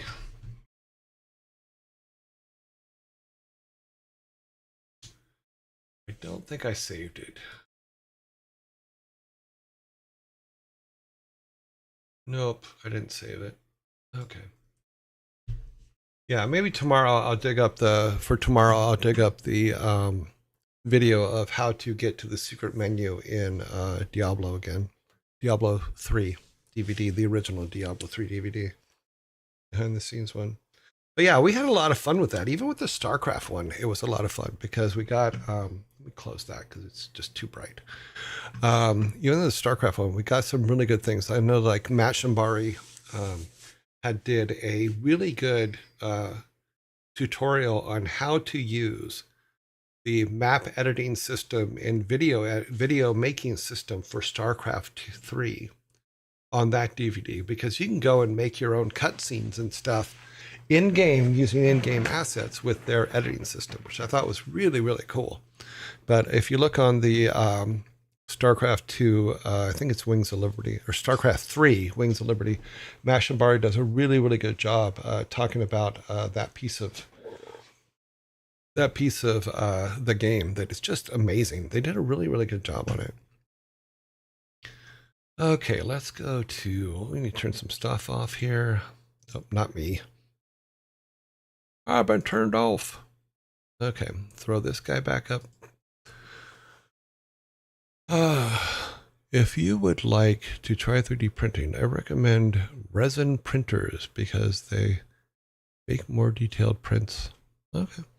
It's not on my list right now, but I'll think about it later, I guess. Not much to do with 3D printing other than make a lot of dust collectors. Maybe. Yeah, apologies if anyone's fallen into the Space Marines minds. I mean, I've thought about 3D printers, but then I think about, okay, what would I do with it? You know, I'd use it to make silly things for the first. No, I do not do Warhammer. I don't do any Warhammer stuff. I thought for the first few, like, say, couple weeks, I'd be all enthralled and I would make silly little things and stuff like that. And then I would get bored and I would be moving on to something else. So, are the resin printers the one that has like the pool of liquid in the bottom of them and all that kind of stuff? Or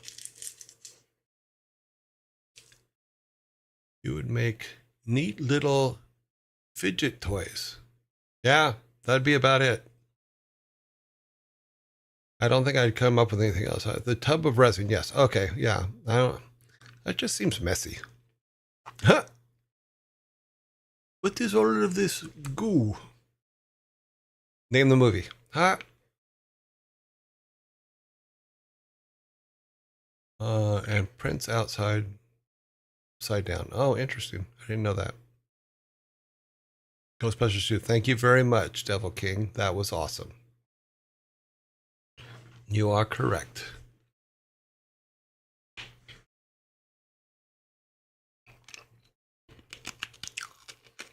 It was pointed out to me last week that I do a lot of quotes. Just arbitrary quotes out of nowhere. So I think I'm going to turn it into exactly what we just did. Name that movie. If I catch myself doing it, because I don't always catch myself doing it, but if I do, I will say, name that movie. Why am I covered in goo? I personally use an FDM printer because it's cheaper, first of all, less messy. Okay, cool. Yeah, I've never been into 3D printing, so most of my stuff is filming and cameras and lights and things like that, not physical objects. So, okay, let's. It is after 3:30, so we're going to step away from this. We're going to go back to me for a second here. And now, oh, that's funny. That was a good transition. Check that out. Let's do that again, just because I think it's funny. So I gotta sit right in the right spot, and then there you go. All right. I still love this logo. I mean, Wilmer, my friend, did an excellent job on this. I really, really like this logo because it does kind of fit me. Sorry, but well.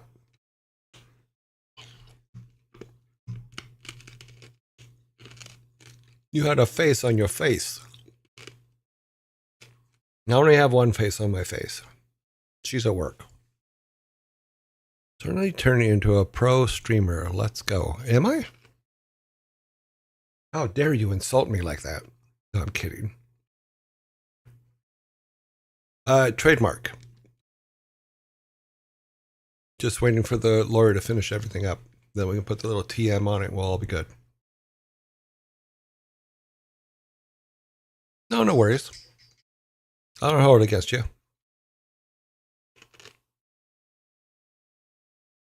The ADHD Santa. That's funny. By the way, the difference for anyone that wants to know, FD printers are the one that puts out molten lines of plastic, and resin is basically a UV light projector. Okay, cool. Am I making t-shirts? Well, I don't know yet. I know cups are something we will probably do. I know that buttons, like enamel buttons, will be something we do.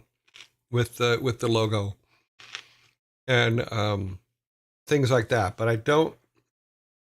Maybe hoodies, yeah. Um, Shirts possibly, but I I kind of stepped away from that conversation when it first came up when we first found the logo when we first got the logo. But yeah, there's a certain amount of merchandise. I have to figure out how it works because unfortunately there are financials that are needed in order to keep being able to do this, and we're kind of not meeting those numbers right now, but we'll get there, and merch might help that. So we will see. But right now there's a lot of not being paid out to put some stuff together that hopefully will pay off in the long run. We will see. My wife shipped my 15-year anniversary Supernatural cup. Oh, wow. I need a replacement. Wow. Supernatural. I saw something that they might be coming into, they might be doing a 16th season. I may have misread it, but somewhere it said something about a 16th season 16 coming out. I have the first 15, but I don't have, so I'm actually curious as to if a 16th season will be out. Okay.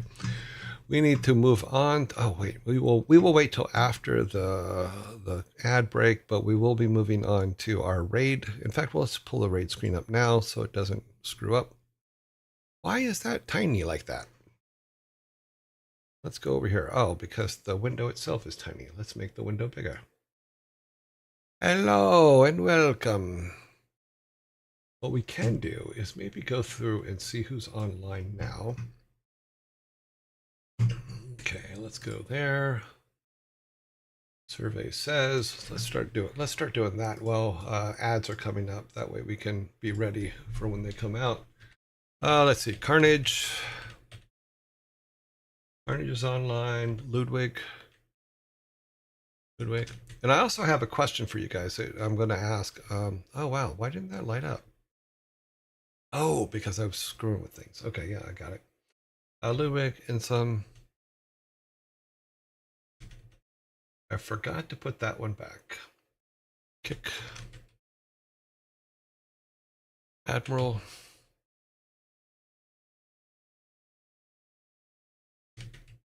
We'll do this while we're waiting for ads to come and go. Annie we just did yesterday, so it won't be today. Sanctuary.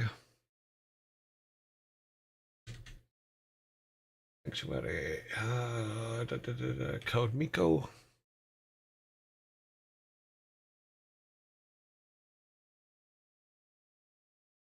Ray is back. I do has a question for you guys because we need to. Someone brought this up yesterday. Barrett Software. Okay, Princess Pizza.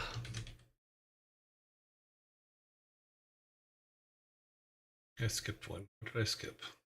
Ezekiel. Wrong one. I don't think Felicia's on today. Hypnotic. Psycho Hypnotic is still in lockdown. Okay. Bunnies and chipmunks. Bunnies. That is R3. What? R3D. Oh. Oh, I guess that's. Oh, wait, no, there it is. Wow. Come on, brain work. Okay, so how many do we have? One. I've lost all my coding. Interesting. We'll have to fix that. So does this one still work? Let's go here. Nope.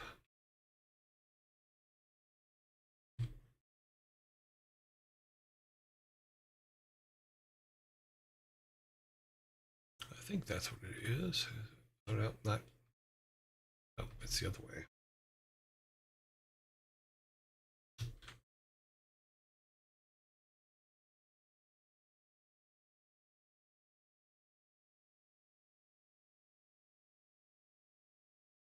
Okay, so then did that fix that up there? Yes, it did. Good. I do the same thing down here.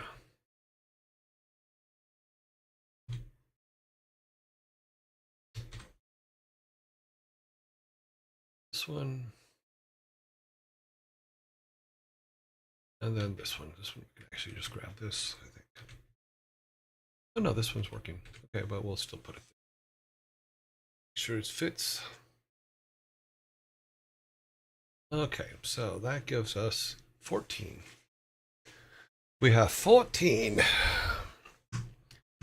There's a fan base Facebook page that keeps teasing it's along with Misha Collins, the guy. Yeah, Castiel. Yeah, I know who that is. It got so bad that at one point that Robert Singer, the executive producer and showrunner,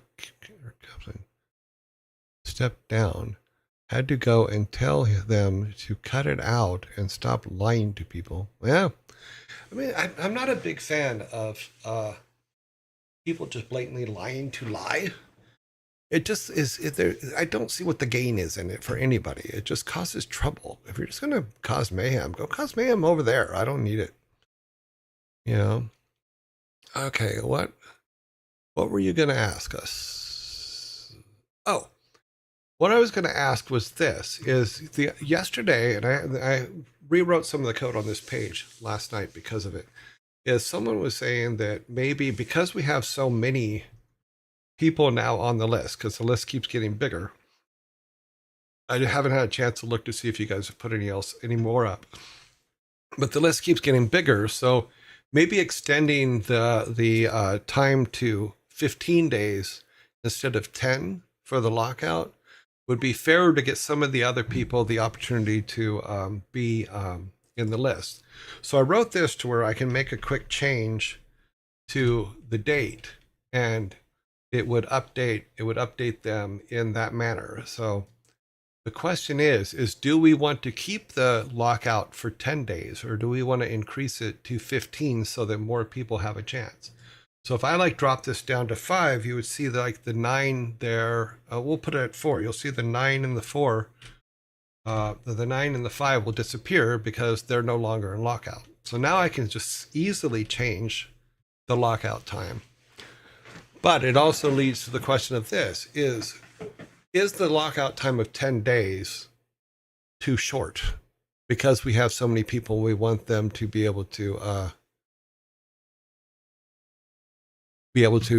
raid more people.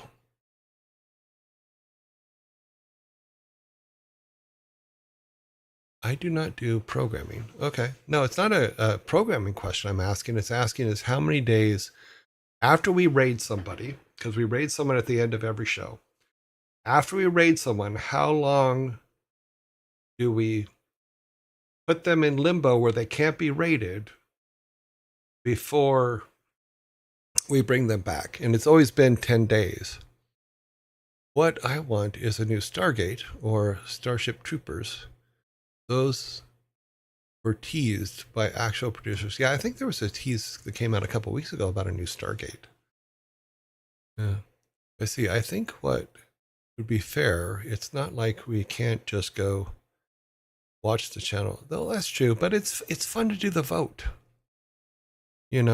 Twice a month. Yeah, that's good. Because my originally why I even put a timeout on it at all was because I was concerned that we would raid the same person too many times and be annoying.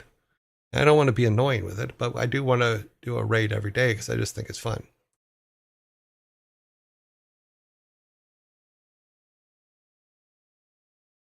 No, I mean, I just want to give you guys a chance to voice your opinions. Technically, you are absolutely right, Pirateer Frank. Technically, I just do whatever the hell I want. However, I actually am very happy about doing this. This is actually something that's actually kind of fun. So we can put it at 12. Let's put it at 14 for now. And then we'll keep our lockouts for 14. Okay, let's get our first vote together here. But if you guys have other opinions on it, please just send me a note or something, and we will see how it goes. Let me go to here. That is there in streams. But the list is getting fairly long. Another thing we need to talk about at some point is which are we going to come to a point to where we have to take people off the list? You know, where there's too many. Round one. And we're going to use the first 5 because we have 14. So we're going to use the first 5. And then on the first 2. First 2 will be 5 and the last one will be 4. That works. 1. Okay, gone here. I have to put my highlighters back in there. We're missing 3, 4, 5. Let's see, 1, 2, 3, 4, 5. Okay, let's put our, so I have some kind of a marking for them. Can we see all 5 on the screen? We can. Good, good, good. Always good. And here's the first vote, sending out to you guys. Sending out across the land for the vote. That's funny. I think I fixed this one. I don't think this one is messed up. Okay, so further. So 1. Okay, 2, 0, 1, 1, 0. Okay. 4. My mouse out of the way. 0, 1, 0, 1. Okay. 4, 0, 1, 0, 1. 4, 0, 1, 0, 1. Okay, that's where we're at. 5. 5, 0, 1, 0, 1. Okay. How about put people where on the list one day of the week? Can't repeat appear for another day. Well, one of the things is we're also beholden to who's online at the time that we're doing this, and because not everybody on the list is online when we do things. So when we do our vote, so we can only obviously rate people that are actually online. So we've had a couple that have won the vote, but literally while I'm getting everything ready to raid them, they go offline. So that's been a thing.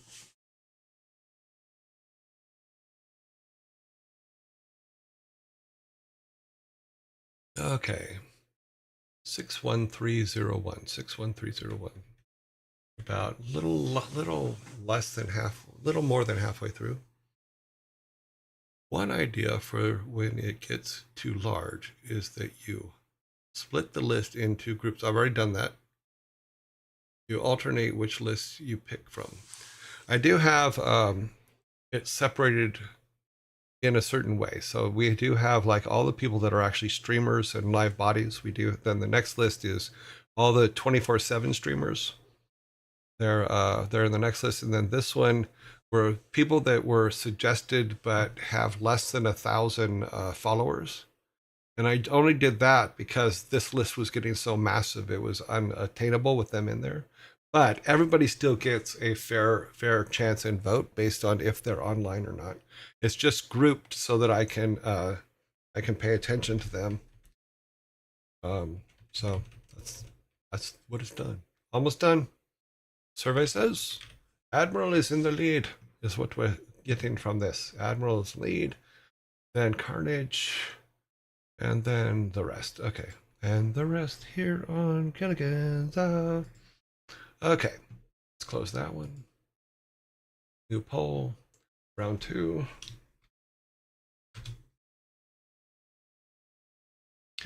And that would be. Let's see. That would be Kick Boot. Kick Bogga.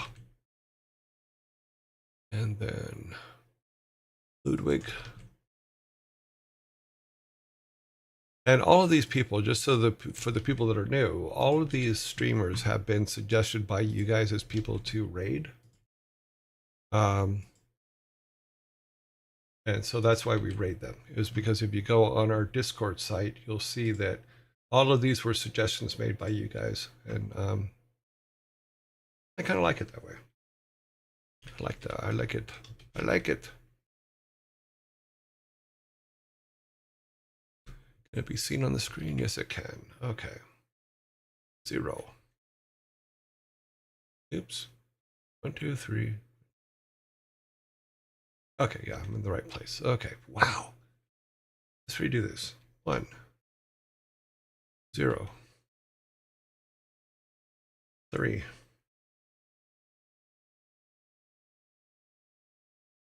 2, 0. Come back up here. 2, 1, 4, 2, 0,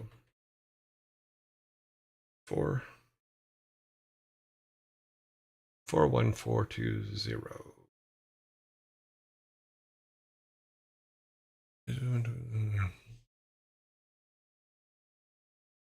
It's a fun system, and that was the only point, because I didn't know enough about rating when we first started to feel like I could do it properly. So a lot of this came out of some ideas that you guys had, and that I just turned into basically not a game, but a game feel to it, where it's like you guys get to help take part in it, which I thought that was important. Yeah, because like even like Joe play violin, which we did day before yesterday. She's awesome. You know, I would have never found out about her if you guys hadn't suggested her on the list. You know, and that's all these people. Because I go and I watch before you guys make the suggestion, then I go and watch their stream, and then decide if they could go on the list. So far, everybody's made it to the list. I just haven't updated the list in a while, so because I was trying to figure out better ways to control it.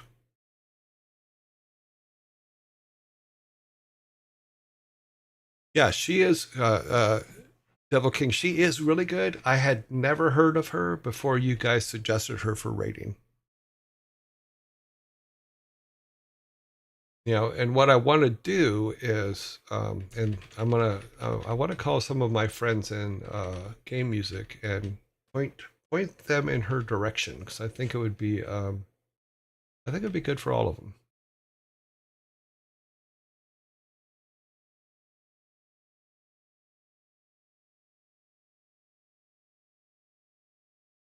Yeah, I didn't know. I did not.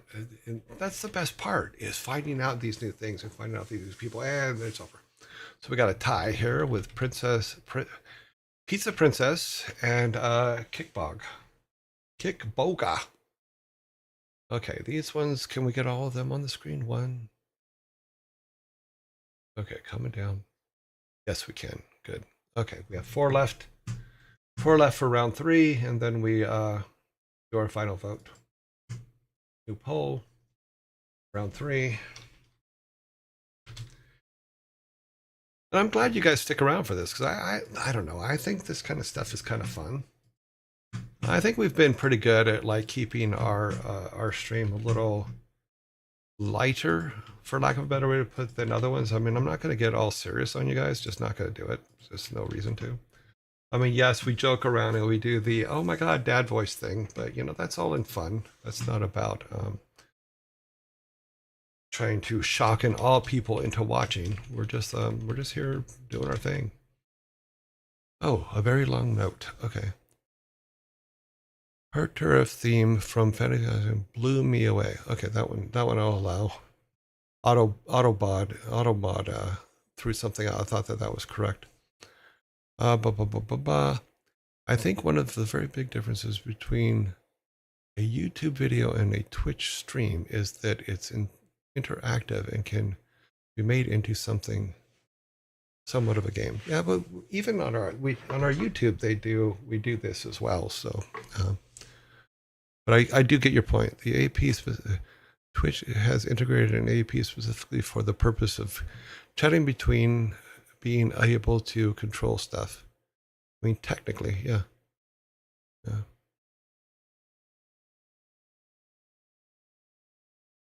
Yes, that is correct. Yeah. Yes. Joe plays violin. If you guys have not followed her or seen her, go watch one of her shows. It's well worth it. 0, 4, 3.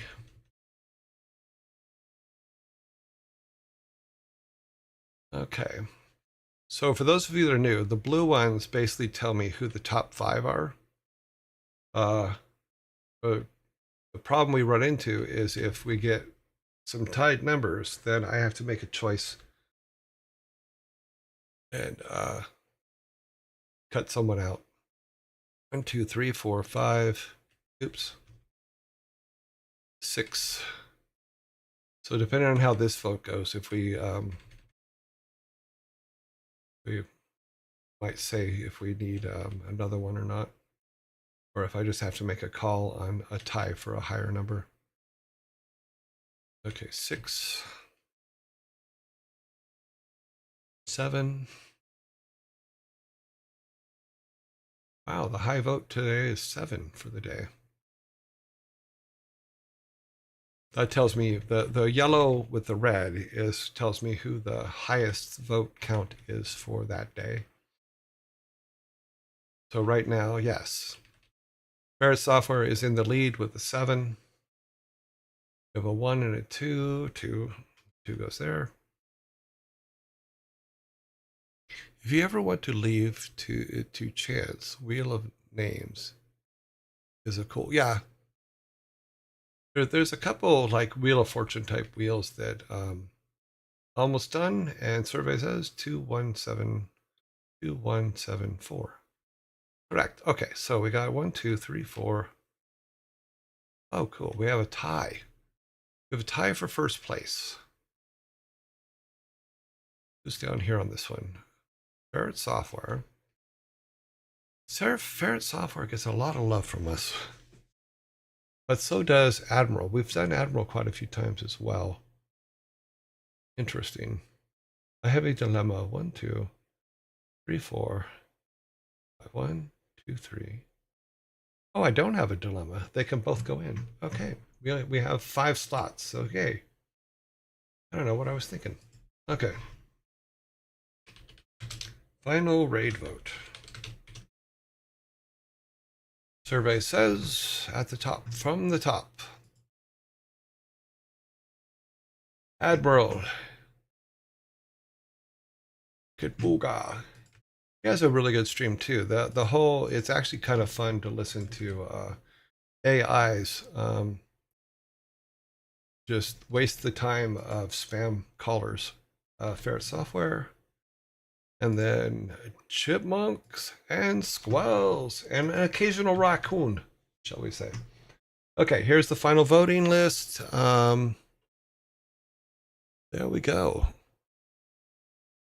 Thing goes spinny. Whee! Makes sense since you got a bit of goblin rating enabled. What? Wait, no. A goblin infestation going. No, it's all good. Okay, so I need to copy this to today's totals down here. We are now, and my dates are off on this, but there you go. Which makes our current front runner this for the month right now is Ferret Software with 20. Yeah. They have had the most votes this month so far, but it's only been 3 days. So, ha!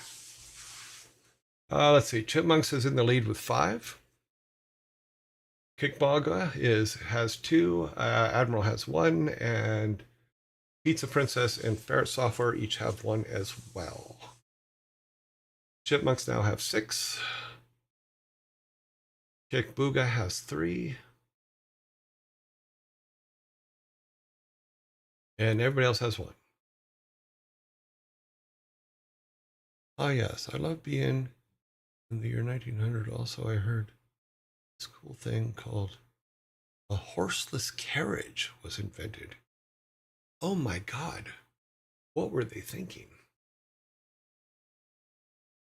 I think by the time we come back, we're going to be in an ad because it looks like an ad starting about 46 seconds.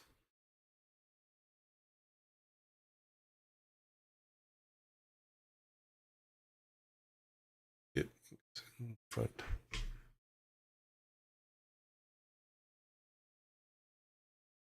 Okay. Right now, Chipmunks are in the lead with 7. Parrot Software is coming up from behind with 6. Admiral and Kick Booga all each have 3, and then Pizza Princess has 1. Ferret and Chipmunks are now tied with 7. We got to break that tie, boys. Boys and girls, we got to break that tie. I can't raid 2 people.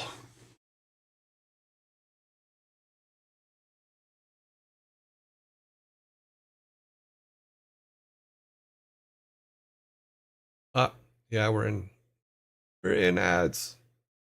Welcome to ads. Why did that just freak out? That was odd. I have to check the code on that, see what's going on. Okay, 1414. Chipmunk in the very end takes it out with 16. 16 points for Chipmunk.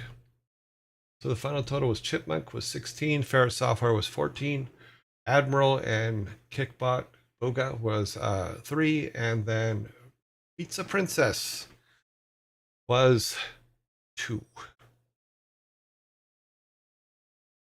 So, yeah. So here we go. We're going to go to down here to the Chipmunks, which, in all honesty, Chipmunks actually get voted the final vote more often, I think, than Ferret Software does. But I haven't been keeping those numbers, so we'll see how that goes. But in the top 5. So we're going to finish up the commercials.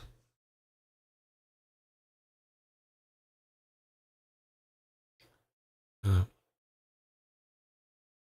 need another 40 seconds for the commercials. Grabs the spray bottle. Okay. I was hoping we'd never have to do this, but here we go. I was grabbing the spray bottle. Don't make me spray it.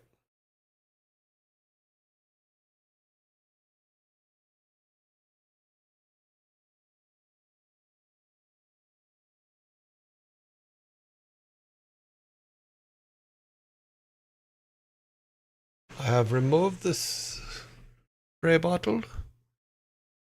If you're going to do mean things, I'm going to take the spray bottle out. And when I take the spray bottle out, it means that your behavior needs to stop. If I spray the spray, then you're getting a 60-day suspension. Or 30-day suspension, as it says on the things. Zoltar Lord Ritter rids your stream of unwanted pests. Lasts up to 30 days. So technically, I can give you a timeout for any number up to 30 days, depending on the offense. So, please, don't be rude to each other. Don't be unkind. You know, so you will, because you will get sprayed. You don't want me to spray. And if you continue, you will get Zoltar Voltred, which basically means that you're banned. And I'm going to do my best not to ban people. You know, so please be kind to each other. You know, goblins are just as wanted here as anybody else. So we have to be, yeah. You do not want to be Zoltar Voltred, and you do not want to be Zoltar Sprayed. Zoltar Lord Sprayed. So please be kind to each other. Now let's go back to what we were doing. Okay, we have decided that Chipmunks is where we're going to go for our raid today. And I'm going to go to, where are we at here? I need to go to our first room. I need to set our time for tomorrow so that we come back tomorrow. I will be back at this time here. I will be back in 18 hours, 48 minutes, and 23 seconds. The music from the ferret stream is in my background. That's cool. That's great. I mean, it is quite enjoyable. I think the music on the ferret stream is actually from Heartbound, if I remember correctly. I could be wrong, but I think that's what it is. Everybody have a great rest of your day as well. Let me throw this up here. I need to go do a backup. Yeah, cool. Yeah, in the Heartbound OST. Cool. Okay, guys, let's build the chipmunk squirrel thing. I know we don't need a message because it's just the chipmunks. Everybody, please have a great evening. I will be back again tomorrow at the same bat time, same bat station. And then we will continue on. And hopefully I'll have a lot of the paperwork done tonight for converting all that stuff in. I will see you guys all tomorrow. Same bat time, same bat channel. Raid is being created as we speak. Going, building. Okay, come on. And here we go. Bye, guys. Have a great evening.